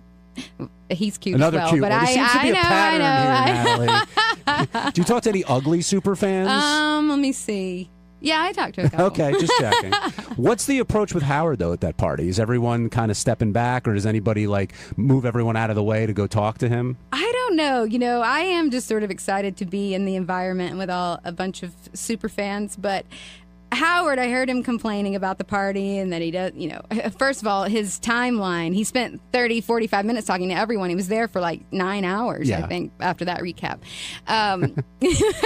But he complained about it. But I have to say, what nobody pointed out is Howard and Beth are standing at the entrance of Jimmy's house, greeting everyone. It was like a wedding reception. So to say he got stuck outside, that's kind of where he placed himself. I see. Because he is a very gracious guy, and he is, I'm sure thankful, or just at least gracious, that Jimmy threw him this party. But they do stand there like the welcoming committee. So for me, I just felt like I had about a minute, and then my job was to just go inside. So I felt like I was following the protocol, but I guess he talked to other people longer. But I'm just excited. I don't want to be on Howard's radar to talk about from the party. So I kind of say hi and be all nice, and then I go talk to everyone else. Now, somebody else at the party this year was Gary. Yes, and Mary. That's right. Let's talk about Gary for a second, because he's not here. And then when he comes in, that's the best time to talk about Of course. But I can't tell. I know you like breaking Gary's balls, no doubt about it. But I can't tell if there's something more there or not. That's the weird thing on the show. You can tell when someone's kind of getting in your face just because you want that reaction. But then sometimes it's like, no, I really do think you should be doing this, this, and this. How do you really feel? Well, I like Gary fine, but what I say about the things that bug me are real. But there's things about my husband that bug me. That doesn't mean I don't like him. Gary likes to just put a big blanket on the whole thing. She doesn't like me, and just dismiss what I'm saying. But no, I like Gary fine. How do you think he feels about you? I think he probably doesn't like me. And do you care? Does that bother you? Yes, I care. I want Gary to like me, but I won't lose sleep over it. It seems like, again, in the last Celebrity Superfan, when they asked you the question, it was teed up. I knew you were going to say Gary, and Gary was there. It wasn't like he was, back here listening. Well, yes, I do go at it, but part of it is because I do have something to say. But I, like Howard, feel the same. I just feel the pressure to make it entertaining, and I did feel like the show was kind of safe and just a bunch of celebrities being very safe and saying the right thing, and it was a bit of an eye roll. So I sometimes have to put myself out there just to do what I think is interesting radio. So yes, I got very honest. It was hard right in front of Gary's face. And then after the fact, I realized, oh shit, that's Mary on the couch. And I felt bad. But then I decided, if I had recognized that was Mary before then, I would have got her on the mic and asked her if Gary's like that at home, and if she feels like he listens to her. And when you were criticizing Gary today, Howard jumped right in. I mean, he wasn't exactly disagreeing with you. Well, that's the funny thing, too. Howard has been making fun of Gary for years and years and years and years and years, but he has lots of lead time on me. I walked in and you're saying making that. Up for a long but why? Well, do we really? Do you want me to go through the reasons that he makes fun of you? No, but you were saying he makes fun of me, which I'm aware of. Right, but I'm saying it doesn't seem to bother you. You still. Well, he pays me. Right, that helps. I've got $1. You do it for free. But Natalie was saying, like her husband, she'll pick on him sometimes if she feels like he's out of line or. Well, he's married to her. He has to take her shit. Do you take Mary's shit? That's my sometimes. question. Yeah, I do. I mean, don't you take some of his shit sometimes? Absolutely. That you wouldn't take from somebody else because you're not married to them. Well, you know what? Actually, I think I'm pretty good at maybe trying to listen to what people would say about me and I like how you brought let it sink in. How you brought that back to me. But I like how you tried to take it away from you. Natalie likes to mix it up, and she likes you. She's got an opinion. And she likes you. But I know you think you're not sure, sort of, where Natalie comes in on sometimes this. it's hard. Natalie's got an interesting move because Natalie's cute and she's got a big smile and she has a big laugh, which you can sometimes use all those while you're putting the knife in. Well, listen, some people get the knife without the laugh. Oh, that sounds ugly. That is. sounds terrible. I wouldn't want to It's get rare. that. Yeah, I wouldn't want to get that. I scare myself. But when that happens. you're very disarming because you could take a shot at somebody but you're a sweet person. Well, and also I think I listen to the show so much that I feel I know you guys more than you obviously. So you're looking at me like, who's this singer having all these opinions about my ass? But like a super fan. Yeah. You don't really know us. Right. But that's what I'm saying. Right. This is just, I know you from the show and I'm wrapped up in this world, so I feel open to say it because that's what the show is about. Right. And I get the show and I'm just having fun. Take a guess who Natalie picked on most likely who she'd bang on the staff and least likely. Who do you think? Well, Howard would be most likely. Howard we eliminated. He was out. Fred. I would think she would bang Fred. Fred didn't get the vote. Wow, because I'm trying to think of if we're going for looks or like respect of like who she thinks is funny. Looks. So Will? You got it. Okay, good. And least would have to be, sorry, but I think it's Benji. No. It's not actually. Scott the engineer? No, Sal, just because he's so weird and fucked up about girls, I couldn't enjoy myself. You couldn't bang a guy who wants to bang Tan Mom? I couldn't bang a guy who wants to fuck a girl, have the I'll never forget, this was years ago. Sal said his dream was to fuck a girl and then for the power to go out, and he kicks her out of his house naked on the front steps with I don't know what electricity had to do with it, but the power had to go out apparently for her to have to leave, and that was just so angry. It's so fucked up. You missed I don't know if you heard the other day, but Sal talked about he likes a woman who wants to be humiliated. So humiliating a woman is not good. But if a woman wants to be choked and spit on, that's awesome. Right. I did hear that, of course. Now, whose sexual antics do you sort of like, dislike, whatever it might be? You talked about Sal's a little bit. We understand. Lately, you've getting a lot of stories from Ronnie Mund about his sexual expertise. I love listening to Ronnie. What do you think? Is Ronnie a pro? Does he know what he's doing there? I have no idea. Or you're completely put off by what he has to say? I'm taking his word for it, but I just love listening to Ronnie and picturing my grandfather because Ronnie is a grandfather. He is. And, oh my God. I've never met a grandfather like it. Ronnie is one of a kind. He is. When you come out of the studio, Natalie, when you're done and you have to go talk to Lisa. It's hard. Awkward, totally phony, partially phony. No, who? Both of you. No, she's not phony. She seems a little pissed at me, but listen, again, it's not the same as with Gary. My stuff towards Lisa G is probably a little more passionate, but listen, I don't know Lisa G. I just know her from the show, so I'm commenting on her character on the show. But it is weird to see her in front of her face because I don't like to be mean to people, and I don't want people to think I'm mean. But I have a question for you about Lisa because Lisa came to me today, and I was running around and hear everything, and she said, I just want you to know that Natalie did ask me to perform with them, but there wasn't going to be a dress rehearsal, and that's why I turned it down. That's not my problem. Yes, that is true. But if you were Lisa, but that's not. But I think Lisa thinks that's why I think she's not a team player, because she didn't play with us. Well, I think it's crazy to have the opportunity to play with you, dress rehearsal or not. Just fucking do it. Yeah. Well, you know what? In hindsight, well, first of all, the tour I thought that would be a great idea on was when we were opening up for the Eagles, and then when I gave it more thought, I was like, wait, maybe that's not a great idea.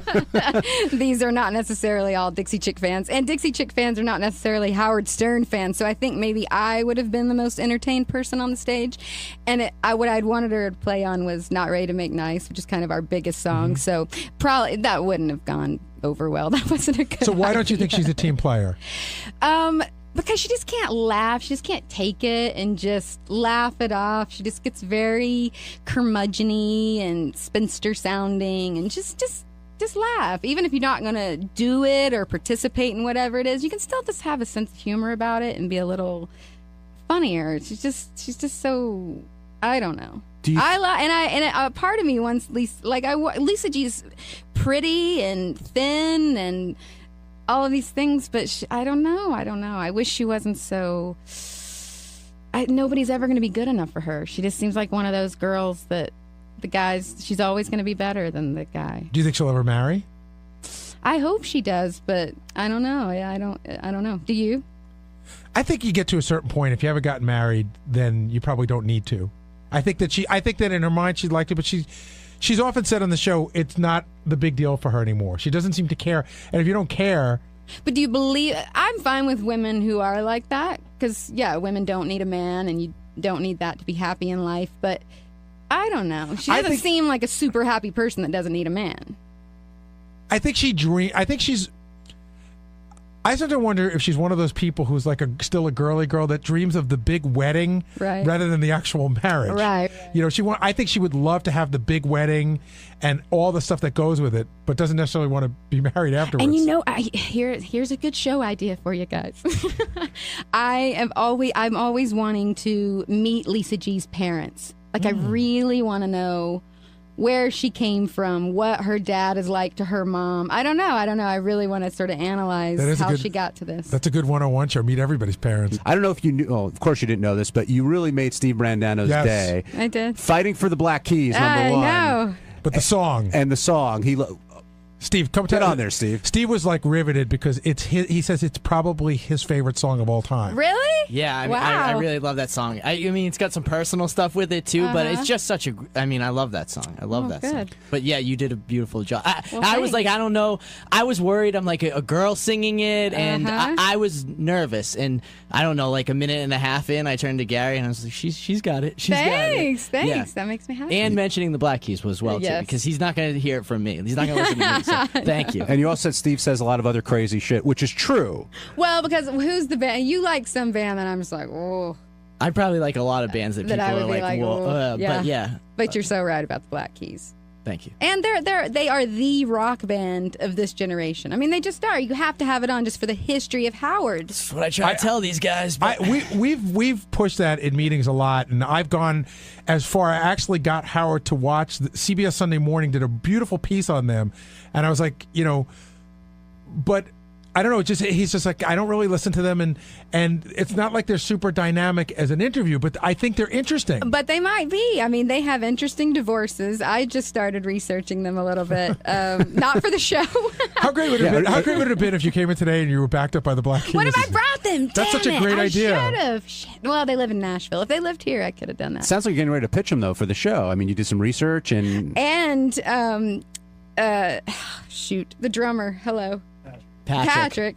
I was just reading about his first wife and that whole divorce, and she, I guess, fancies herself a writer, and she's written major articles about their I've divorce. brought this stuff all know. Yeah, it's very. So I'm like, ooh, there's definitely stuff to talk about. But regardless, the sound that they can make to people, I mean, it's White Stripes. It's a level of talent that is just hard to come by. You have to just make an album with them and then bring them in as your backup. Happily. We almost got Ben Harper in here today. What happened to Ben?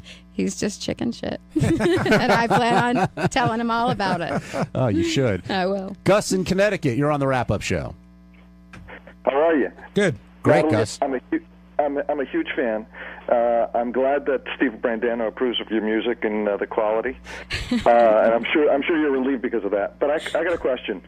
The last couple appearances that you had, yes. you have gone a little softer with your music.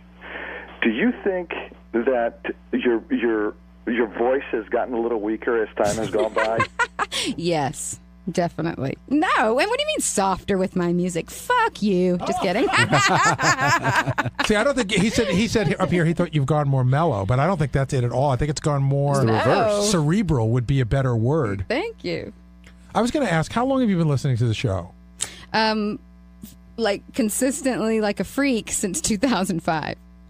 So, because this may have been discussed last time you were on, but when Howard was sort of not siding with the Dixie Chicks, were you a listener Very of the much show? So. At that time when he berated us and called me a fat pig, I did not live in a city where I got Howard. So after that, what made you come to the show? Because I know if I listened to a show where somebody called me a fat pig and berated me, I might not go back again. Yeah, who turned you on to the show? Well, I'd listened to it before that because I lived in Dallas for a little bit and he was on there. But it was more, I would hear maybe for an hour in the mornings while I was getting ready. And then when I lived in Austin, he was on the radio there, so I got to hear him some. But, I've never listened to the show or shows where he was so horrible to us. But I just love Howard, and I felt this connection with him just as far as the FCC goes and just as far as standing his ground and sticking to his guns about freedom of speech and media and things like that. So when you started listening to the show, had he already begun the turnaround for you guys? Because it was in 2005, yeah. He had. But that's not when I started listening to the show. That's just Sirius makes it to where you can be a fanatic fan because it plays all day, and now with the app it's the best because I can pause it and fast forward and rewind, and it's the best. Tim in Ohio, you're on the wrap-up show. Yeah, I was wondering if Natalie would pull a David Arquette and sit in the show for a week, and to follow up on that, if there's anybody on the celebrity superfan that she thinks could do that. Could sit in for a week? Yeah, like I was thinking Andy Richter would be good to fill in for a week. He probably would be good. You know who I was listening to this morning was the old Mitch Hedberg, an old appearance of his, and it crossed my mind, he would have been the right personality for that chair. Something about just how he would chime in or share his own stories, and just he was an interesting person on his own, not a comedian trying to make jokes all the time. Just more a storyteller and open. He would have been good, but he's dead. So let's talk about Superfan for a second, because it's it's really hard to book a Superfan roundtable with a bunch of celebrities at your intensity. Yeah, but you seem to have no love if you're not in it all the way. Well, only because it's when we should change the name to the Celebrity Fan Table. Because I know what you're saying, and I've actually called some people who have said to me at times, I was listening for a long time, but I haven't in a while, so I don't think I should do it. And then I think there's some people who, if you give them a month's notice, they'll listen every day to make sure they're coming in, knowing what's going on. Right. Well, you would think Jeff Probst would do that since he co-hosts. Well, he's doing the daytime. He was doing the daytime show, so that I just like giving him a hard time. Well, who seems like a super fan is Kevin Bacon. Yes, he is. And did you call Sarah Silverman again this time? Yes, she was unavailable. She left the day before. I called a lot of people. Molly Shannon, I was trying to get in for that show. Yeah. I saw, what's the guy from CSI with LL Cool J? Chris O'Donnell. Chris O'Donnell was working it that he really wanted to come. Yeah. I mean, I have a pretty broad list. When you're listening to the show, do you prefer having somebody there? Do you prefer the moments when it's just like the cast, or do you, can there be too many interviews? What's your ideal Howard Stern show if you're building it? Oh, that's hard. I do like all of the insider stuff and the Whack Pack. I mean, Beetlejuice is the best. I love the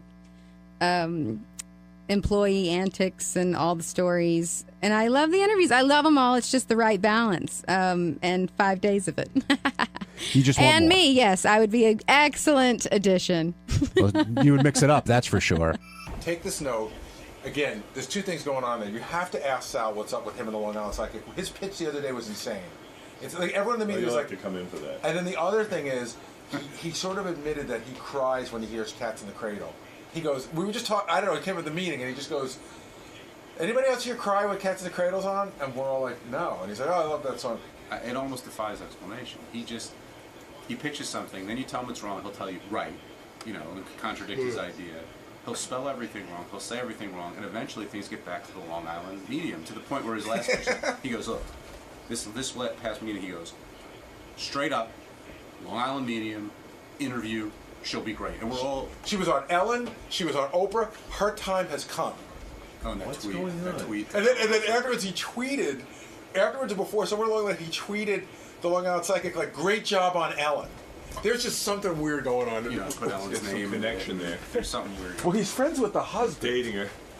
Right. Oh, he is friends with her? Yeah. There you go. But this, so what? I'm friends with a lot of, I'm friends with Jeff Probst. I'm not on here every minute going Survivor. That's his big celebrity friend. There's something else going on. Either is he ever going to admit it? I don't know. We don't know what it is, so we don't know what there is to admit. What is it, Balls? Hey now. Hey now. Hey, I just wanted to ask you, did you see the Tan Mom naked photo shoot? Yeah. Did you see that, Robin? Tan Mom was on the beach, did a naked photo, a topless. No, she was topless. Yeah, it was really good. It was crazy. Oh, it's nauseating, man. Yeah. I'm a happy retard. Who wanted to see that? Because you know how, one thing, if you look in Playboy, chicks don't smile when they're naked. Like, when you're naked and you smile, it's a bad fucking move. So Tan Mom's, so happy to have her top off. She's smiling at the camera. And oh, my. Yeah, it's just crazy. Looking at the pictures. Oh, you got him. Yeah. Tan Mom. I think Tan Mom's coming back in. We got her booked. Good. Oh, you got to get her back in there. Great guest. She's been up to a lot. Tan Mom. Everyone, I remember when we had Tan Mom on the first time, everyone was like, yeah, fuck you. How can you have Tan Mom on? And then when she left, everyone was like, Tan Mom is the greatest guest ever. What? You know who likes the Tan Mom pictures? Who thinks they're hot? Who? Sal. I knew it. Sal. What? Sal, you think Tan Mom is hot? Would you fuck Tan Mom, Sal? Sal's a weirdo. He really is. He's just a creepy weirdo. You would fuck Tan Mom? Yeah, there's something about her. Oh, we're so horny. There is something about her. You got. When's the last time your wife unloaded, jerked you off or did anything to you? Like a month? I don't even want to talk about it. If you're into Tan Mom, you know what it is? That means you haven't gotten laid in over a month. At least. Is it true? When's the last time? Be honest. I got a handy recently. Really? Yeah. But no, fucking? No. Is that, off the table now, fucking? No, it's just that sometimes she's just, if she's too tired, I just, Dude, it's over. No, it's not. It's going so good. over. It's going good. It's going good. She jerked you off once? Yeah. Why'd she even do that? I put her hand there. You were actually working her hand? Yeah, pretty much. So what's going good about the marriage if it's not sexual at all? It's going, When's the last time you got laid? Seriously.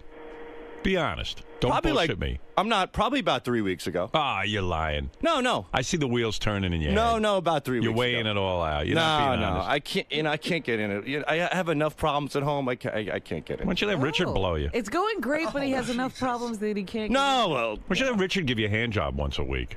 Something to look forward to. I think he would want to. Yeah. Richard in a wig looks like Tan Mom. Right. If you're at the point that you're attracted to Tan Mom, you know what it is with Tan Mom is because she's off the wall. I love batshit crazy broads. Yeah. Oh my, come on. Every crazy girl. Did you see the topless pictures? They're not too shabby. If you look from the belly button up, oh my God, wow. And the fact that she's kind of you could tell she's shaved. She has that little skimpy bikini. I'm gonna wait. It's not. Oh. I don't think Tan Mom looks like Richard in a bikini. That's probably why I like her. Down syndrome. You're in bad shape. Crazy girls, Howard, are the best in the sack. They always are. That's the thing. Every time you see a guy with a smoking hot chick, he's going to bang her well, but that he's in for a lot of bullshit. You want to come clean on this whole Long Island psychic thing that's going on with you? Absolutely. Everyone tells me you're out of fucking control. Howard, we have a writing meeting. and everyone pitches stuff for the for the show. Everyone go. Sal's been on a mad tear to get this Long Island psychic on the show, but like in a bizarre way. Like even if he's pitching something else, it all comes back to like the Long Island psychic. Right. So you're wondering why? You know why? So... Primarily, everything. Like I grew up on Howard. Do you know them? I've met him. Yes, they're in my neighborhood. I thought the Long Island psychic is a woman. She is. I met her husband, and husband's a huge fan of yours as well. But everything that you know how I feel about psychics, right? That's why. I think this is the one time that I can do something where I can really change your mind. I really sincerely believe that. You idiot! You're an imbecile. You know that. I sincerely believe that this lady is that fascinating. Okay. Howard, I went to Westbury Music Fair. 3,000 people. Right. I mean, she would just call out people. I mean, a lady way in the back. And what did she say that blew your mind? Like, motorcycle accident. Yes, right on the money. What's so funny about that? If I said someone in 3,000 people, someone had a motorcycle accident, don't you think someone in the auditorium had a motorcycle accident? I mean, the odds are there, but for her to specifically pick out the person, and Howard, I think that this lady really could change your mind. I think she could bring some. I think she would blow everyone away. I mean, she's been on Ellen, but I don't care. She's been on Oprah. Well, I've already told you no about the Long Island psychic, and you won't let go of it. Like, there's something. Are you having an affair with the Long Island psychic? You know, Howard, I've never talked about this, but I've always been fascinated with mediums. Even when I was a child, I used to. So you're not in love with her? No, I used to read George Anderson's books. George Anderson was the first one. He used to be on Channel 6, and predict what I'm thinking right now. I'm an idiot. No. Go ahead. You can do it. What you're thinking? What am I thinking right now? I'm thinking you should get the fuck out of the studio. Okay. I thought you would know that. Howard, what? I just got to ask because this is the big question on everybody's mind. Are you in any way, shape, or form, Sal, getting anything from them, whether it be monetary or anything else, from the Long Island Psychic? I swear on my children and on a stack of Bibles. I think this lady's. I watch this lady religiously on Sunday night. What did she tell you? Did she tell you something about yourself? No, as a matter of fact, she's very apprehensive about coming in. She told me nothing. I never asked. She should be. I never asked for a reading. Nothing of the sort. I think that Howard. You want to keep if that whole. If she's for real, why is she apprehensive? Well, because Howard could, Howard hits the hard hit. Howard asked the power. No, he asked the hard hitting questions. He's a tough interview. My powers will take on her powers, and my powers will win.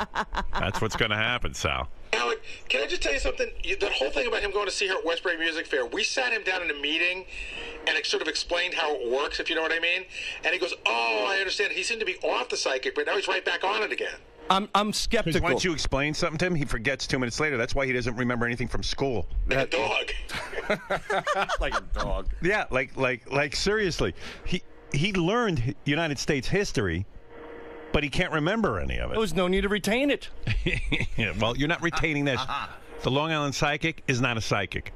I retain that. I will do what if I'm wrong, I'll do whatever you want. Every psychic is fake. If you're wrong, what was you? You'll blow Richard if you're wrong. I won't do that. Yes, you would. No. He said whatever he wanted. I don't know, but I'd be willing to do something crazy. I don't know what it is, but I'm telling you, Howard, that this lady's absolutely fascinating. So what, you're going to come in and tell me about myself? I mean, you could look that shit up. Yes, you could. No, but I'll tell you what. I'll pick a homeless fucking guy from the street. Let me hear the Long Island psychic just tell me the guy's name, and then I'll say she's psychic. Okay. She don't have to tell me anything about his future. Just tell me his name. Well, and if she can do that, that's right. She doesn't get that. Well, no, she talks to the dead, Howard. She'll talk to So let a dead guy tell her this guy's name. Well, the dead can't even tell her who they are. Right. Absolutely, they can. No, she ask. No. I've watched this woman on TV. She'll go, who was the one who died suddenly? And then the person tells her who it is. Right, of course. No, it doesn't work. Benji was a phone psychic. Enough said. Okay, he was. He made a lot of money doing it. Really? Yeah. You never that's heard a that scam. story? No, I never you knew think that. So? All right. What is it, Gary? What the fuck is with Sal and this psychic thing? Howard, I think she's a fascinating person. Will spoke to her because we were thinking about having her on at one point. The first thing is we can't just bring people in. You know what I'm saying? For her to read, you mean? Yeah, we can't bring people in for her to read. There's rules. Well, yeah, because you know what? You pick up different vibes from different people. And she absolutely needed 45 minutes alone, completely alone, no cameras with the people. With the people. Yeah. What do you make of that, Sal? That's interesting. This is where we left him 2 months ago. Right. We told him this, and he goes, wow. We're not interested in leaving people alone with the Long Island psychic for 45 minutes. I'm with you on that. And I when want a cold read. I would love. I mean, look, Sal, look at me. You cold worship read. me. I agree. You worship me. Cold. Right? I'm on your page. You worship me. I'm on the same page. If you would just listen to me about everything, your life would go a lot smoother. And I listen to you about 99% Give your brain over of the to time. me. Your brain's not working well. Why would you listen 99% of the time? Because I think I could. What's the 1% on your own that you think you're doing well? Right? That's a great question. The 1% is the shitty area that you get into. That 1% is destroying your life. When you listen to your boss, everything's fine. It really is. Yeah. But Howard, I think she's a fascinating guest. All right. Sal, look at me. She's never coming in here. We're not interested in putting her in a room for 45 minutes with people. Right. It's never going to happen, and you should give up on it. And I will. But if she's listening and she would be willing to omit that 45-minute pre-interview, could she possibly come in? If she's willing to omit that. Omit it? Omit it. Omit. O-M-I-T. Omit. Omit. I'm admitting bullshit. But here's a point. Here's a point, Howard. M-O-U-S-E. Okay, so you've told him that she's not coming on the show. Right. That will not deter him in any way from on a personal level. Because, he tweeted about her the other day. He tweeted. It was so weird. It was like, hey, Long Island Psychic, great job on Ellen. Yeah, I watched her. And So why are you tweeting it? Like, why are you promoting her so much? I really sincerely enjoy her. The same way you would promote something from Rolling Stone, for example. I don't tweet much. I don't have many interests. I have I have the Long Island Medium. Yeah, I mean, holy mackerel! You got to see me. I mean, I was embarrassed at Westbury. I had like a box of tissues on my lap. You were crying? Yeah, I had to wrap tissues around my fingers because I was so embarrassed. So I would make these finger cots and just dab my eyes constantly. Because you were crying with the Long Island Psychic? I was crying, yeah. What did she say that made you cry? This stuff she said, how would just blow you away. I mean, there's a lady in the front row, and she said, your son passed away, and you just put a card on his tombstone, and the lady almost passed out, and I just lost it. I'm like, wow, this is pretty... I always wondered who bought that stuff, and now I know. Now you know. Sal. By the way, in the writing meeting the other day, he also told us that the song Cats in the Cradle makes him cry. So he cries a lot. Cats in the Cradle? Well, having 3 kids and, playing ball, and you don't have time for your children. And then that's a different... Isn't it, I'm going to be like you, Dad? That's the one you cry In other words, that's the one, Cats in the Cradle. But is that Cats in the Cradle? Yeah, but you're a good father, so why are you crying? I'm a good father because the way I grew up, I mean... I don't get along well with my dad, and I don't want my children not to. I don't blame your dad. Who could fucking tolerate you? Thank you. Honestly. Well, no, I don't Your dad decided to have a kid. He didn't know it was going to be you. He was hoping for something. He had a lot more than me. He was hoping. They're all over the country. My uncle got. Are they all like? Are they all fans of the Long Island Psychic? I don't know. But maybe I want the psychic in here to find out if I have other siblings out there. Right. Do you think you do? Yeah, I do. I met one of my siblings in a casket. One of them died. My dad got a call one day at the pizza place, and he fainted. I thought my mother died. It was my half brother that I never knew about. All right. Okay. Whatever. Does he have relationships with these people, these other children? Who knows? Well, they're his buddy or his uncle or some shit. He barely has one with Sal. Why would he pay attention Matt, to you're that? on the but Sal he claims when he doesn't have a relationship. Hey now, Howard. Yeah. Sal. Yes. You're an imbecile. Anyone over the age of 10 knows psychics aren't real. You know what we ought to do? Houdini proved it years ago. Yes. I told you about that. Yeah, with the whole... He had a secret word he gave his wife. Yeah. So she'd go from psychic to medium to medium. She'd sit there and say, okay. She goes, I'm talking to your husband right now. And then say, okay, what's the password? And they go, what? The password that my husband gave me. Right. He said he wanted to prove whether or not they were psychics. They go, well, he's not talking about that. Right. Somehow he doesn't want to talk about it. He didn't want to talk about that. But you see, a puff of smoke will appear, and that's your husband. Hey, there are frauds in every vicinity, in every form. There are frauds, but there are also. I think this lady is the only one because I've heard you say this your whole life that they are frauds, that they're charlatans. These why people. Are you thinking again? I don't know. See, when he thinks, and that 1% overrides the 99%. That's what I'm telling. Yeah. Yeah, I'm telling you that it's higher than 1% when he thinks for himself. Well, I'm not good at math. You're probably right. All right, now all right, goodbye. Sal. Yeah. Does this officially mark the end of your pitching of the Long Island Medium? No. What keeps you so captivated about her I craft? think she's a fascinating person. I think what she does really would surprise and shock a lot of people. It's just one of those things.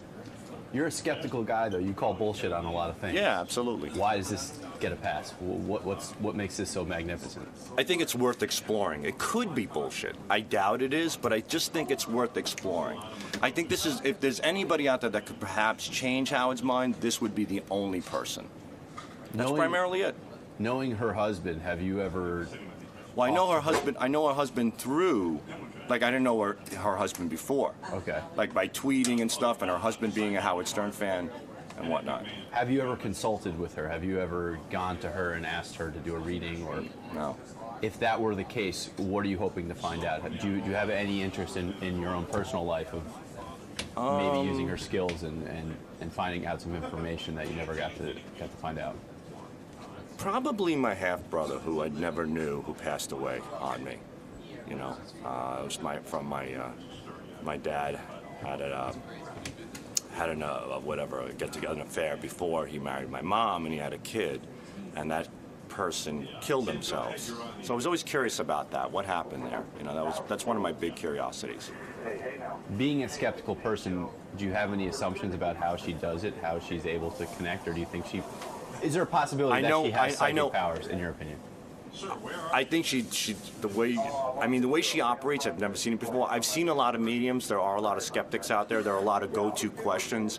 I primarily know the fundamentals and how it works and how some people can get away with it. But based on how she specifically can pinpoint things, makes me really curious about her. That's what makes her stand out, that she's exceptional to this.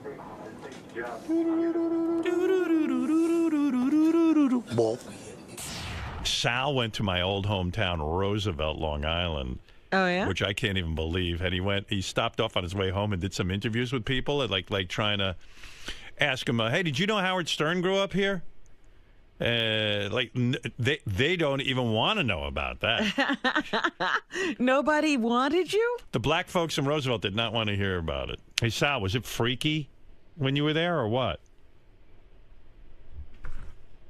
It's a pretty bad neighborhood, man. I grew up in Bayshore. You got me beat tenfold. Yeah, I know. Well, I got everyone beat. But for the most part, everybody was pretty nice. You know, we just went in front of a bodega. And bodega. I grew up in a neighborhood with a bodega. There's a guy who shows up with Italian shoes. He pulls out of his shoddy van, and you know that the lock that you use when a door doesn't work. It's just like that clip with the hook. Yeah. That's what he used to close the door in his van. So he comes out with these Italian shoes that are covered in raccoon fur, and he's trying to sell it to the Indian guy behind the counter. It was pretty wild. You mean there were actual stores in business? Yeah, somewhat. But they're all burned out, right? There was a laundromat next door, and the lady went inside the laundromat to smoke. And you can't tell anybody what the rules are. Oh, Forget no. You will get so fucking beaten and shot. I swear to God, Howard, I had a nightmare that night. I really did. It was really, really scary. I had a nightmare every night. There was a great moment where we were in the meeting, and somebody came up with this idea, and Richard goes, well, we should go out and ask people if they want to get a statue erected in the town square. I go, town square? There's no fucking town square. The whole town is 1 square mile. There's no square anywhere. Howard, I know I said this before, but I grew up in the next town, which was not a great town. No. But that bridge to the Southern State. If you went over that bridge, it was like Escaped from New York. Like if you went over that bridge, you were not going to get out with your bicycle or anything. Imagine going. Really? Yeah. No. Yeah. Oh dear. Yeah, I had friends. Their parents wouldn't let them visit me on their bicycles. My friend Lou would actually ride his bike over. He's crazy. Brave kid. Brave. I remember I'd ride my bike to Baldwin, and it was like, oh, freedom, Baldwin. I was so jealous that he lived in Baldwin in a white neighborhood. In fact, there were ways to get to other parts of Long Island, and you could go through Roosevelt, and we would take the long way around. You know what I mean? You wouldn't go through Roosevelt. Yeah, no. I went through Roosevelt because I lived there. My house was there.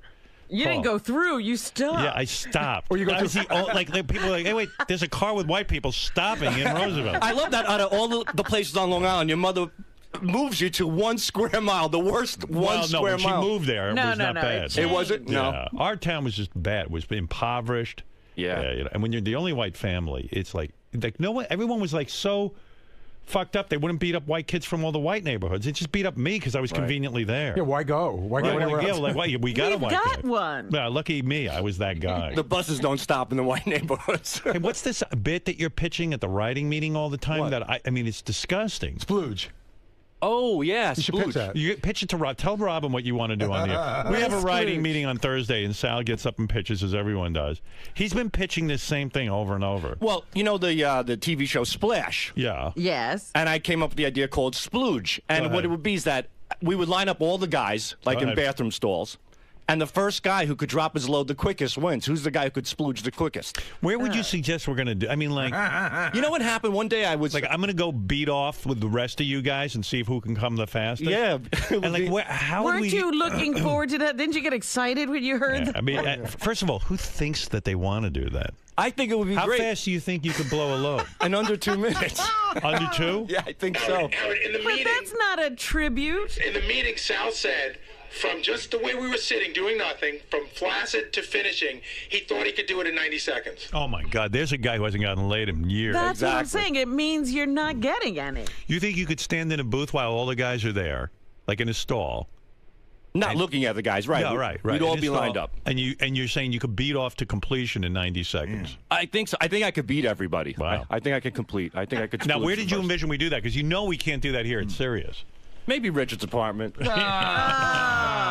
Hey, sure. I don't care. You know, to make it With harder the to raise gerbil looking at you. Can you think of something more disgusting? to raise the stakes. Maybe we should just do it side by side, everybody. It would be hard to get Can in you the ever record. come up with something sort of cerebral that we could do that where people go, "Hey, wow, that's really witty." Yeah, I've done that too, but you have to, you have to think outside the box. You certainly do. Yeah. And did you see Teresa Caputo was on Dr. Oz? Oh, dude, he's hung up on the this Long Island medium. Yeah. After that girl, Sylvia Brown, who's one of the most famous psychics, because that fucking moron Montel Williams would have her on all the time, and people would assume that because Montel's having her on that she knows something. Right. Did you not hear that tape that we posted on Mildred? Yes. So after you hear the tape of somebody who, and you hear Amazing Randy talking about how psychics are all fake. Right. And how Sylvia Brown told that woman whose little girl they just found was dead. And the woman died. Yeah. But before that's not, this child was That's found. not Teresa Caputo, Robin. That's the thing. Oh, God. There are frauds. There are frauds in every. All right? Either it's running lovely or it's running bad. All right? She get up one morning, she angry. You can't talk peace to a woman that's angry or a man that's angry. All right? Or a man that's being frustrated. You can't. How are you going to do that? Now, don't forget, he's answering the question whether O.J. is guilty or innocent. He's saying, hey, she deserved it. We always thought he was innocent. Oh, yeah? Sir, this is for XRK. Thank you, sir.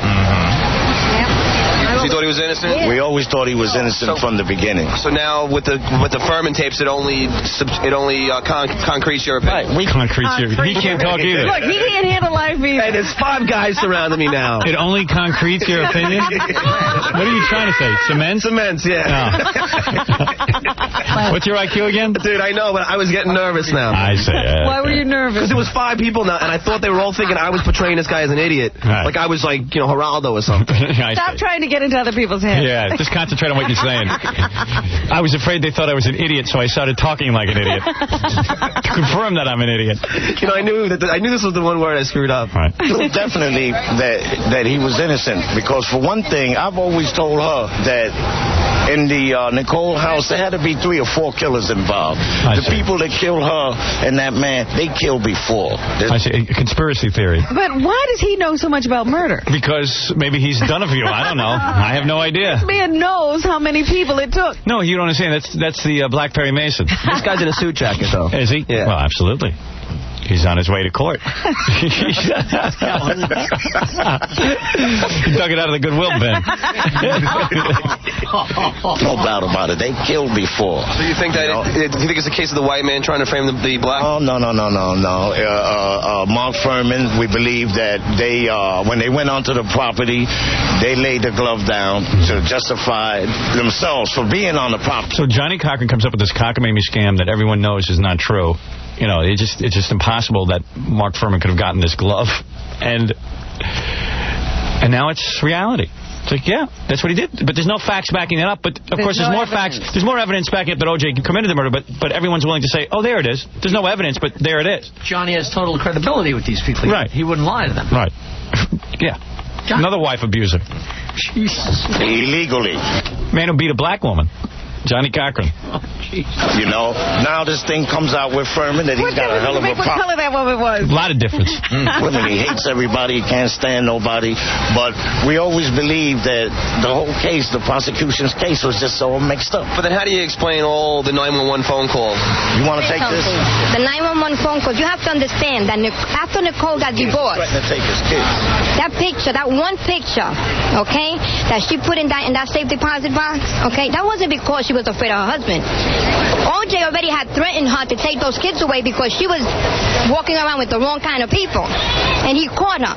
So she needed proof. She needed a. Right. That's why. But you don't think she needed. Did she talk to Nicole? Evidently, she was a confidant. The beating. Let me tell you something. If you look at the picture. Look what everyone's concerned with.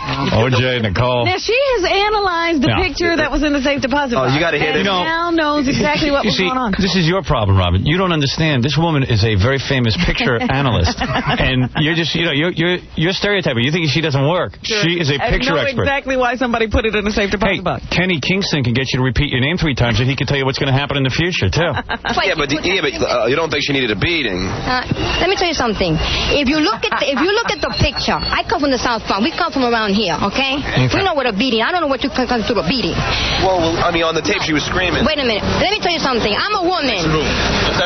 If she was screaming, she wouldn't have got to the phone if he was really beating on her. He was in the next room talking to somebody.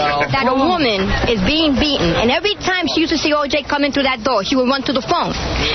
And every time she ran to the phone, the woman, the operator is telling her, Miss, are you still there? She's listening to what O.J. is telling the people that was in the house. Okay? Okay. Think about it, man. Could you ever argue with a woman like this? You can't. No, you would have to hit her. You would have to beat her. There's a point. I understand that, what that other guy was talking about. I don't know a man who's married hasn't beaten his wife. He must be married to her. So you think she was lying, she wasn't getting beat? That's what you're saying? No, right. You don't understand because... He was doing this to secure children. There was always 2 people in the house all the time. Do you think that he was beating her or no? No.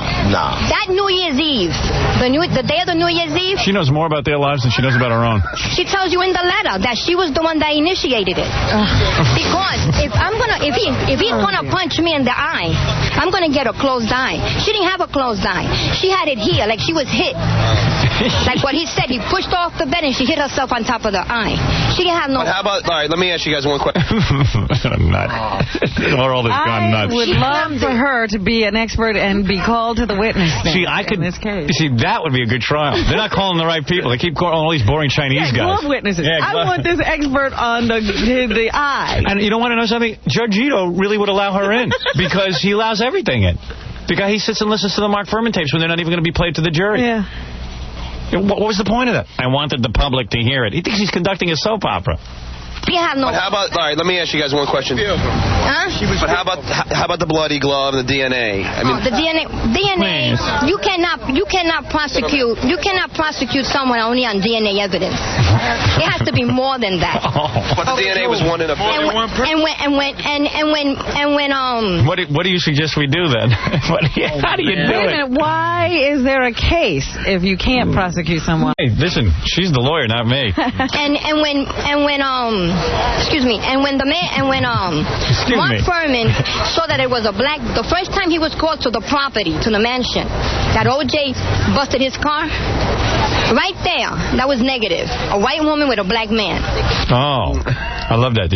First time the police were called to the property. The property. The property. I love that. The property. It wasn't a house. No. It wasn't a mansion. It was the property. See, over at my estate, we have called the police to the property several times. This is my property. This is my property here. That would be Mr. Simpson's property, where the police have no business being. Your property starts over there. Why would they on the property? The property. The first time the police police were called to the property. It's so funny when you hear, like, somebody who's, obviously a little bit limited going, the property. The property. I mean, this is total insanity. That's what I'm saying. There's nothing rational about this. And when he saw in the scene of the crime that she was dead, and that was the same woman that was married to that black man and saw a white man next to her. No evidence to any of this, but she got it all. This is what Mark Furman was thinking. She can tell. She knew what Nicole was thinking by looking at a picture. Right. She has seen Mark Furman. But DNA isn't. You can't convict a man on that. No. She has seen Mark Furman. She knows what he was thinking that night. She called the psychic hotline. They told her. Him and his distorted mind put two and two together. We cannot let this black man get away with this. Oh, Mark Furman, you mean? Right. Oh, I got Okay? Yeah. So right there, he planted the evidence. Oh. Okay, and Vannato, he better get himself a lawyer. Who? Vannato. Vannato was the one that took OJ to get the blood. Yeah. And then carried the blood to the scene of the crime. Remember, cops always carry swatches. Okay, very easily. Okay? And it had to be more than one person. Swatches? Wait a minute. She now knows what the police... She is a genius. Why is she there on the street? What was she doing, John? She can't even find herself teeth. She's got the whole... She said to her, excuse me, man, for someone who knows so much, can't you find a dentist? All right, well, listen, we'll be back right after these words. When I was a little girl, Daddy wouldn't let me play very far away from home. But I always did. We'll be right back. WNBE, Honeoye Falls, Rochester. Now back to the Howard Stern Show on 95.1 The Nerve. I'm Where the Spice Girls, and you're listening to Howard Stern. Cool. Got a little willy. Police always carry swatches? Yeah. Playing those 911 phone calls where he was yelling in the background and she was on the phone crying. Right, but she was in another room. When you listen to the 911 tapes, you can clearly know if a woman is on the phone, and I don't want her to get on the phone, and I'm trying to beat her up, as she says, she wouldn't be able to get on that phone. She's in another room. So that she locked herself in the bedroom. Do you understand his point? No. If you're giving a woman a beating, she don't have time to be on the phone. No way. She's busy. What's she doing on the phone? There was no beating. He didn't know. Doesn't he realize the beating was coming? She saw him coming and she got on the phone? What, Robin, I'm going to give you his address. You can go argue with him. You can have a good day. She locked herself in the bedroom, but at the same time, people are not listening to what's going on. He's raising hell because she's in the house freaking off with some guy with drugs and all of this. This is the reason why he's raising hell. She made these phone calls to protect herself because he obviously must have threatened to take his children away from her. So she was doing this. I thought it was because of she was committing sodomy to some other man. She was trying to protect herself because he obviously must have told her, look, you keep on carrying on the way you're carrying on and you're getting out of control. I'm going to... She was out of control, not OJ. But you know what's interesting to me? They're always putting words in the people's mouths. Yeah. You know, they have decided what Nicole was thinking and saying and what OJ must have done. Yeah. They don't want to deal with just what's on the tape. Right, nothing. OJ must have already said to her before the tape started so why do you think that he was going to take away the kids. So my guess is that the jury thinks just like this. No, I don't know. And OJ will walk. I mean, there's just no hope that OJ will go to jail. I don't think that that's a logical conclusion. I guess not. My kids, I'm going to have to take my kids from you, Nicole. I love you in the whole nine. But so then she set the calls up. Set the calls up, to right? Make it seem Exactly. This way, so we wouldn't take the kids. Just set up. Yeah. Okay, that is opinion, but for me, how to make OJ come to her house and break down her door so she could get on the phone. Right. She's tricky. Wow. She's a tricky devil. I think he's guilty, you know. No. You think he's guilty? Yeah, no matter what, you know, maybe the other guy, he planted the evidence and whatever. But for me, he was guilty because how a person who loved his wife so much, he won't look at the mother and the father of his wife at the eyes. You know, you get excited because you go, uh-oh, there's a rational guy who's going to say OJ's guilty. Because didn't he say, I thought he was guilty? Yeah. This is the Puerto Rican guy who says he's guilty. But then you have no idea why he thinks OJ. It's just as stupid as why everyone thinks he's innocent. Well, I actually know what he's talking about. Do you? He's saying that OJ couldn't look at Nicole's parents In the eye. Oh, I see. That's evidence. He's been told by his lawyers in that courtroom. He's been told already about how to look, right? Not to look at the jury, not to look at certain people. He's been told. His lawyers have told him that. You know. Everybody's. He said that the reason why is because he's been. Listen to this discussion. These two guys are debating now. Right, because he said, hey, "Don't you understand, my brother? That he was told by the lawyers. He would look them in the eyes, but they're saying don't look in the eyes." Oh, okay. Told about the lawyers, sir. No, doesn't matter. If we have a family, doesn't. None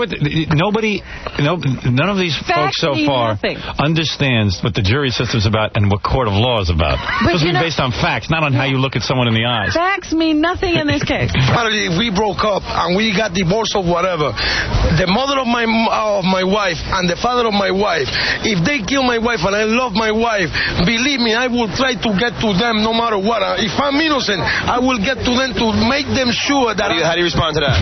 Imagine you're married to that guy. You don't understand, man. I don't care about no evidence. If you commit something, you know your wife is dead. You would try to get to the parents, wouldn't you? Just say, help the mother of your wife and the father of your wife. For Christ's sake, the mother and the father. We're in a courtroom. I wish I could capture this dialogue in a film. You know, F. Lee Bailey is here. Listen to this. We're in the courtroom. Oh, we're in the courtroom. Wait a second. You know, I got to take a break. Nobody gets dialogue. This is real dialogue. This is real dialogue. This is like the retarded McLaughlin group. I'd like to get all these people. I'd sign them to TV contracts. Sunday morning, we discuss the issues of the day. You know what? I'd have a huge audience. Movie based on that idea. It was called Network. Is that right? Hey, I wanted to get. Did you get these people's phone numbers and addresses? I want to sign them to a television deal. I'll find them there again if I go there. And now it's the retarded McLaughlin group with your host Howard Stern. Hello. Today's discussion: Bosnia. What do you think? If you gonna get to Bosnia, where's that, man? The hell you talk about Bosnia? Let's talk about the OJ. All right. Subject number 2. OJ, innocent or guilty? The man is guilty because he can't look his wife in the eye or the parents or the mother. If I was going to kill someone and I was innocent, I would do the mother and the father. Right. Let's go to our next expert commentary. What do you think, OJ, innocent or guilty? He ain't guilty because, what are we talking about? If he's black, he's innocent. We'll take a break. Let me remind my guests that there's lots of crack in the green room, and we will take a short break and be back. I want to put that together. I think I could sell that. Am I nuts? Yes. No. Would you watch it? You're nuts. Of course I'd watch it, but nobody's going to buy it. You're nuts, but you're right.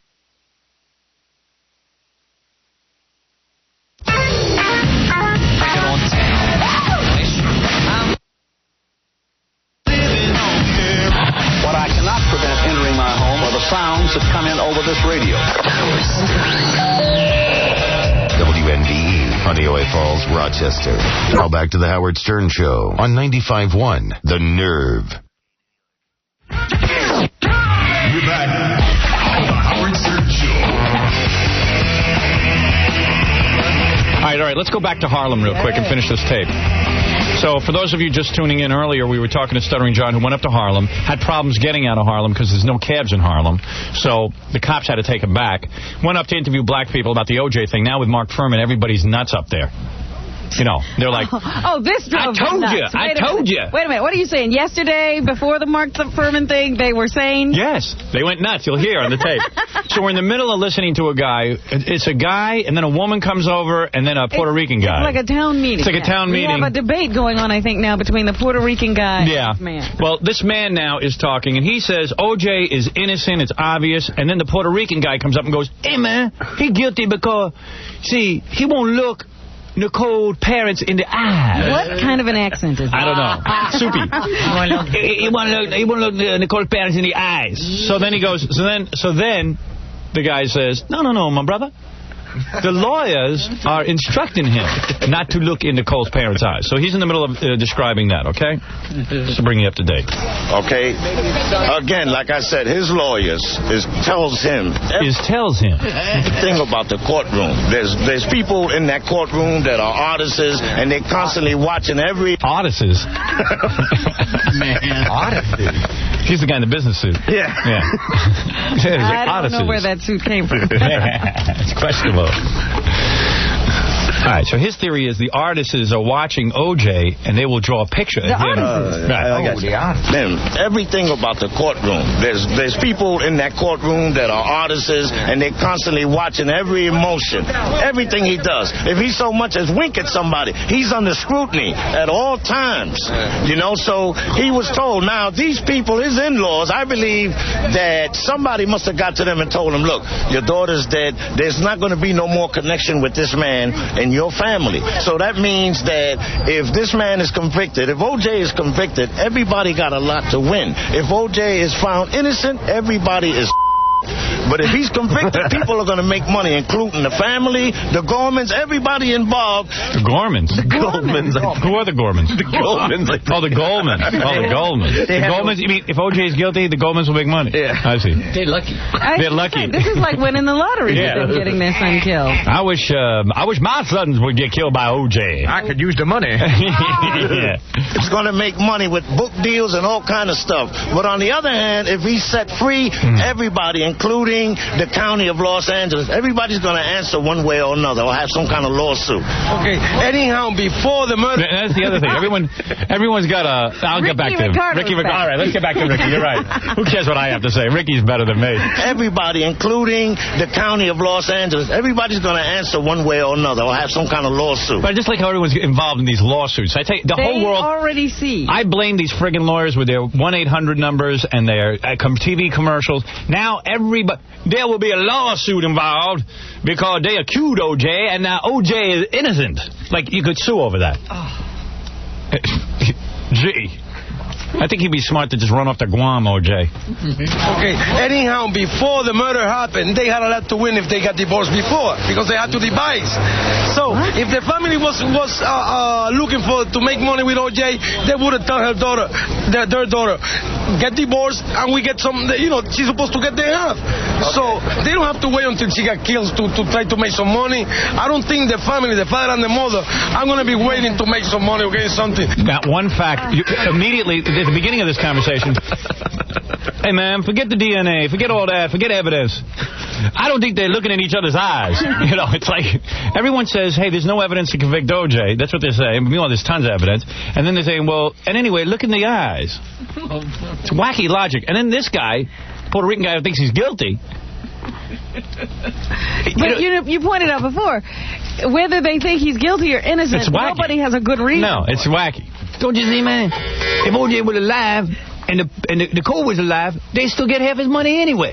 They devise. They devise it. Yeah. They're not going to get nothing, and this is something that no matter what they do. And all kind of they want to rob him in the name of the law, in other words, because they're going to get him anyway. Either he going to jail or he ain't going to have no more money. They're going to bankrupt him. And then after that, mark what I'm telling you now, they're going for Michael Jackson. They're going to make him divorce that girl and take all his money. Or conspiracy theory all over the place. They're going to make him divorce that girl. And take all his money. Yeah. Right. Let's see. So nobody's guilty. Jeez. Nobody. Well, that's what I told you this was leading to. It's the waiters that are guilty. The waiters and the police. The coke dealing waiters. My point is, I don't care how many bigoted or racist police there are. Don't be calling the police every minute. Well, why would you if you know they are bigoted and racist? If you know they're racist, why are you calling them every minute to break up domestic disputes and to take care of crack dealers? You'd think you'd know better than to call them. Yeah. But they're going to get him for the child molestation charges. Remember I told you that. Okay. Remember I told you that. Thank you, sir. And would you interview her? How was your letter carrying today? Well, sir, let me ask you a question. Now, I got to ask you one question. You seem very outspoken. What? How do you respond to, when they say that, like a lot of blacks feel O.J.'s innocent because of the fact that he's black? Is that... No, that's not the fact, because we cannot... If I was fighting with... All right, I'll give you an example. If I was fighting with a black guy right now and the cops came and seen it, they'll drive by. If me and him got in a fight and he wasn't winning, they'll stop and take me to jail. So what I'm saying, like I said before, we cannot kill one of you and get away with it, no matter how much money we got. We cannot kill one of you and get away with it. Sucks. It sucks, man. Why can't we kill you? Wait a minute. So therefore, O.J. is innocent. Don't try to analyze it. You can kill us anytime y'all want and say self-defense, or we try to break in your house. But you can't. You two Jewish people, too? You crazy? If you say Hail Hitler, the Jews get mad. So imagine that. You kill two of them? Nicole and Ron are now Jewish. Now Jewish. Yeah. Well, Ron's Jewish. I don't know about Ron, but Nicole just turned Jewish. Yeah. She converted. Semitic and all this, but they be yelling nigga, nigga, nigga. And last night on TV, the lady... You don't think racist cops yell about the Jews? What do you think? If you're a racist... To Mark Furman's tape, there wasn't a human being on earth he liked. Got a nerve to say in the paper.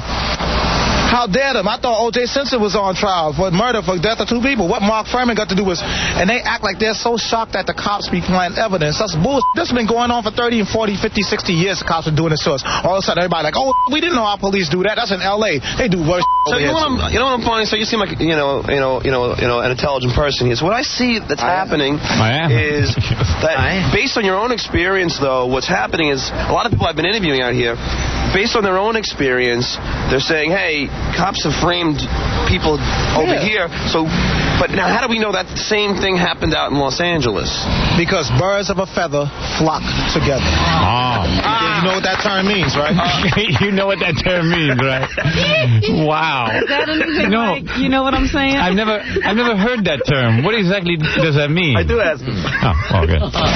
Elaborate. The police, all of them are the same. They're all blue. As far as they're concerned, we are the enemy, and the motherfuckers are the good, and we're the bad. That's it. All cops. Where you think that come from? Get on your knees now. The cops in New York now have you on your knees. When they arrest you, tell you get on your knees. I don't get on it. I take the ass whipping. That I don't get on my knees for none of them motherfuckers. Beaten? Yeah, I've been. I take my ass whipping. Why is he involved with the police?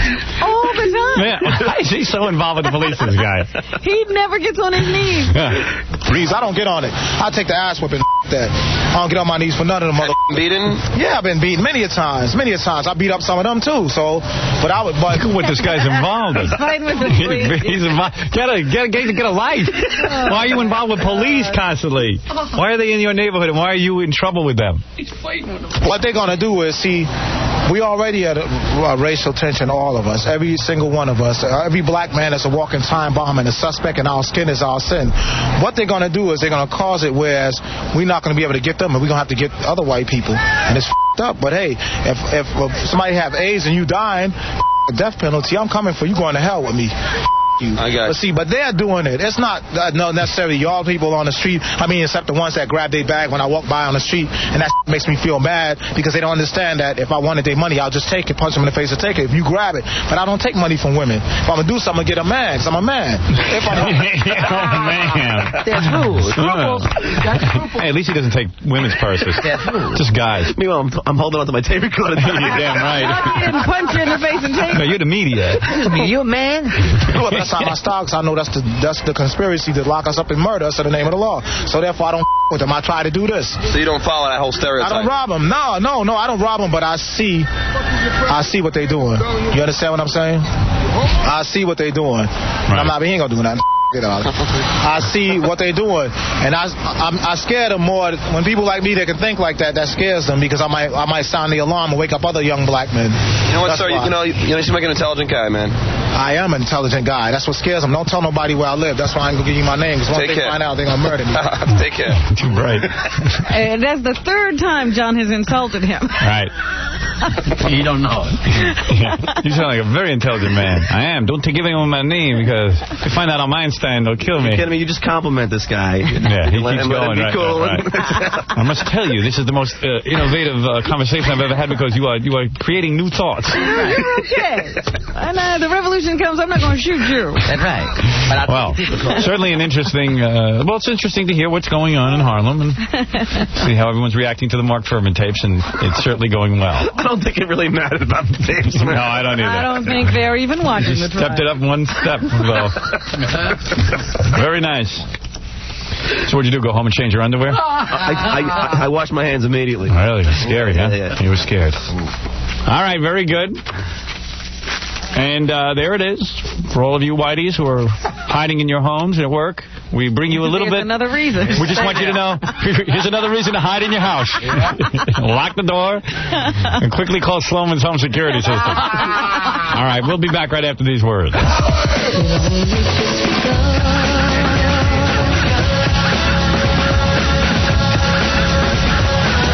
in a moment.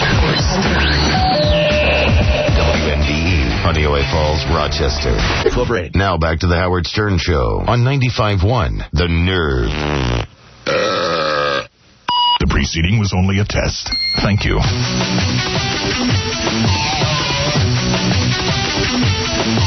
Hi, you're on the air in Los Angeles. Hi, Howard. Hi. I thought I know how much you love Scientologists, so I got a little bit of... What, are you a Scientologist? No. I had a friend that started working for an insurance company out here in L.A. Yeah. And it was a front for Scientology. He had to go to seminars and stuff regarding the Scientologists. Can you wake up a little? I'm awake. Are you still taking that test they give you? Yeah. She's hooked up to the E-meter. You sound awfully... I mean, if that's how you talk normally, you're sexy as hell. That I am. I have a friend. She got bedroom voice. Yeah, she does. That's because it's really early here. What are you, naked? Nobody talks like that unless they're naked. Are you really hot? Yeah. You're really good looking? Seriously? Mm-hmm. How much you weigh? Like about 130. How tall are you? 12 feet? 5'10". Oh, 5'10", 130. That's cool. How big are your breasts? Like about, maybe like a 30D. Oh, a D. Oof. Implants or regular? No, they're mine. Wow. How young are you? 24. You're making me ache. Now you're moaning. No, I'm starting to talk like her. Oh, yeah? You really hot guys go for you, huh? Yeah. Can you work out and stuff? Uh-huh. What do you do for a living? I manage a store. Like guys come in there like fawn all over you? Is it a clothing store? Yeah. You wear mini skirts and stuff? Mini skirts. Do you wear mini skirts? Yeah, because I have really long legs. Long, thin legs? Mm-hmm. I'm already... Come over here and see what's in my pants. It's just every day you need another fix. Let me just check with the guys. Jackie, do you have one now, too? Check. Fred? I'm working on it. I'm fully... What does fully that there. mean? Let me see. I can't... If I stood up right now, you'd see a huge tent in my pants. Stand up. I'm too embarrassed to do it. Just getting started here. Just getting started. I'm coming to look. I'm throbbing. I'm not going to show her. What is she, high? What are you, on drugs? What? Get out of here. No, wait, it's down here, look. See? Look. What? You can hardly see it. No evidence. I can show you right now. He's got on very loose pants. All right. Am I causing a commotion out there? You sure are. You probably cause a commotion. Like when you go to the store, do like guys like start like hitting on you immediately? What? Yeah, like their customers' husbands are always looking at me. Oh, really? Look out. Yeah. What color hair? Dark brown. Brown? Who do you look like? Do you look like anybody famous? Somebody told me like a Linda Evangelista, that model, whatever. And you're really tall with a big chest? Yeah. And really thin? Mm-hmm. Do you ever go around in bathing suits and stuff? Oh, yeah, all the time. Where do you go? What beach do you go to? In Huntington Beach. And like you go there and like guys are laying on the blanket and all of a sudden you walk on with some friends and like every guy's like looking at you? Yeah. And what do you wear? Do you wear thongs? Yeah. We go out there and we try to pick up as many phone numbers as we can. Do you have a lot of sex? Enough. Yeah. It's been a while though. Ever been with girls? Kind of, but not really. What do you mean? How far'd you go? Third base? I didn't go with her. It was with me and her and a guy. Oh. So, like, you made love to the guy, but then, like, she did stuff to you? No, she didn't. We just concentrated on him. You concentrated on him? Mm-hmm. So, like, she was naked in the bed and stuff, but you guys didn't interact? Yeah. Were you thinking about it? No. Not attracted to girls? No. Oh. She's my best friend, so we share and share alike. Ever have sex in a strange place? Like the butt? I don't think so. No, have you ever had sex in a strange place? In a strange place? I think about that one. Like a car. That's not strange. What age did you start developing? Like really young? Yeah, like 13. How come you never went into modeling if you look that hot? I don't know. I tried it and I didn't like it. Too much work. What are you doing now? You're naked?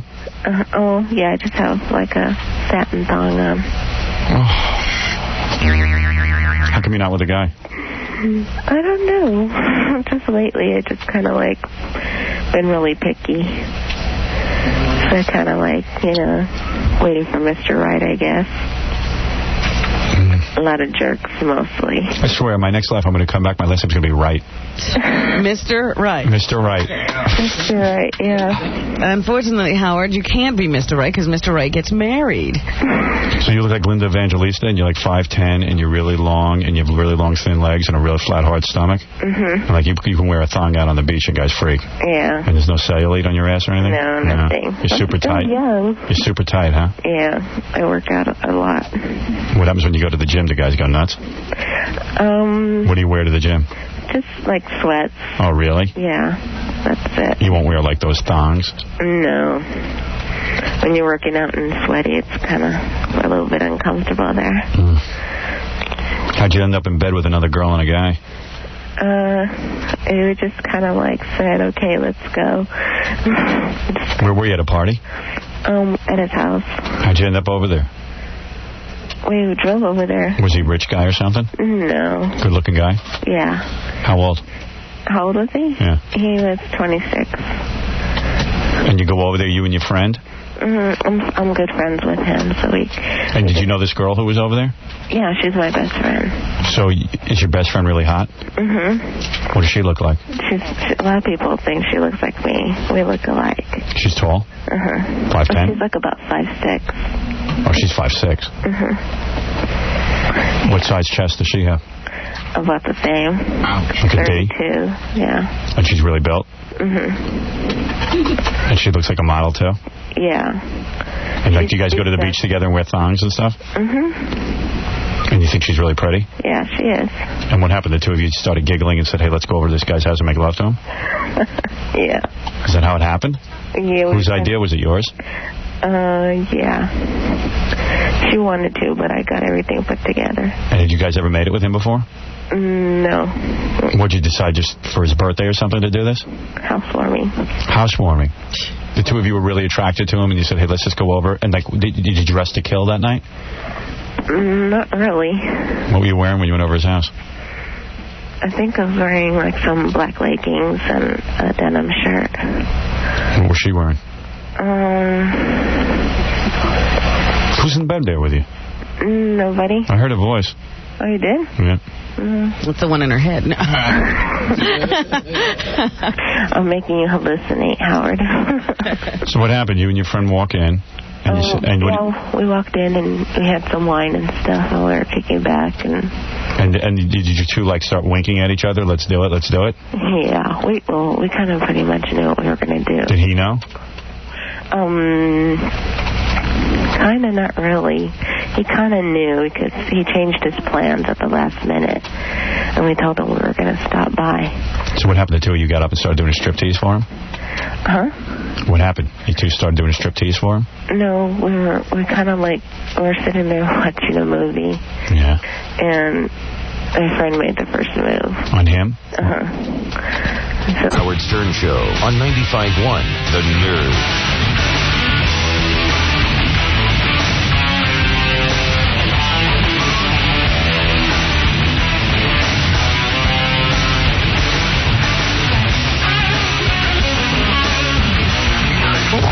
We interrupt this program to hear from all of Imus's audience.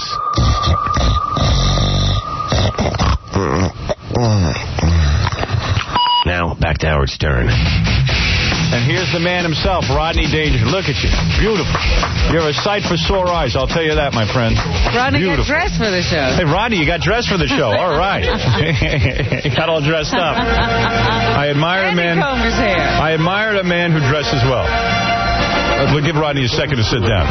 Rodney, we're on TV, too, in case someone calls. Yeah. All right. I do a lot of television work. Last week I fixed 4 sets.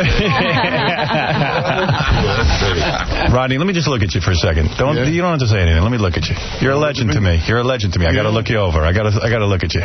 God bless you. I'm a legend. This is what a legend looks like? Yeah. I can't believe that's what a legend looks like. I can't believe I think a legend would have dressed up a little. So, anyway, you look fantastic. Did you have any face work done? I'm early. I'll tell you that, boy. The only time I get up this early is when there's sex involved. Right. Did you have any face work done? I mean, you look younger than ever. No face work at all. Really? You didn't go Hollywood on us? I didn't do nothing. No skin peels? I didn't go Hollywood. You didn't? You didn't get a skin peel? You didn't get anything like this? Nothing like this? Nothing. That's the way I am. And, you're an amazing man because you have the vitality of a 20-year-old. I really mean this. Rodney still masturbates twice a day. Is that true? You know about that. I read a book. So I've increased it since then. Really? You've increased it? You should know who I think of. Who would that be? Oh, the nicest guys in the world. Really? You've really changed. I can't believe it. I'll tell you. Rodney. But I want to straighten out one thing, though. Yes. I want to just tell you that I hear you talking all the time that my private part, unfortunately, is smaller than your private part. How would you know that? How would I know that? Don't you remember? Are you serious? You're being serious? Your penis was always very small? Very, very small, yes. And you've never admitted that on any other show. But with you, I can be myself. Right. Talk about the truth. And you've been with many beautiful women. Rodney was always, he was a married man for many years. Yes, right? And left show business. And left show business and everything for his family. I mean, it was admirable, and you always stuck with your wife. But then when your wife was gone, you could go out and party, right? Yeah, we had a domestic situation that was rather unusual. Really? And different. She was ill, my wife. Yeah, right. So it wasn't quite right. Right. But what I'm saying is that then after your wife died, you were able to go out and date because you were famous and you were... How long did you wait? Right. When she was alive, I could do that. Oh, you could? Sure. Oh, no kidding. Oh, wow. What a life. Really? Oh, I didn't know that.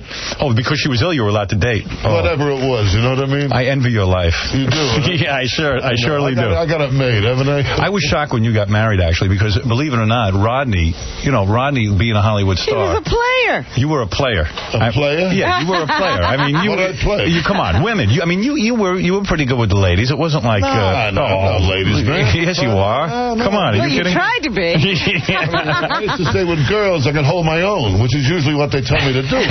So I saw a picture of your beautiful new bride. Yeah, she's nice. Oh my God. She's Mormon from Utah. Is that right? Mormon, right? And I'm very happy with her. You are. In fact, next week I'm marrying her sister. You're allowed to do that when you're a Mormon. I got my eye on her brother too. But Ronnie, seriously, before we talk about the movie, your personal. Don't talk about the movie. Yeah, but I want to talk to you about it. But your personal life is really going unbelievably well in the sense that you have this beautiful wife. I saw a picture of her. He's been married for a little while now. Yeah, I know. And I mean, 3 years. She's totally hot. She was like some flower lady or something. Yeah, she owns a flower shop. That's where I met her. She owned a flower shop in Santa Monica. About 12 years ago, she had that. Still in that business. And I walked by and I noticed on her forehead she had a sign that said, "I'm easy, I'm easy, I'm easy." And you went for it. Hey, that's for me, Was she difficult to get, actually? She probably was. Snap. Really? Snap. Spread those legs in 2 seconds. Not that, but it was easy to get to know. She was. A lucky man. I saw she was wearing like a little mini skirt. I don't know where you were. With a small when I went to. Yeah, I know what you mean.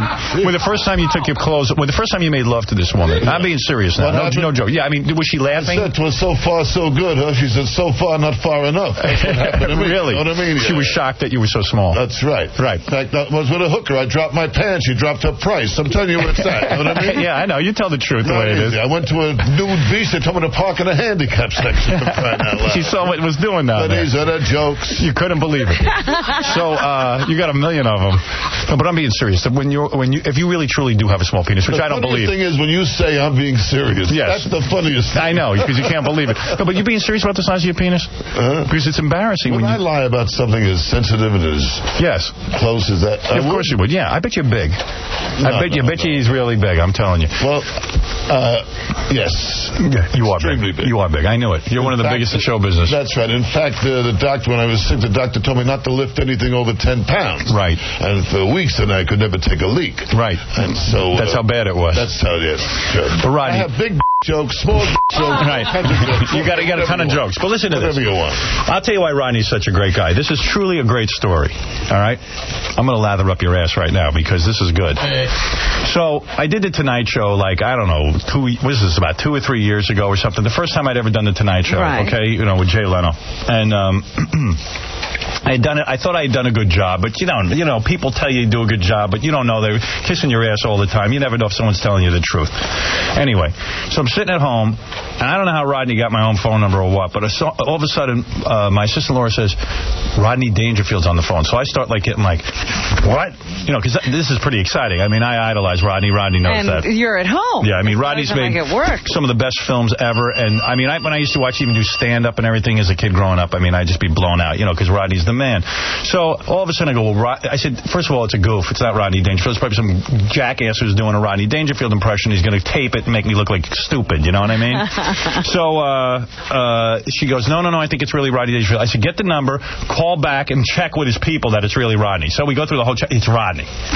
So I get on the phone, and Rodney says, look, he says, no one in our business ever compliments anybody else. He says, I'm at the point in my life where I can compliment whoever I want, because I don't have to be jealous. Yeah. This is exactly what you said to me. I don't have to be jealous or anything. He said, when I was younger, I wouldn't make a call like this. Who could do this? He says, but when I was young, I forget who the comedian was. There was some comedian that called you after you had done a really good job on The Tonight Show or something. Who was that comedian? Oh, so many called me. Really? Oh, there were so many. Yeah. I possibly remember But you told me the name of somebody who had called you. I don't remember who it was. I don't either. Yeah, but you said, you very rarely got to talk to anyone. No one ever told you if you did a good job or anything like that. Rodney, do you remember this call? He probably doesn't. He probably doesn't remember this call. You don't remember it, do you? But it's painting me in a great light. Right, it is. So I'm sitting there and I'm going, wow, and Rodney goes, look, I just watched you on The Tonight Show. I want to tell you, I really dug what you were doing. I understand what you were doing. It was wild. And plus, it was so wild that it was kind of like, sometimes you think people don't get it or something. You don't know. And Rodney goes, I loved it. I loved everything you did out there, and I just wanted to call and tell you. And I was like, wow. I remember what you did that night, too. The whole thing, you know what I mean? One thing is said, Jay, how come you tell me never mention Johnny Carson's name around here? Right. And he said, I never said that. Oh, you didn't know? I thought you said that. But you get the shockers in. Yeah, I kept going on, and Rodney really appreciated it. Just picked up the phone and said it. Now, nobody ever does that. That's why it was like a big gesture, you know? Rodney doesn't have to do that. You don't have to pick up the phone. You're on the ball there, man. I was working good that night, and you dug it, and you gave me a call. You do the job. Well, thanks, Rodney. And I always appreciated you doing that. I really, truly did. It was really. I want to tell the people about something I'm doing on the intercom. You have a new site, don't you? Well, for the movie, they set up a website. Well, that's great. I have my own site. I was the first one to have one, and I'm doing very well myself. But what I'm doing is I'm answering the phone. I'm the answering service for anybody who's on the internet that has a computer. Someone calls up, they get, hi, this is Rodney Dangerfield. They're not home now. They want to do a joke, and people really like it. You do that? He does an answering machine message. So this is it. So if anyone wants this, it costs them nothing. Really? That's right. You're giving that away for free? For free. I'm very surprised. Probably could charge money for that. No, I don't. No. They have it for free. Also, anybody wants to go to Vegas, I open it February 8th, You still do. You don't have to work anymore. I mean, you got millions and millions of dollars, right? I found out idleness is a devil's workshop. It is. You want to stay sharp. You want to stay on top of your game. I can't do nothing, It's horrible. Really? I have to keep busy, that's it, And you bring the wife with you wherever you go, or you fly solo? She flies with me. She does? Yeah. Oh, boy, that must be a treat. Well, it's tough at times, Really? That's the way it is. She gets on your nerves sometimes? No. I can imagine. But anyway, tell everybody, because this is a pretty inspirational story. When you were a young guy, you always wanted to be a comedian or something? At 15, I was writing jokes. Right. To escape from reality. Yeah. Because reality was bad? Terrible. Were your parents horrible? My father was never home. He was out looking to make other kids. Right. He was a womanizer. Yeah, you weren't enough for him. Yeah, right. That's right. He saw you and said, I have to make more. My mother brought me up all wrong. She did. That's right. Like, what do you mean by wrong? Seriously. Her values. Really? What were her values? Money. Money, yes, to make money. She wanted me to marry a rich girl and support her. Right. Oh, dear. Yeah, so she always said to you, Rodney, I want you to grow up, marry a rich girl. Her objective was to marry a rich girl. Right. Wow. So that put a lot of pressure on you right away. And you said, what kind of values is this? You should marry someone for love. 14, asking girls, how much money do you have? You couldn't believe it, right? I couldn't believe it. I went through it. So your own mother, in a sense, you were mad at. True? Well, you don't get mad at your mother, Right. But it was shocking to you. It's my mother. Right, but you recognized that there was something off there. I saw there's something wrong. Yes. Right. And but was she dissatisfied with her life that she didn't marry a rich man? Was that the thing? She was dissatisfied with her life for every reason. Right. So at 15, you're running around. I was writing jokes. You're writing jokes. At 19, I was a singing waiter. No kidding. I sang songs. Let me hear you sing. I never heard There'll be bluebirds, oh over the white cliffs of Dover. Tomorrow, just you wait and see. So that job didn't last long. No, I got fired. Right. I worked at a Polish fountain in Brooklyn. Sally Marcel, Lenny Bruce's mother, was the mistress of ceremonies. I sang and they threw money at me. So Lenny Bruce's, did you write jokes for Lenny Bruce? No. I met him through his mother at the time. He was young, he was in the Navy when I met him, you know? Right, so that's way back. Right. And a genius, Lenny Bruce? I mean, did you like the guy? Yeah, very good, very good. Nice guy? Yeah, very sweetheart. And did you say, hey, Lenny, what are you doing so many drugs for? Did you... I had experience with him with that, it would turn me off terribly, you know what I mean? But listen, you can't... Because you were never into that scene, right? No. Pot, you know, but... Little pot, that's it. That's it. Right. But you had it under control. Listen to Jackie. Yeah, right. Hey, pot's okay. So, all right, so you meet Lenny Bruce, and, I mean, that you know... Rodney, right. Eddie Murphy, and Rosie O'Donnell. Right. Thank God for me, Jackie, putting up with you. You see? I'm not the only one. I appreciate the charity I get from everyone. You got a great guy in your corner here, and Wow. No, I wish you the best, man. Right. We're all in this world to try and be happy, and that's all. So you're happy, you're doing great. And I'm glad you brought him back. Yeah, I'm glad we worked this out. Because I knew that there was something going on. Nothing was said between the two of them. Yeah, it was weird because... the scope of life, this is extremely important. Because Jackie's big story has always been how he hung out with Rodney. And you were friends. And Rodney is his friend, and Rodney's his buddy. And then when you were here, I said to Jackie just casually, I said, gee, you and Rodney didn't seem to really say anything to one another. And then I guess I never knew about the falling out. The last couple times I saw you never said anything about this. He's a gentleman. Well, I don't go around. What is he going to say? You still owe me money? You called that first debt square with me. You called it square with me. I mean... Hey, Rodney. It's best we don't go over this. Really? It is. You're not being straight. What is it, Genji? Straight. You tell me I'm lying. No, do you think Rodney would lie, Jackie? I would lie. I don't think it was the debt. I think it was that Rodney read that Jackie was claiming he wrote a lot of his jokes. Oh, really? It's a lot less than Rodney claims to be. So you had an interview recently where you said that you caught my act, and you were surprised about how many of your jokes are in my act. I never said that. That was in the interview, okay? Where? Show it to me. That's not true. I don't know. That's what the guy said. Okay? Who's the guy who said that? I don't know. I don't keep track of these things. But I'm telling you, I have never said that. All right, then forget about it. Forget it. It's over with. It's over with. It's 100 years old. Hey, Rodney, when you were in Natural Born Killers, did you grab Juliette Lewis's ass? Yes, was that nice? I had her behind in my hands. Beautiful. I know, but at that time I couldn't appreciate it. My mind was in other things, you know what I mean? Yeah, like the Jackie interview. I never said that. I've never seen it. Okay, forget about it. Case closed. Yeah, well, Jackie... I'm never going to forget about it. No, now we're going to torture him the rest of his life. Yes, because his one friend turned out not to be a friend. He ruined the friendship. If you need some more money, I'll loan it to you. You see what I mean, Rodney? I'll loan you some now. Jackie, now Jackie's doing pretty well from the show, you know. Now he has money. Why don't you pay Rodney back his money? Why don't you give him his money back? Why don't you give him his $1,000? I paid him back in jokes. What kind of thing is that? Did he give you jokes when you asked for money? I pay him back in jokes. Thanks. Give me cash. Back in jokes. Yeah. Well, Rodney, whatever it is. What is it? He also said that when they went to Vegas together, Jackie would get drunk all the time. Right. And when people would come up to Rodney and say, "Hey, Rodney, how's it going?" Jackie would be like, "Why aren't they paying attention to me?" Oh, no. Yeah, I know. Listen, Jackie and I say that. Jackie went through that. You didn't say that. Jackie and I went through that. They didn't know me. Jackie, yeah, right. Exactly. Jackie, you don't even know what you do.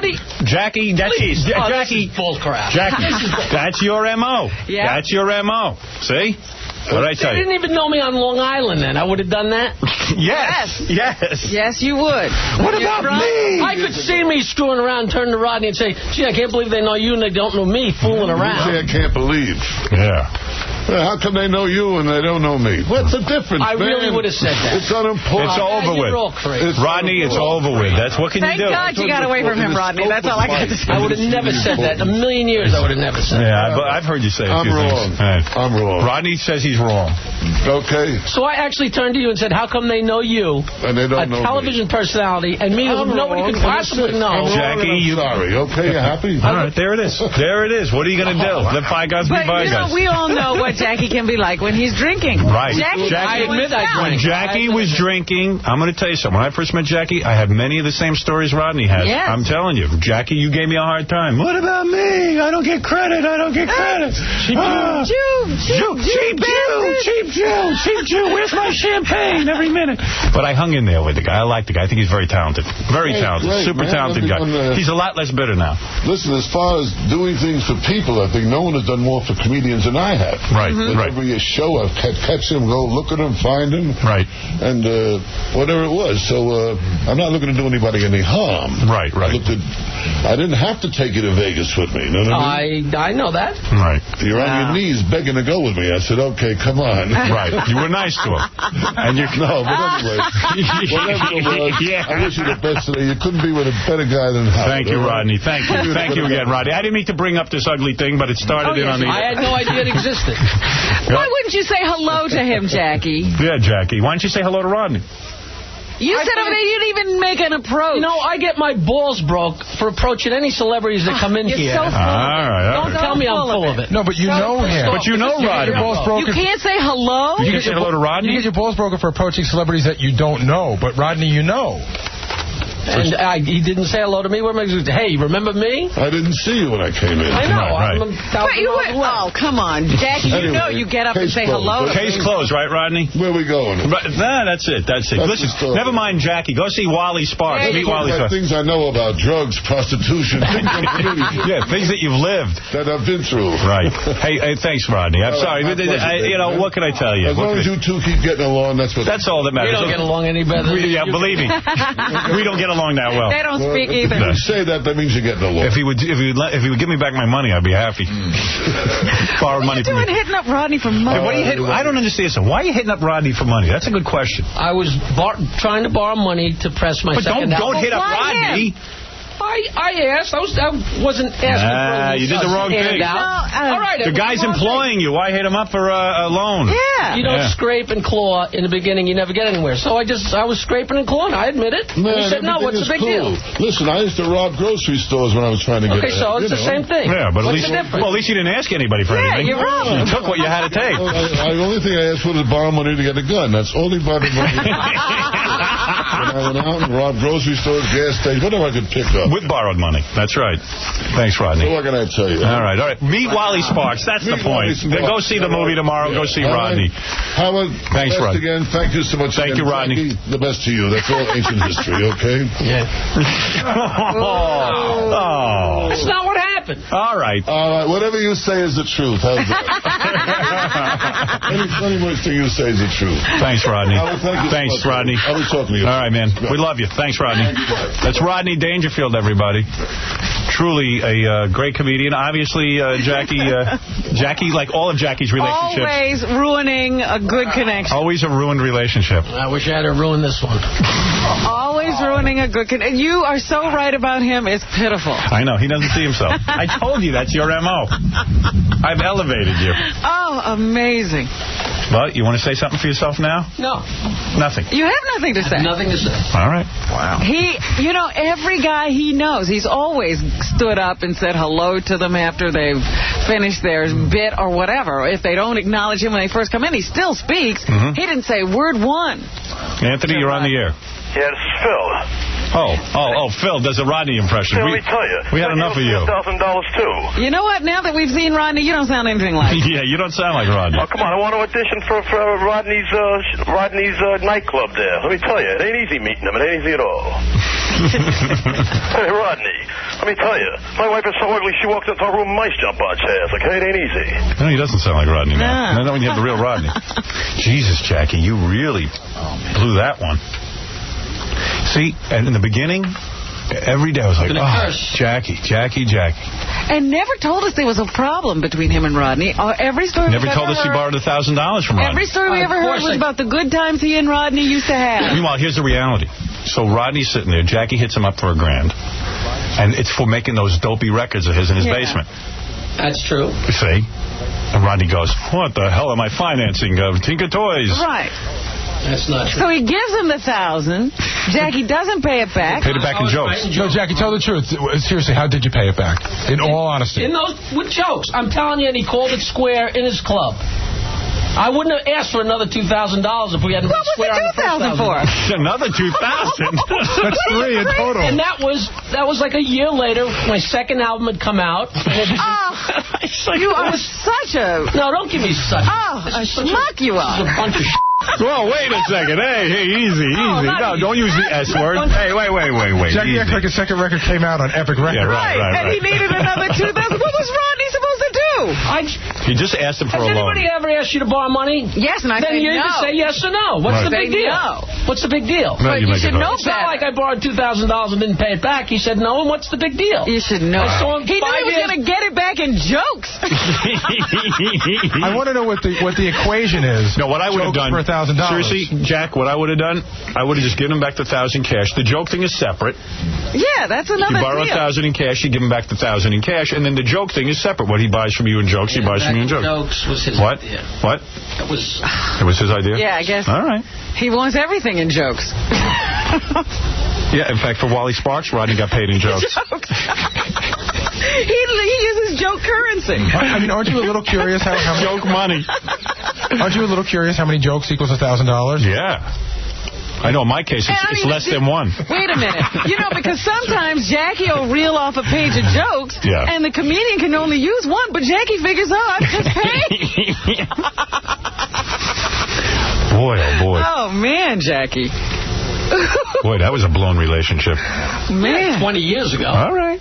I never heard about it. I always heard about what great time. That story. I had no. That's the good story. I ran into him in Florida like 10 years later. I said, "How you doing?" He said, "Yeah, I had a problem. Asking me for the $2,000. I was kind of ballsy." I said, "Oh, that was it." Oh, so you knew the problem. I never knew that's what, everybody that's been with him has had falling out with him. Gary just asked, were you involved with that thing in Las Vegas? That was Dennis Blair, something completely different. Had nothing to do with me, and the same thing happened with him and Dennis. All right, whatever. Dennis borrowed $2,000? $5,000, I think it was. Yeah. Did he really? Did he look like the banker Rodney to you? He's probably tired of people hitting him up for money. No, it had nothing to do with it. Oh, it had nothing to do with money. Okay. I thought Dennis's dog made in Rodney's pool. Yeah, no. Dennis's dog went in Rodney's pool, and then it cost Rodney a fortune to clean the dog hair out of the pool. Which, of course, was my fault. Right, because Dennis was Jackie's friend. So he's the guy who's a friend of the guy I lent $3,000 to. Yes. Believe me, listen, Rodney's had it with you. That's all I can say. It's over, Johnny. It's over, Johnny. I was so counting on him, too. Yeah. It's over, Johnny. All right. It's over. I guess, there's one... Yeah, no, I definitely have a problem, but I mean... What problem? You know what your problem is? You can't close your mouth for 3 seconds. And don't tell me it's your metabolism. That's why I hate all you fat people. Oh, dear. You all lie. See, there you go again. You're not even built like a woman. You're built like a bowling ball. You got to get a grip on yourself. When you look in the mirror, to me, if I was that fat, I'd look in the mirror, I'd say, my whole day is going to be devoted to losing weight. What could be more important? You're going to quit your job to lose weight? Well, I swear I would quit my job. I mean, it's not like it's not like a handicap or a birth defect. You can change all that. But it's definitely a problem. It's a problem. Let me tell you something, honey. I'm going to tell you something. I love to eat. You ask Robin. I used to be on the air with her. I'd order Chinese food in, then we'd order Italian, and then I'd go home and eat a pound of spaghetti and meat sauce. And then I started getting heavier and heavier. And you know what I did? I turned to Robin one day. I said, you know what? I'm getting too heavy. I got to slow down. Now, at some point, there's some sickness in you that you can't even slow down. And you know what it's called? Being immature. You got to have everything, don't you? You could stop eating. And God knows what you eat. Why didn't you tell me what you ate for breakfast this morning? You didn't eat breakfast, right? That's what they all say, too. They're all liars. That's another reason I hate fat people. I don't eat breakfast, they tell me. I don't. Or you eat dinner, but you eat it starting at 6 in the morning. Come on, you eat breakfast. No, I don't. You weigh 180 pounds and you skip breakfast. I can't skip breakfast. You know I can't skip breakfast? See, that's what I mean. I am so hungry in the morning, I can't skip breakfast. But you're telling me at 180 pounds and 5'2", you skip breakfast. Yes, I do. And then you skip lunch. Oh, no, she eats a very small lunch. She really does. No, I eat salad. I eat lunch and I eat dinner. What do you eat for lunch, sweetie? Sandwich. A sandwich. Yeah. You eat one sandwich for lunch. Yeah. Well, I can't wait to hear about dinner. Oh, dinner, she ate the mailman. Big fatso. And she's going to cry to everybody. Oh, why are you making fun of fat people? Because you're laughable. You have no, you know what it's like? It's like having no self-control. It's like being weak and worthless. Well, you know, they're considering fat a handicap now, Howard, and you are making fun of the handicap. Good, then I am. Yeah. Fine. And I'm going to tell you something else. You know they say fat people, it's harder for them to get jobs? Uh-huh. I wouldn't hire a big fat person like you. Why? Because it shows me something about your nature. It shows me you're weak. It shows me you're undisciplined. Now, wait a minute. Jackie's sitting right there. Watch it, man. Jackie's not obese. Oh, thank you, sweetheart. I hired Jackie. In my defense, I hired Jackie when he was a lot thinner. How much does Jackie weigh? Jackie weighs less than you. I got news for you. Now, you say you eat a sandwich for lunch. Now, that sandwich must be as big as a steamer trunk. What is in that sandwich? I don't know why I called. Why I'm letting my... You know why you called? I'll tell you why you called. Because you're weak, and you're looking for a guru, and I'm now your guru. You know what a guru is? Yes, I know what a guru is. What's a guru? What is a guru? Tell me what a guru is. A guru is an animal you eat. What is a guru? Tell me what a guru is. First of all, it's a guru. We know your stomach guru.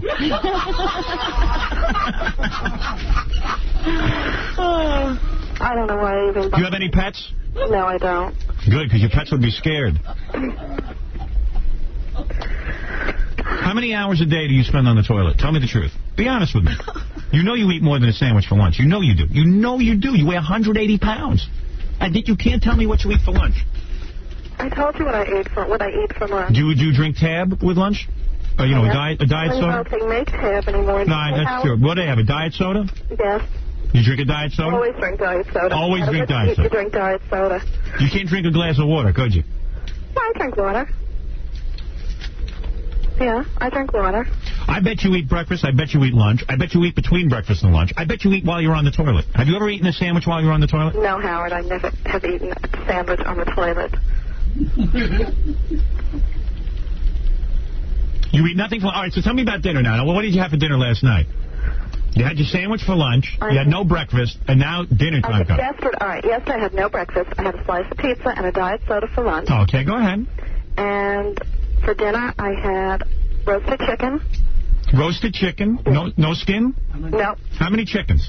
How many? I had a leg, a thigh, and a wing. And this was a regular-sized chicken? Yes. So you had half a chicken? No. I had a leg and a thigh and a wing. Oh, okay. All right. She missed the breast. Yeah. The breast, of course, is a white meat, which would have maybe been a few less calories. But go ahead. Yeah, so you ate that. And yeah. I had a sweet potato. Sweet potato, no butter? No butter. Go ahead. Is she on a diet? What? No. This is the healthiest This is the healthiest eating habits I've ever heard on a woman. Christy Brinkley eats more than this. Go ahead, yeah. With corn on the cob. A corn on the cob, no butter. With Mrs. P. Butter. Butter buds. Go ahead. Yeah. Yeah, I know what you're eating. Yeah. Butter corn with the butter buds. Then you had the sweet potato and the little piece of chicken. Yeah, and that's it. And nice salad, maybe? No salad. No salad. You were full. And frozen yogurt about 10 o'clock last night. Okay. Let me tell you something. Let me tell you something. You are in severe denial. You know what denial is? And I don't mean a river in Africa. You know what denial is? Yeah, I know what denial is. You ate more than that. You're lying to me. Admit it. No, I'm not. Well, ask her if she's losing weight. No, she's not losing weight. Oh. She weighs 182 pounds. But she could have weighed 200 yesterday. Did you lose 20 pounds yesterday? Actually, okay, weight bothers me also. Okay, I've never been as heavy as I am right now. What is it, your metabolism, darling? No, it's probably a lot of stress. So it must be something that you're eating, right? But so yesterday was an incredible day for you. That was a very unusual day, wasn't it? I'm trying. Say, I swear to God, that's what I ate yesterday. I swear to God, that's what I ate. Well, I'm telling you got her in the middle of a diet. How long will that... Give me a normal day when you're not on your diet. What are you eating? Come on. What, did you eat like that one time? I have been trying. All right, listen to me. It's not so tough not to eat. Believe me, it's not so tough. There's a lot tougher things in life. Believe me, I have a problem. And you know what it is? It shows. It's an embarrassment to walk around looking like that. It shows gluttony. It shows a weakness. It shows somebody who is obsessed with food, which is really something you can't be obsessed with in life. You got to have more to your life than just food. Got to have interests. You want to go on dates. You married? No. Of course not. Who's gonna do you? You know what? You're gonna get a chubby chaser. That's the only thing you could get is a chubby chaser. Actually, that's probably one of the reasons why I gained all the weight, because I was involved in a relationship, and when it ended, I was devastated by it, so I just kept eating and eating. Well, who's going to look at you except some weirdo who's a chubby chaser? And that guy's sick. Well, who's going to look at you except some weirdo who's a chubby chaser? And that guy's sick.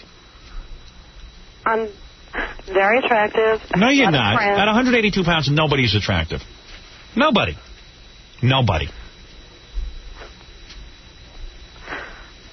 Guy throws up, he sees you naked. Oh, I'm telling you, I'm being honest with you. These other diet programs are not honest with you. I'm telling you. Here's the Howard Stern diet program. I'm being honest with you. Your whole day should be devoted to losing weight.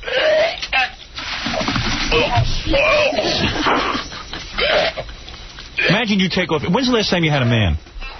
I'm not going to answer. No, come on, you can answer. No. Nobody knows who you are. I want you to be honest with you. When's the last time you had a man? Be honest. The last relationship I got out of about 2 months ago. Yeah. How much did you weigh during that relationship? The same as I weigh right now. Really? Yeah. And you would take off your clothes in front of this guy? And what would he say when he saw what was doing there? We had a great relationship, Howard. Does your belly hang over your panties? No, it doesn't. Your belly does hang over your panties. Don't tell me it doesn't. You come down here and show me a woman who weighs 182 pounds and her belly don't flop over her panties. Your belly hangs over your panties. Robin, how about you? How do you mean? I'm sorry, I was trying to help. Who do you want to call you? That nag, Richard Simmons? Will he help you? You want him to call you? Sure. You want him to call you? And what is he going to do for you? Yeah, I know motivate you? I can get him to call you. I need motivation. Don't you think I've motivated you? You've definitely embarrassed me, yeah. Yeah, you're a woman. You shouldn't look like Ralph Cramden. You should look like a woman. You look like Ralph Cramden at 180 pounds. From the Honeymooners. Well, Are you smoking? No, I don't smoke. What, are you crying? No, my allergies bother me. You know why you have allergies? Because you're big fatso. I have allergies because the pollen count. No. Let me tell you something. When I was heavy... You had allergies. I had allergies. You weren't heavy, Howard. Oh, I was. But I at least catch it. When my weight goes up 235, the alarm goes off in my head. And you know why you have allergies? Why? You're allergic to not eating. You haven't eaten enough today. Thanks. And don't starve yourself either. You don't have to starve yourself. See, now you're going the whole opposite way. You can do it, ma'am. Want me to put you in touch with Richard Simmons? You could do that? Yeah, I'll do it. I don't see what good it'll do. I don't know. Let's see. Well, I can give you, bi-weekly updates. No, I just thought you browbeat us. I mean, every day. Yes, I do. You know what? What, are you crying? No, my allergies are bothering me. You know why you have allergies? Because you're a big fatso. I have allergies because the pollen count. No. Let me tell you something. When I was heavy... You had allergies. I had allergies. You weren't heavy, Howard. Oh, I was. But I at least catch it. When my weight goes up 235, the alarm goes off in my head. And you know why you have allergies? Why? You're allergic to not eating. You haven't eaten enough today. Thanks. And don't starve yourself either. You don't have to starve yourself. See, now you're going the whole opposite way. All right, listen, I got to go. I'll put you on hold. Gary will give you the... You can do it, ma'am. Thanks a lot. All right, hold on. Want me to put you in touch with Richard Simmons? You could do that? Hey, I bet you I helped her. You could laugh all you want over there, Jackie, but I tell you, I bet you I helped her. Well, I like Robin gets very quiet during this. I can't believe she called. I'm just saying, why would you... You want to know why? Because she needed help, and I got her help. Oh, God. We'll be back right after these words.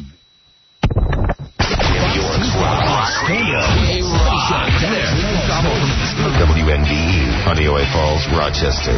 Now back to the Howard Stern Show on 95.1 The Nerve. Hey, you guys! Do you love your naked women? You know, I do too, but you know what? You guys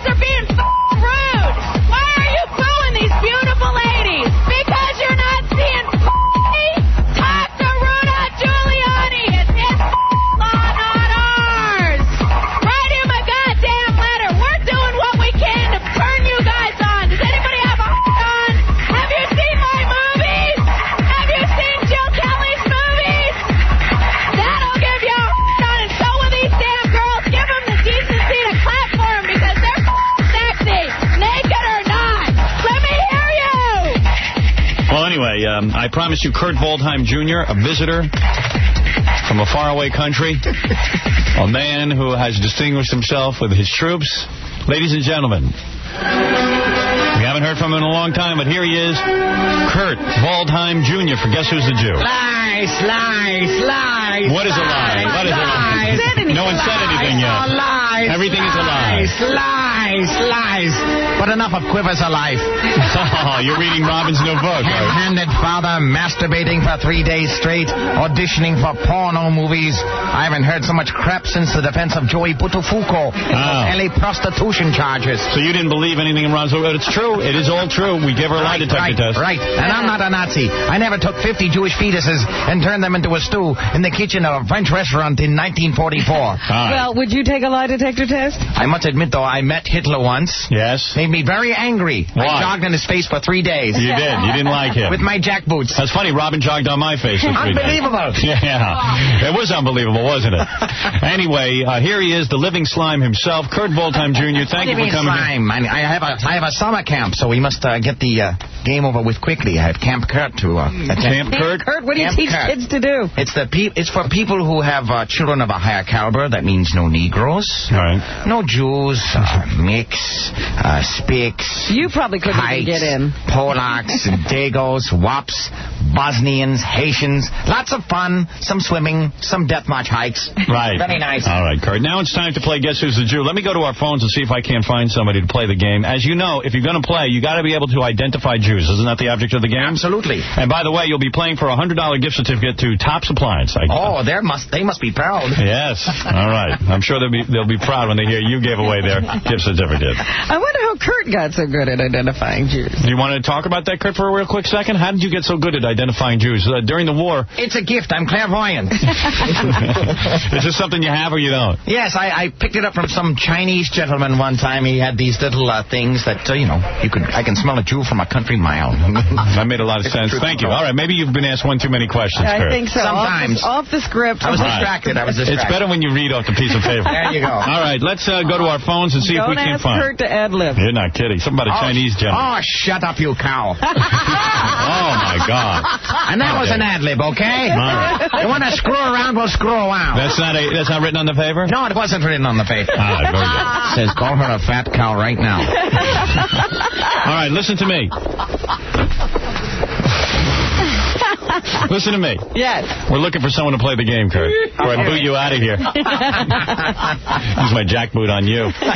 What's, Hello? Hello. Are you there? Yes, I am. I see. And you want to play the game? Yes, sir. There's something wrong with your phone connection. I got to be honest with you. Okay, how's this? Any better? Yeah, what were you doing? I'm curious. I'm looking out the window at the Fulton Ferry Boat project. Yeah, but why was that noise occurring? Because there was wind blowing through my face at the window. Oh, I see. And now it's not. Right.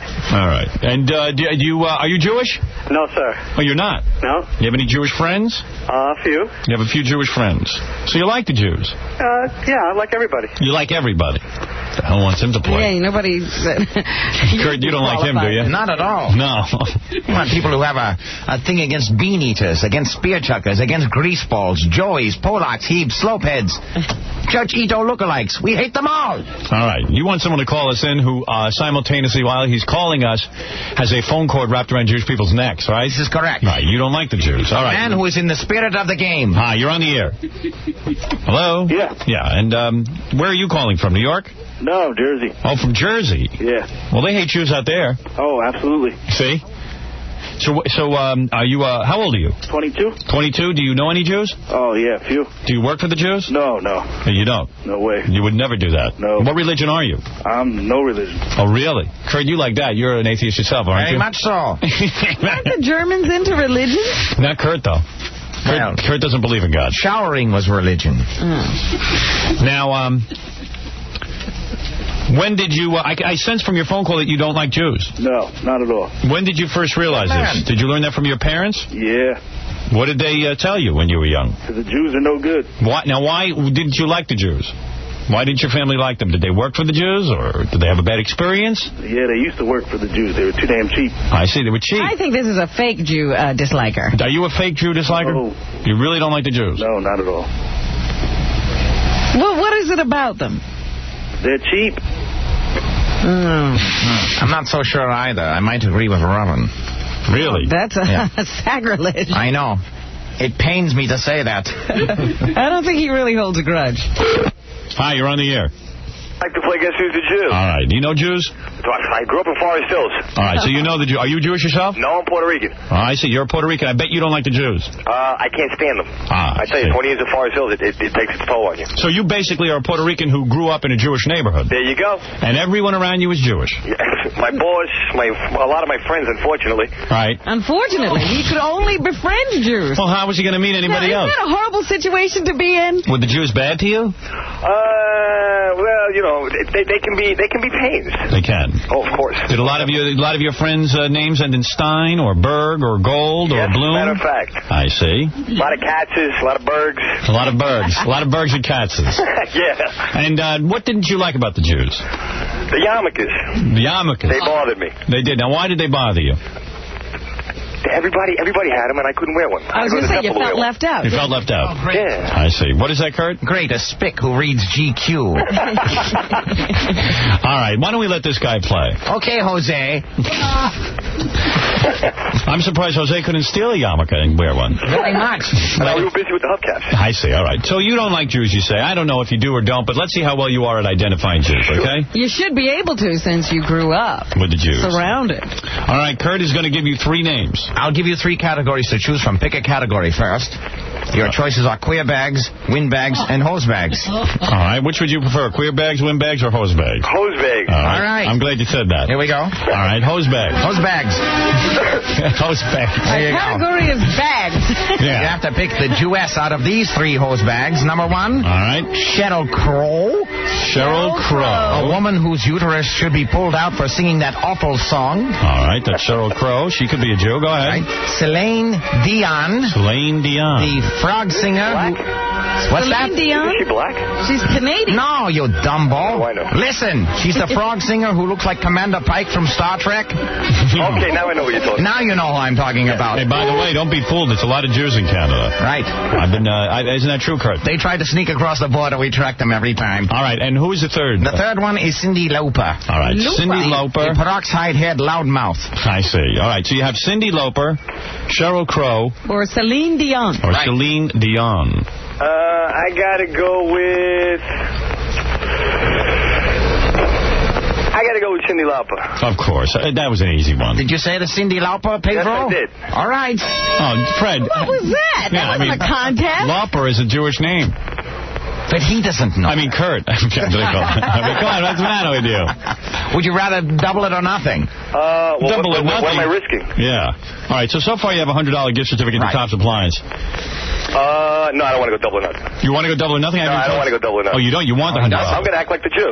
I see. Wise choice. Well, I wanted to get a better one than Cyndi Lauper. Well, I didn't have time to give you the choices. Kurt? It's only been 6 years since we did Kurt. I had 3 categories. He picked the easiest one. Usually I have. Give me the other one. Give me your hardest one. Give us the windbags. Yeah. Okay, the windbags were Ricky Lake. No, be Kurt Waldheim. All of a sudden. I was being Kurt Waldheim. Ricky Lake. Ricky Lake, Sally Jesse Raphael, or Charles Grodin. Let me think about that one. Oh, that's hard. Easy, too. Ricky Lake. Now, I know Sally Jesse Raphael isn't Jewish. I got to go with Charles Grodin, but I don't want to risk $100. I don't think Charles Grodin is Jewish. Ricky Lake. It's going to be Ricky Lake. Actually, Charles Grodin is Jewish, but I'm checking up on Ricky Lake. He's not even sure. You don't even know the answer. Ricky. Oh, man. But it's definitely Charles Grodin. You know, I can't leave you in charge of anything. Charles Grodin's Jewish? Yes. Is he? Yes. I didn't know that. You know, maybe if he took off that wig, he would look more Jewish. That's a terrible toupee. Yeah, that toupee. That's a nasty rug. He's so proud of that rug. He don't want anybody to know. Like, no one can see that. Wig wearing. I can see him like Howard Cosell in 10 or 15. Yeah, right. The hair will stay young in the rug. Is it really a toupee when your sideburns are part of the wig, too? Yeah. Oh, that's even more of a toupee. Well, that's a hair wig. hat. It's a helmet. Oh, I see what you're saying. Yeah, well, it's a wig. It's supposed to be a top hairpiece. He's a mess. He's wearing a helmet. Put a chin strap on that. God only knows what the queer bags category is. And I don't really think I even want to hear it. Oh, come on. Are you sure? All right, let me hear it. I think we'd be dangerous in many areas. Boy George. All right, Boy George. Mr. Blackwell. Mr. Blackwell. Or Greg Louganis. Oh, please. All right. Greg Eugenis. No, it's Mr. Blackwell. You big dope. Of course. Greg Louganis. Of course. After He said the I just got to last get the Eugenis in. Eugenis. Greg Eugenis. How funny is it that Greg Louganis' name is Anus? It couldn't be more Or ironic. lug anus. Right. That's funny. But Fred said the hose bags was the easiest category. They were all easy. Well, maybe for you. It's not Fred. Kurt. All right, I want to thank... first of all, you've won a $100 gift certificate to Top Supplies. Thanks, Howard. I think you won the whole store. Yeah, because you could correctly identify Jews. It pays to know how to find the Jews. Thank you very much. And Kurt Waldheim Jr., thank you so much for joining us today. Thank and you. Guess who's the Jew? We'll hear from you in another 6 years. Let's hope you get some material. I hope you find some more Jews in that time. I have a celebrity kayak race to attend this afternoon. Is that right? Between Mickey Mantle, Jerry Garcia, and Mancow's daddy. Oh, I see. Now, it makes no sense. Well, you carve out the bodies, and you use the carcass to float downstream. Oh, okay. Now, that makes sense. There you go. All right. There you go. Wait for the kicker. All right. Thank you. So long, Kurt Waldheim Jr. See you later. There he goes. See you later, loudmouth. All right. We'll be back right after these words.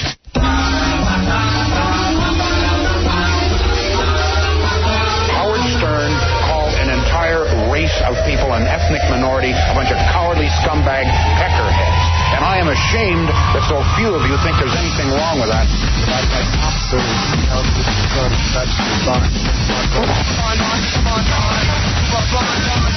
I am ashamed of my fellow Canadians that you somehow think that's humorous.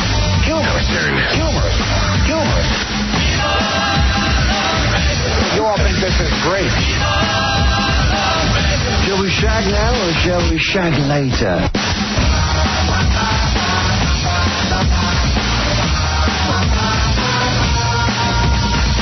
There's a quick-wittedness, a nimbleness at the microphone that Stern evidences. Never heard it. No? Never heard it. And I love to laugh.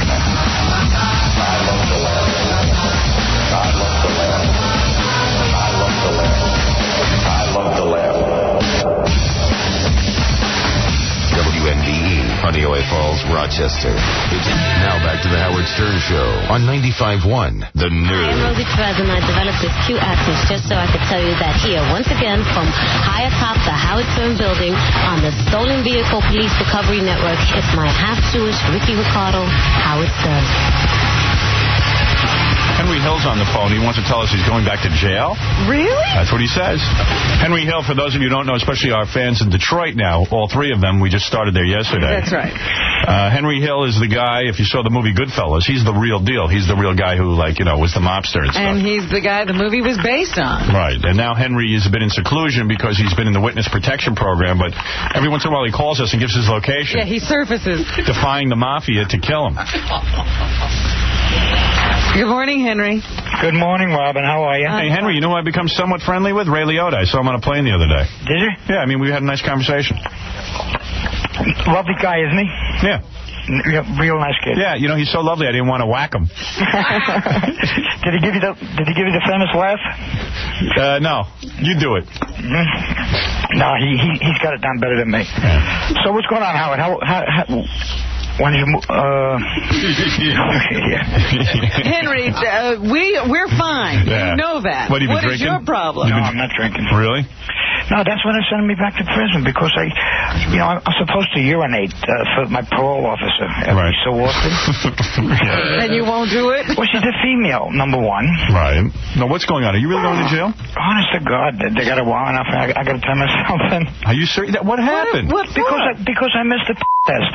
Yeah, but you're in a witness protection program. I know it. I guess he's also on probation. And what's the matter with you? Of course, take a urine test. Yeah, but why? Because you're on drugs? No, I wasn't on drugs at all. I had just tested a few days before for her. She's on a campaign, I guess. What? They can randomly test you anytime they want? Absolutely. And where were you? I was at home. So then why are you saying that you wouldn't urinate? Well, you mean she asked me to urinate, and I wasn't able to do it at that moment. Oh, Henry. Honestly, so she hung around for about an hour, and I still couldn't. So she says, make sure that I come into the office that day. Yeah. And I got busy, and to be perfectly honest, I forgot. If somebody is asking you, your freedom depends on it. Do you forget? Well, hey, at least you didn't get angry and put an ice pick in the back of her head. No, it shows you've matured. But I mean, it's but what are you going to do, man? How long do you have to go to prison for? Oh, I don't know, probably 30, 60, 90 days. Wow. She says up to a year she can give me. Wow. And she might do that. And whatever happened with your kid? Did you get custody? No. I didn't think so. I don't know why you brought that up. Well, I didn't think you would. No, that's I think in fact the judge got well. What happened? He started he sailed into me, about they went back to stuff in 1960. What about all the killings and stuff? Yeah, all the homicides. Yeah. Why does the judge have to bring that up in a custody hearing? He knows he's going to ruin it for you. What, are they out to get you? Yeah, you're right. You've reformed. So you killed a few. Well, you didn't kill anyone. I was there. You were there. I was there. So you didn't say anything. Right. A lot of people get scared. What happened to anybody? Yeah. So what happened? You went to... So does the black family still have your kid? No, you want to know something? They moved my poor son the next day. Where to? After that thing aired. He's in witness protection. They have him in a place, and they won't even tell me where he is. Well, what happened? You can't see him at all? I see him for 1 hour a week. Wow. He's probably with the Chinese now. So what do you mean? Remember he was with the black family, and they were dressing him up in purple suits and stuff? Mm-hmm. And they were like, he was being raised as a black child. Yeah. But Henry's, no offense, Henry, mafia guys. They don't particularly like their children being raised black. Yeah, they don't even like blacks. So, to be raised as a black child is absurd. Especially the kids. If anyone would have told Henry the family was a very wonderful family. Yeah, I understand that, but, I know, I'm reading between the lines here. The worst thing you could do... Yeah, it was Henry who told us about the purple suit. Henry would rather take a bullet to see blacks raising his kid, I think. He'd take an ice pick to the back of his own head. Yeah, right. Howard, I think you're wrong there. Really? They were a wonderful family. Really? But didn't it bother you, when they would dress the kid up in, purple? They'd take him to church. I went to the church, one Sunday. I used to pick him up there occasionally down in, South Central. Right. I had to drive... South Central? Yeah. Imagine your kid is being raised in South Central. No, he did not live there. Right. He did not live in South Central. The church was in South Central. The church was... But even a white kid going to church with a black family in South Central is kind of unusual, isn't it? You don't often see that. Mm-hmm. I wonder why they couldn't place your kid with a white family. That's the Children's Protective Services. Yeah, but you know how many white families want to have white children? Yeah, but no white families wanted a mafia child. Maybe they were afraid. Nah. Is your kid a blood or a Crip? Is he a tough kid like you? Hey, he had a good posse with him. Did he? Boy. Hey, Dad, boy. He must be upset, though. He must be... your son reminds me of Tarzan. Remember how Tarzan was the one white guy in the whole black universe? Howard. No, I'm serious, Robin. He's like Tarzan. He's going to be stronger for it. I'm telling you, I was raised in a black community, but I had white parents. Well... Can he speak Ebonics? Can your son, when you speak to him, can he go hey, man, what's happening? What are you doing? What? He'll wind up to be a better boy. Yeah, he will. It'll make you stronger. It'll make you strong. Make me he'll be able to communicate with everyone. Imagine he'll be able to talk to the blacks. Mm-hmm. He'll be like king of the blacks. Imagine he's like Tarzan. He rules the black community from his white throne. You should have taught him that one word, Umgawa. Umgawa. Tarzan would say Umgawa and all the blacks would behave? Did you teach him Umgawa? Henry. So when is your movie opening? No, wait a second. Don't change the topic. I've seen the trailer. See, during the Super Bowl. Right. What did that cost you, Howard? 1.2. Wow. 1.2. Yeah, you'll make it in the first hour. There you go. Listen, No, I'm not done with you.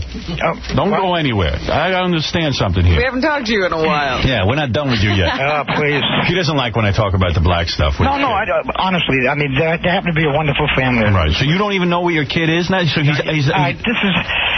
They have him hidden from me. Oh, my God. Why was that, Henry? Because you threatened to... I didn't threaten nobody. Kind of threatened. Snatch him? He did say he was going to snatch him and take him off to another country. But that you were depressed, that's all. I understood that. You know, these thoughts go through your head. Whoa, easy.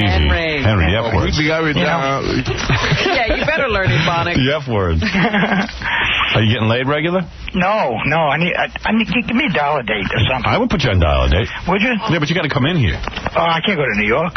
You're going to be in jail. You ain't going anywhere. I thought you weren't afraid of the mob. Yeah, you know, I have to turn myself in the next week or so. So can't the mob hit you while you're in jail? Yeah, it's probably the worst place in the world for me. Right. But I got to do what I got to do. You know? Right, you got to do your thing. Are you going to be in the general population? I don't know. Probably. Are they going to send you to real? Okay. Why? Because you don't want to get hit. You know. Anyway. But would they send him to real prison or just to some county? No, real prison. Oh, real prison. Yeah. You mean with the general population? Well, are you kidding me? If I choose to. You could handle yourself, though. You know that. Please. I seen you. No, man. I'm 52 years old. Yeah. Meanwhile, let's talk about dollar date before I go on. No, wait. So you're saying that, okay, she showed up you showed up for your urine test. You couldn't pee. You got pee shy. Yeah. Is she hot, the parole officer? Yeah, it's a female. Yeah. And then she said, come back to my office and pee in front of me. No, well, pee in the bathroom. Right. And you forgot. Yeah. And you were worried about alcohol, right? No, I got tied up there. Tell the truth. You were worried about... What happens if she finds alcohol in your blood?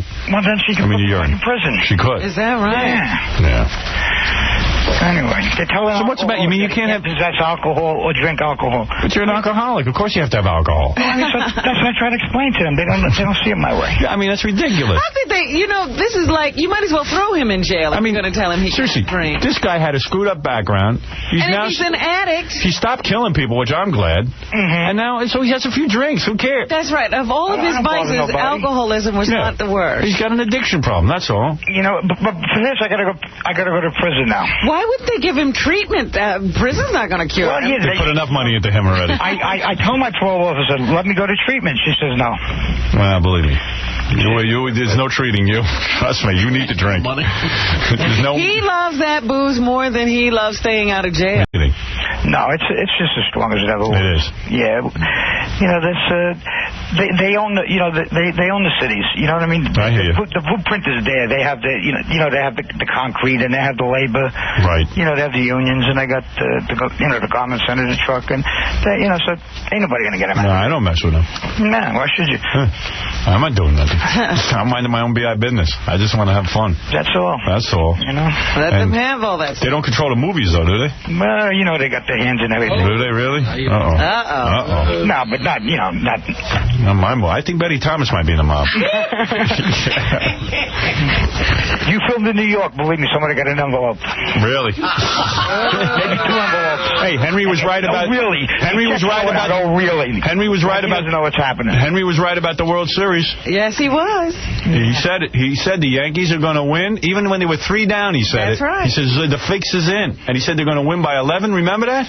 And they did. Now, Henry, why didn't you call us about the Super Bowl? Everyone knew who was going to win that. Yeah, that was a piece of cake. Was that one fixed? Was that fixed? No. No? No. They didn't fix the... The World Series was fixed, all right? No, come on. You said it was. You told us. Come on, in New York, you got Giuliani as the mayor. Come on, he'll start an investigation tomorrow morning. Really? Didn't you also predict the Tanya Harding incident? No, what? Nothing. All right, listen. When do you think you'll be in jail? Call us from there. All right, but listen, I was going to have you to the premiere, but I see you'll be incarcerated. When is the premiere? Never mind, you'll be in jail. You only got a week. It's 4 weeks away. Yeah, 4 weeks. You're going to be tied up. Aren't you going to have one in California? No. I mean, if we are, I don't know. But you don't need to be there. You need to go to jail. You need to be as far away from us as possible. Come on, then we'll go to Spargo's or somewhere. I'll try and get you a prison screening. How's that? Yes, that'll work. You and your bros. So, listen, I need Can you handle the blacks in prison? I need a date. Can you handle the black people in prison? Please, come on. Seriously. Those are tough guys. When you rub them... when you go in, do you have to become an Aryan nation or something? Yeah. Who do you side with? Right. Do you hang out with just white guys in prison? Oh, I know nobody. I'm on my own business. I go to the library every day, and that's it. You think some guys will try and take you on? Nah, I'm an old man. They don't. Really? You don't think someone's going to want your ass? Nah. Be somebody's girlfriend? I don't think so. Really? You'll get married right away in jail. I know you. You fall in love. Nah. You fall in love easily. Have you been in the prison before, Henry? What? You've been in prison before, right? You took that rap. Yeah, sure did. Yeah, you could do time. And you keep your mouth shut. I like that. Yeah, well, what are you going to do? You're a man's man. Yeah, right. You are? Yeah. That's why I respect you. I was according to a lot of people, I'm a stool pigeon. I'm a rat, you know? Well. For what I did, you know? Well, you did what you had to do. That's right. That's all. All right, look. All right. Go ahead. Go ahead what? Go ahead. Get me the... Go to jail. I'm going to go. But first I need a date before I go. All right, well, you'll get a date when you get out. No, come on. You'll come down here and we'll get you fixed up. No, what? Get you a nice woman. Come on, let's do dial a date. I can't do dial a date if you're not here. You can't? Why can't you? This is no good. Yeah, one person has to be here. The other people are on the phone. You're going to prison.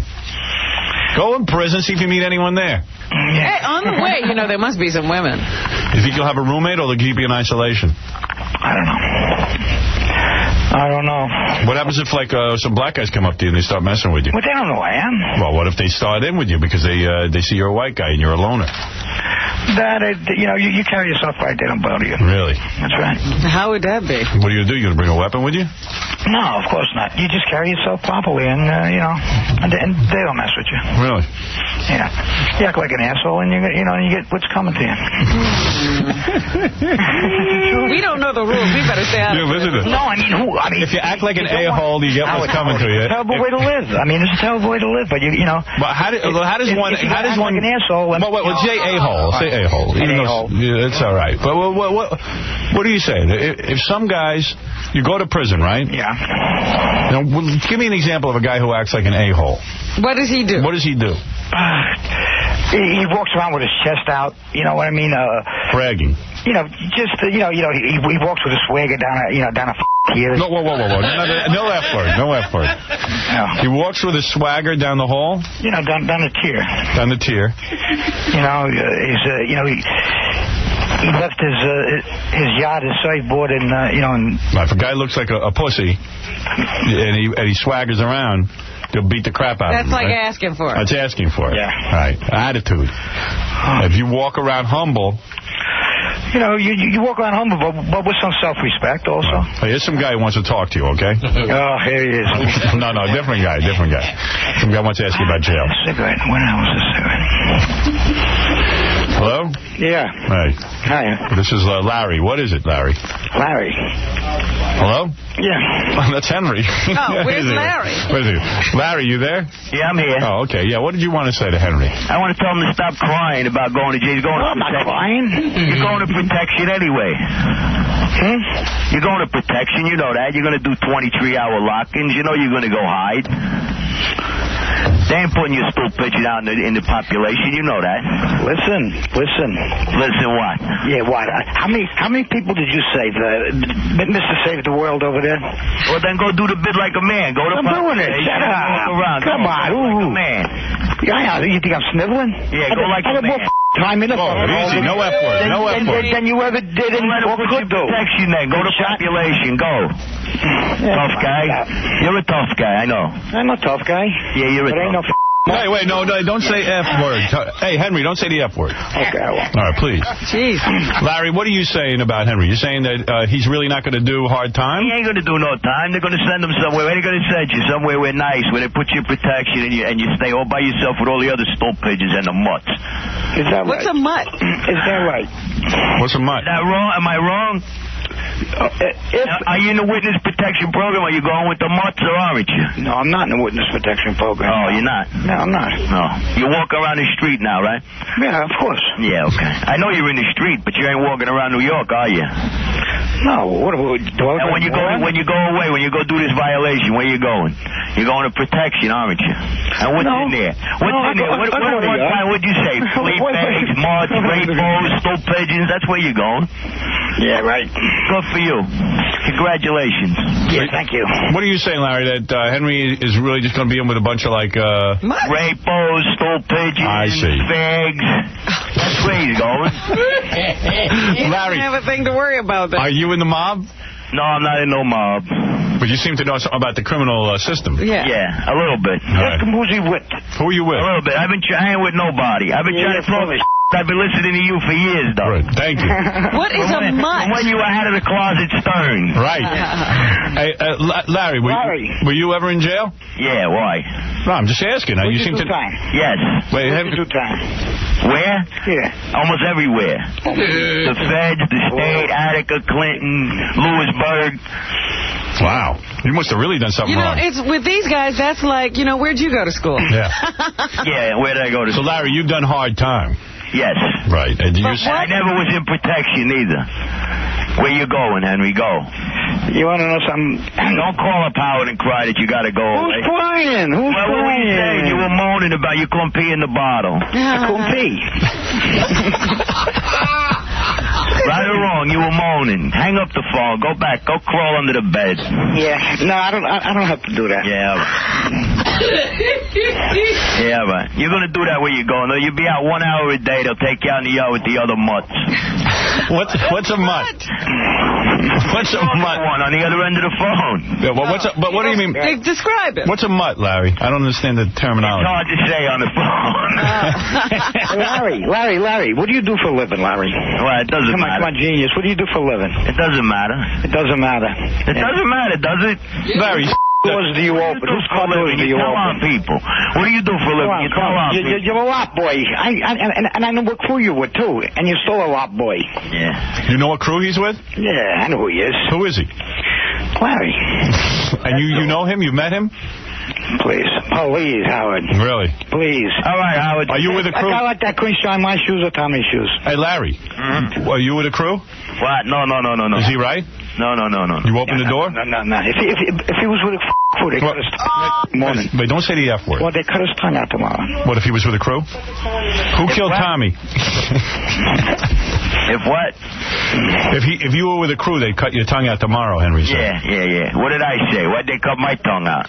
I ain't no rat. Yeah, they'll have to cut it out anyway. I ain't no rat. What are you? What difference does it make? Ain't nobody looking for me. Are you even Italian? Huh? Are you even Italian? Why, are you? Well, half Italian. Yeah, I know, so what are you telling me?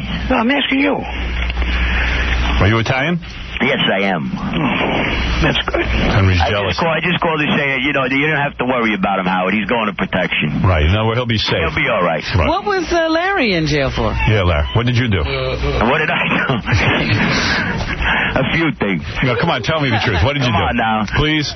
Yeah. I'm asking you. What did you do? A couple of robberies here and there, Killed someone? What? Did you kill anybody? No. I'm not violent. What kind of robbery? Bank robbery? No, jewelry stores. Oh. All right, let's...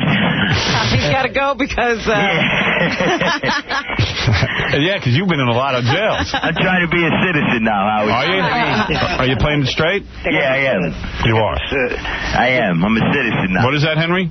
No, I missed the most of what he was saying. He said he robbed a lot of jewelry stores. Oh, did he? Yeah. I'm a citizen now, though. God bless you. Yeah, Henry, you got to... Good luck to you, but you know where you're going. You got to respect that, Henry. I mean, the guy is a master criminal. Hey, listen, I ain't got a problem with anything I did or with anything I'm going to do. You know what I mean? Hey, Larry, so how did you get caught? How do you get caught? Yeah.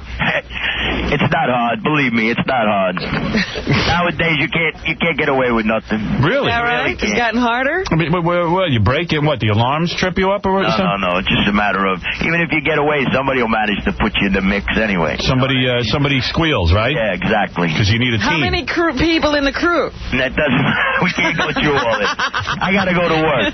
You got a regular... Henry, good luck. Hey, Henry's not on the phone right now. This is his friend Flipper. Flipper, what happened to Henry? He had to go in the other room. Now he can I just picked up the phone to catch a part that somebody always squeals. I find that's the case, too. Yes. All right, well, thank you. Bye-bye. All right, bye, Larry. Hey, say goodbye to Henry for me. Hey, Howard? Yeah. What's up? Say goodbye to Henry for me. Okay. Hey, here he comes. Right. Hold on. Hello. Henry, I got to go. Okay. And who's that guy? Where is he? That's a very good friend of mine. He did time. He's not a wise guy, but He wasn't in the mob? No, but he's a hell of a nice guy. And what did he used to do? He's a stand-up guy. Hold on, let me talk to him. His name is Flip. What's up? Flip, what were you doing time for? Oh, I did time for forgery. Look who Henry hangs around with. Forgery. Forgery, possession, sales, transportation. Really? You've done it all? Done it all. And I guess the mob likes you because you always made them money, so they let you go. Well, I didn't step on any toes. Right. Now How'd you get to be friends with Henry? They look up to each other. They what? I said, you're a bit of a Renaissance man. You've done it all. Well, yeah, I did it all. Didn't get caught for all of it, but I did it all. Right. I'm retired now. Right. Retired. And you've done your time. Yeah, I've done my time. How many stretches did you do? 5. Oh, boy. You spent most of your life in jail. No, there were some short ones. I think this was my first Christmas since Ronald Reagan was president. I got to see Christmas. Wow. And New Year's. And now you're playing it straight. Isn't it kind of boring though? Don't you miss the action? Well, yeah, it is kind of boring. I'm so yeah. And how do you make a living now? I work at a bingo parlor. Oh. I call numbers for 300 ladies, and if I make a mistake, there's got to be a way you could kind of just take something off the top on those bingo games. Oh no! There's got to be a way to skim. Is this cash? I thought there was too, and I seen believe me, there's. Listen to me. What we do is boxes of cash there, and yeah, what we do is this. So there's also a lot of 357s around you. I hear you. All right, listen, you two guys go have fun. I can't imagine the conversation that goes on when we're not on the air in that room. Are we on the air? Yes, we are. Well, hello, Antelope Valley. All right, let me say goodbye to Henry, because he's going off to jail. All right, Howard. Let me say goodbye to him. Bye, Robin. Bye. Hey, I got one quick question. Whatever happened with the date with the midget and the pretty black lady that you... It didn't work out. It didn't work? He was very drunk and he was obnoxious. Yeah? Yeah. Did she... Talking about Hank the Dwarf? Huh? Hank the Dwarf, yeah. He got a little angry. Did she knock him out? Nah, she just didn't put up with him. She was a very sweet lady. It didn't work out. Well, it was not a love match. Let me speak to Henry and say goodbye to him, please. Here you go. I don't want to relive history. All right. Hello. What are you hanging around with a guy for? Why don't you get yourself a woman? He's a friend of mine. Man, what are you hanging around with a guy for? He's looking for broads. What do you need him for? He's a good friend of mine. Yeah? He's a program guy. You think you should be hanging around with guys who... Program guy. Yeah. Oh, he's your, sponsor or something? Yeah, something like that. Look who they team him up with. These two are going to be... who do you think you're going to find? These two are going to plot a crime together. I know it. Henry with an accountant? Yeah, well, I mean, Henry's going to get ideas with this guy. Yeah, already they're planning a job problem. How easy would it... Hey, Henry, how easy... You should sponsor somebody. Henry, how easy would it be to knock over that bingo parlor? Just to skim right off the top. Could we get a little scam going there or what? Please. In 2 seconds, they wouldn't even know it hit them. Please. I tell you, it's difficult being legitimate. Exactly. The money's out there waiting for you. It's out there. It's sitting there with those old broads in their stupid bingo game. Calling to you. Yeah. They can keep that life, honest. You had broads, you had coke, you had money. You got to be pissed. Yeah. Now look what I got today. Yeah, you got Flip in your apartment. You're going to jail. All right, listen. You and Flip go plot out the master plan. No, Kelly's here also. Who's there? Kelly. Who's Kelly? Yeah. Is that a chick? No. Yes, it is. Yeah. Oh, yeah. Who is she? She's my best friend. A mob chick? No, she's my best friend in the whole world. Oh, the one that you want to get? Yeah. No. You never nailed her? Of course. She has my son. Oh. And she's... Wait a minute. Why did she lose custody of your child? Pardon? Why did she lose custody? Why? For reasons beyond I'd like to go into at this moment. Oh, boy. Imagine Henry's the one trying to get custody. Henry, good luck in jail. Yeah, okay. I hope you're going to be all right. No, it's only a couple of months, and it might be a treatment. All right, give me a call. I'll see how you're doing. Okay. All right, stay in touch. Ciao. All right. That's Henry Hill, the famous mob guy. They made a movie about him called Wise Guys. Wise Guy. Wise Guy. There's some scene going on there. Sheesh. I mean, I tell you, the tales they could tell. Yeah. So scary. Yep. How many stretches did you do? 5? Yeah. How many places? I've been to Clinton and Attica. My first Christmas since Ronald Reagan. I think it's nothing. All right, that's a long time. I'm being a citizen now. Yeah, that would straighten you out. All right, I got to take a break. We'll be back right after these words. What's going on here? More in a moment. WNBE, Honeoye Falls, Rochester. The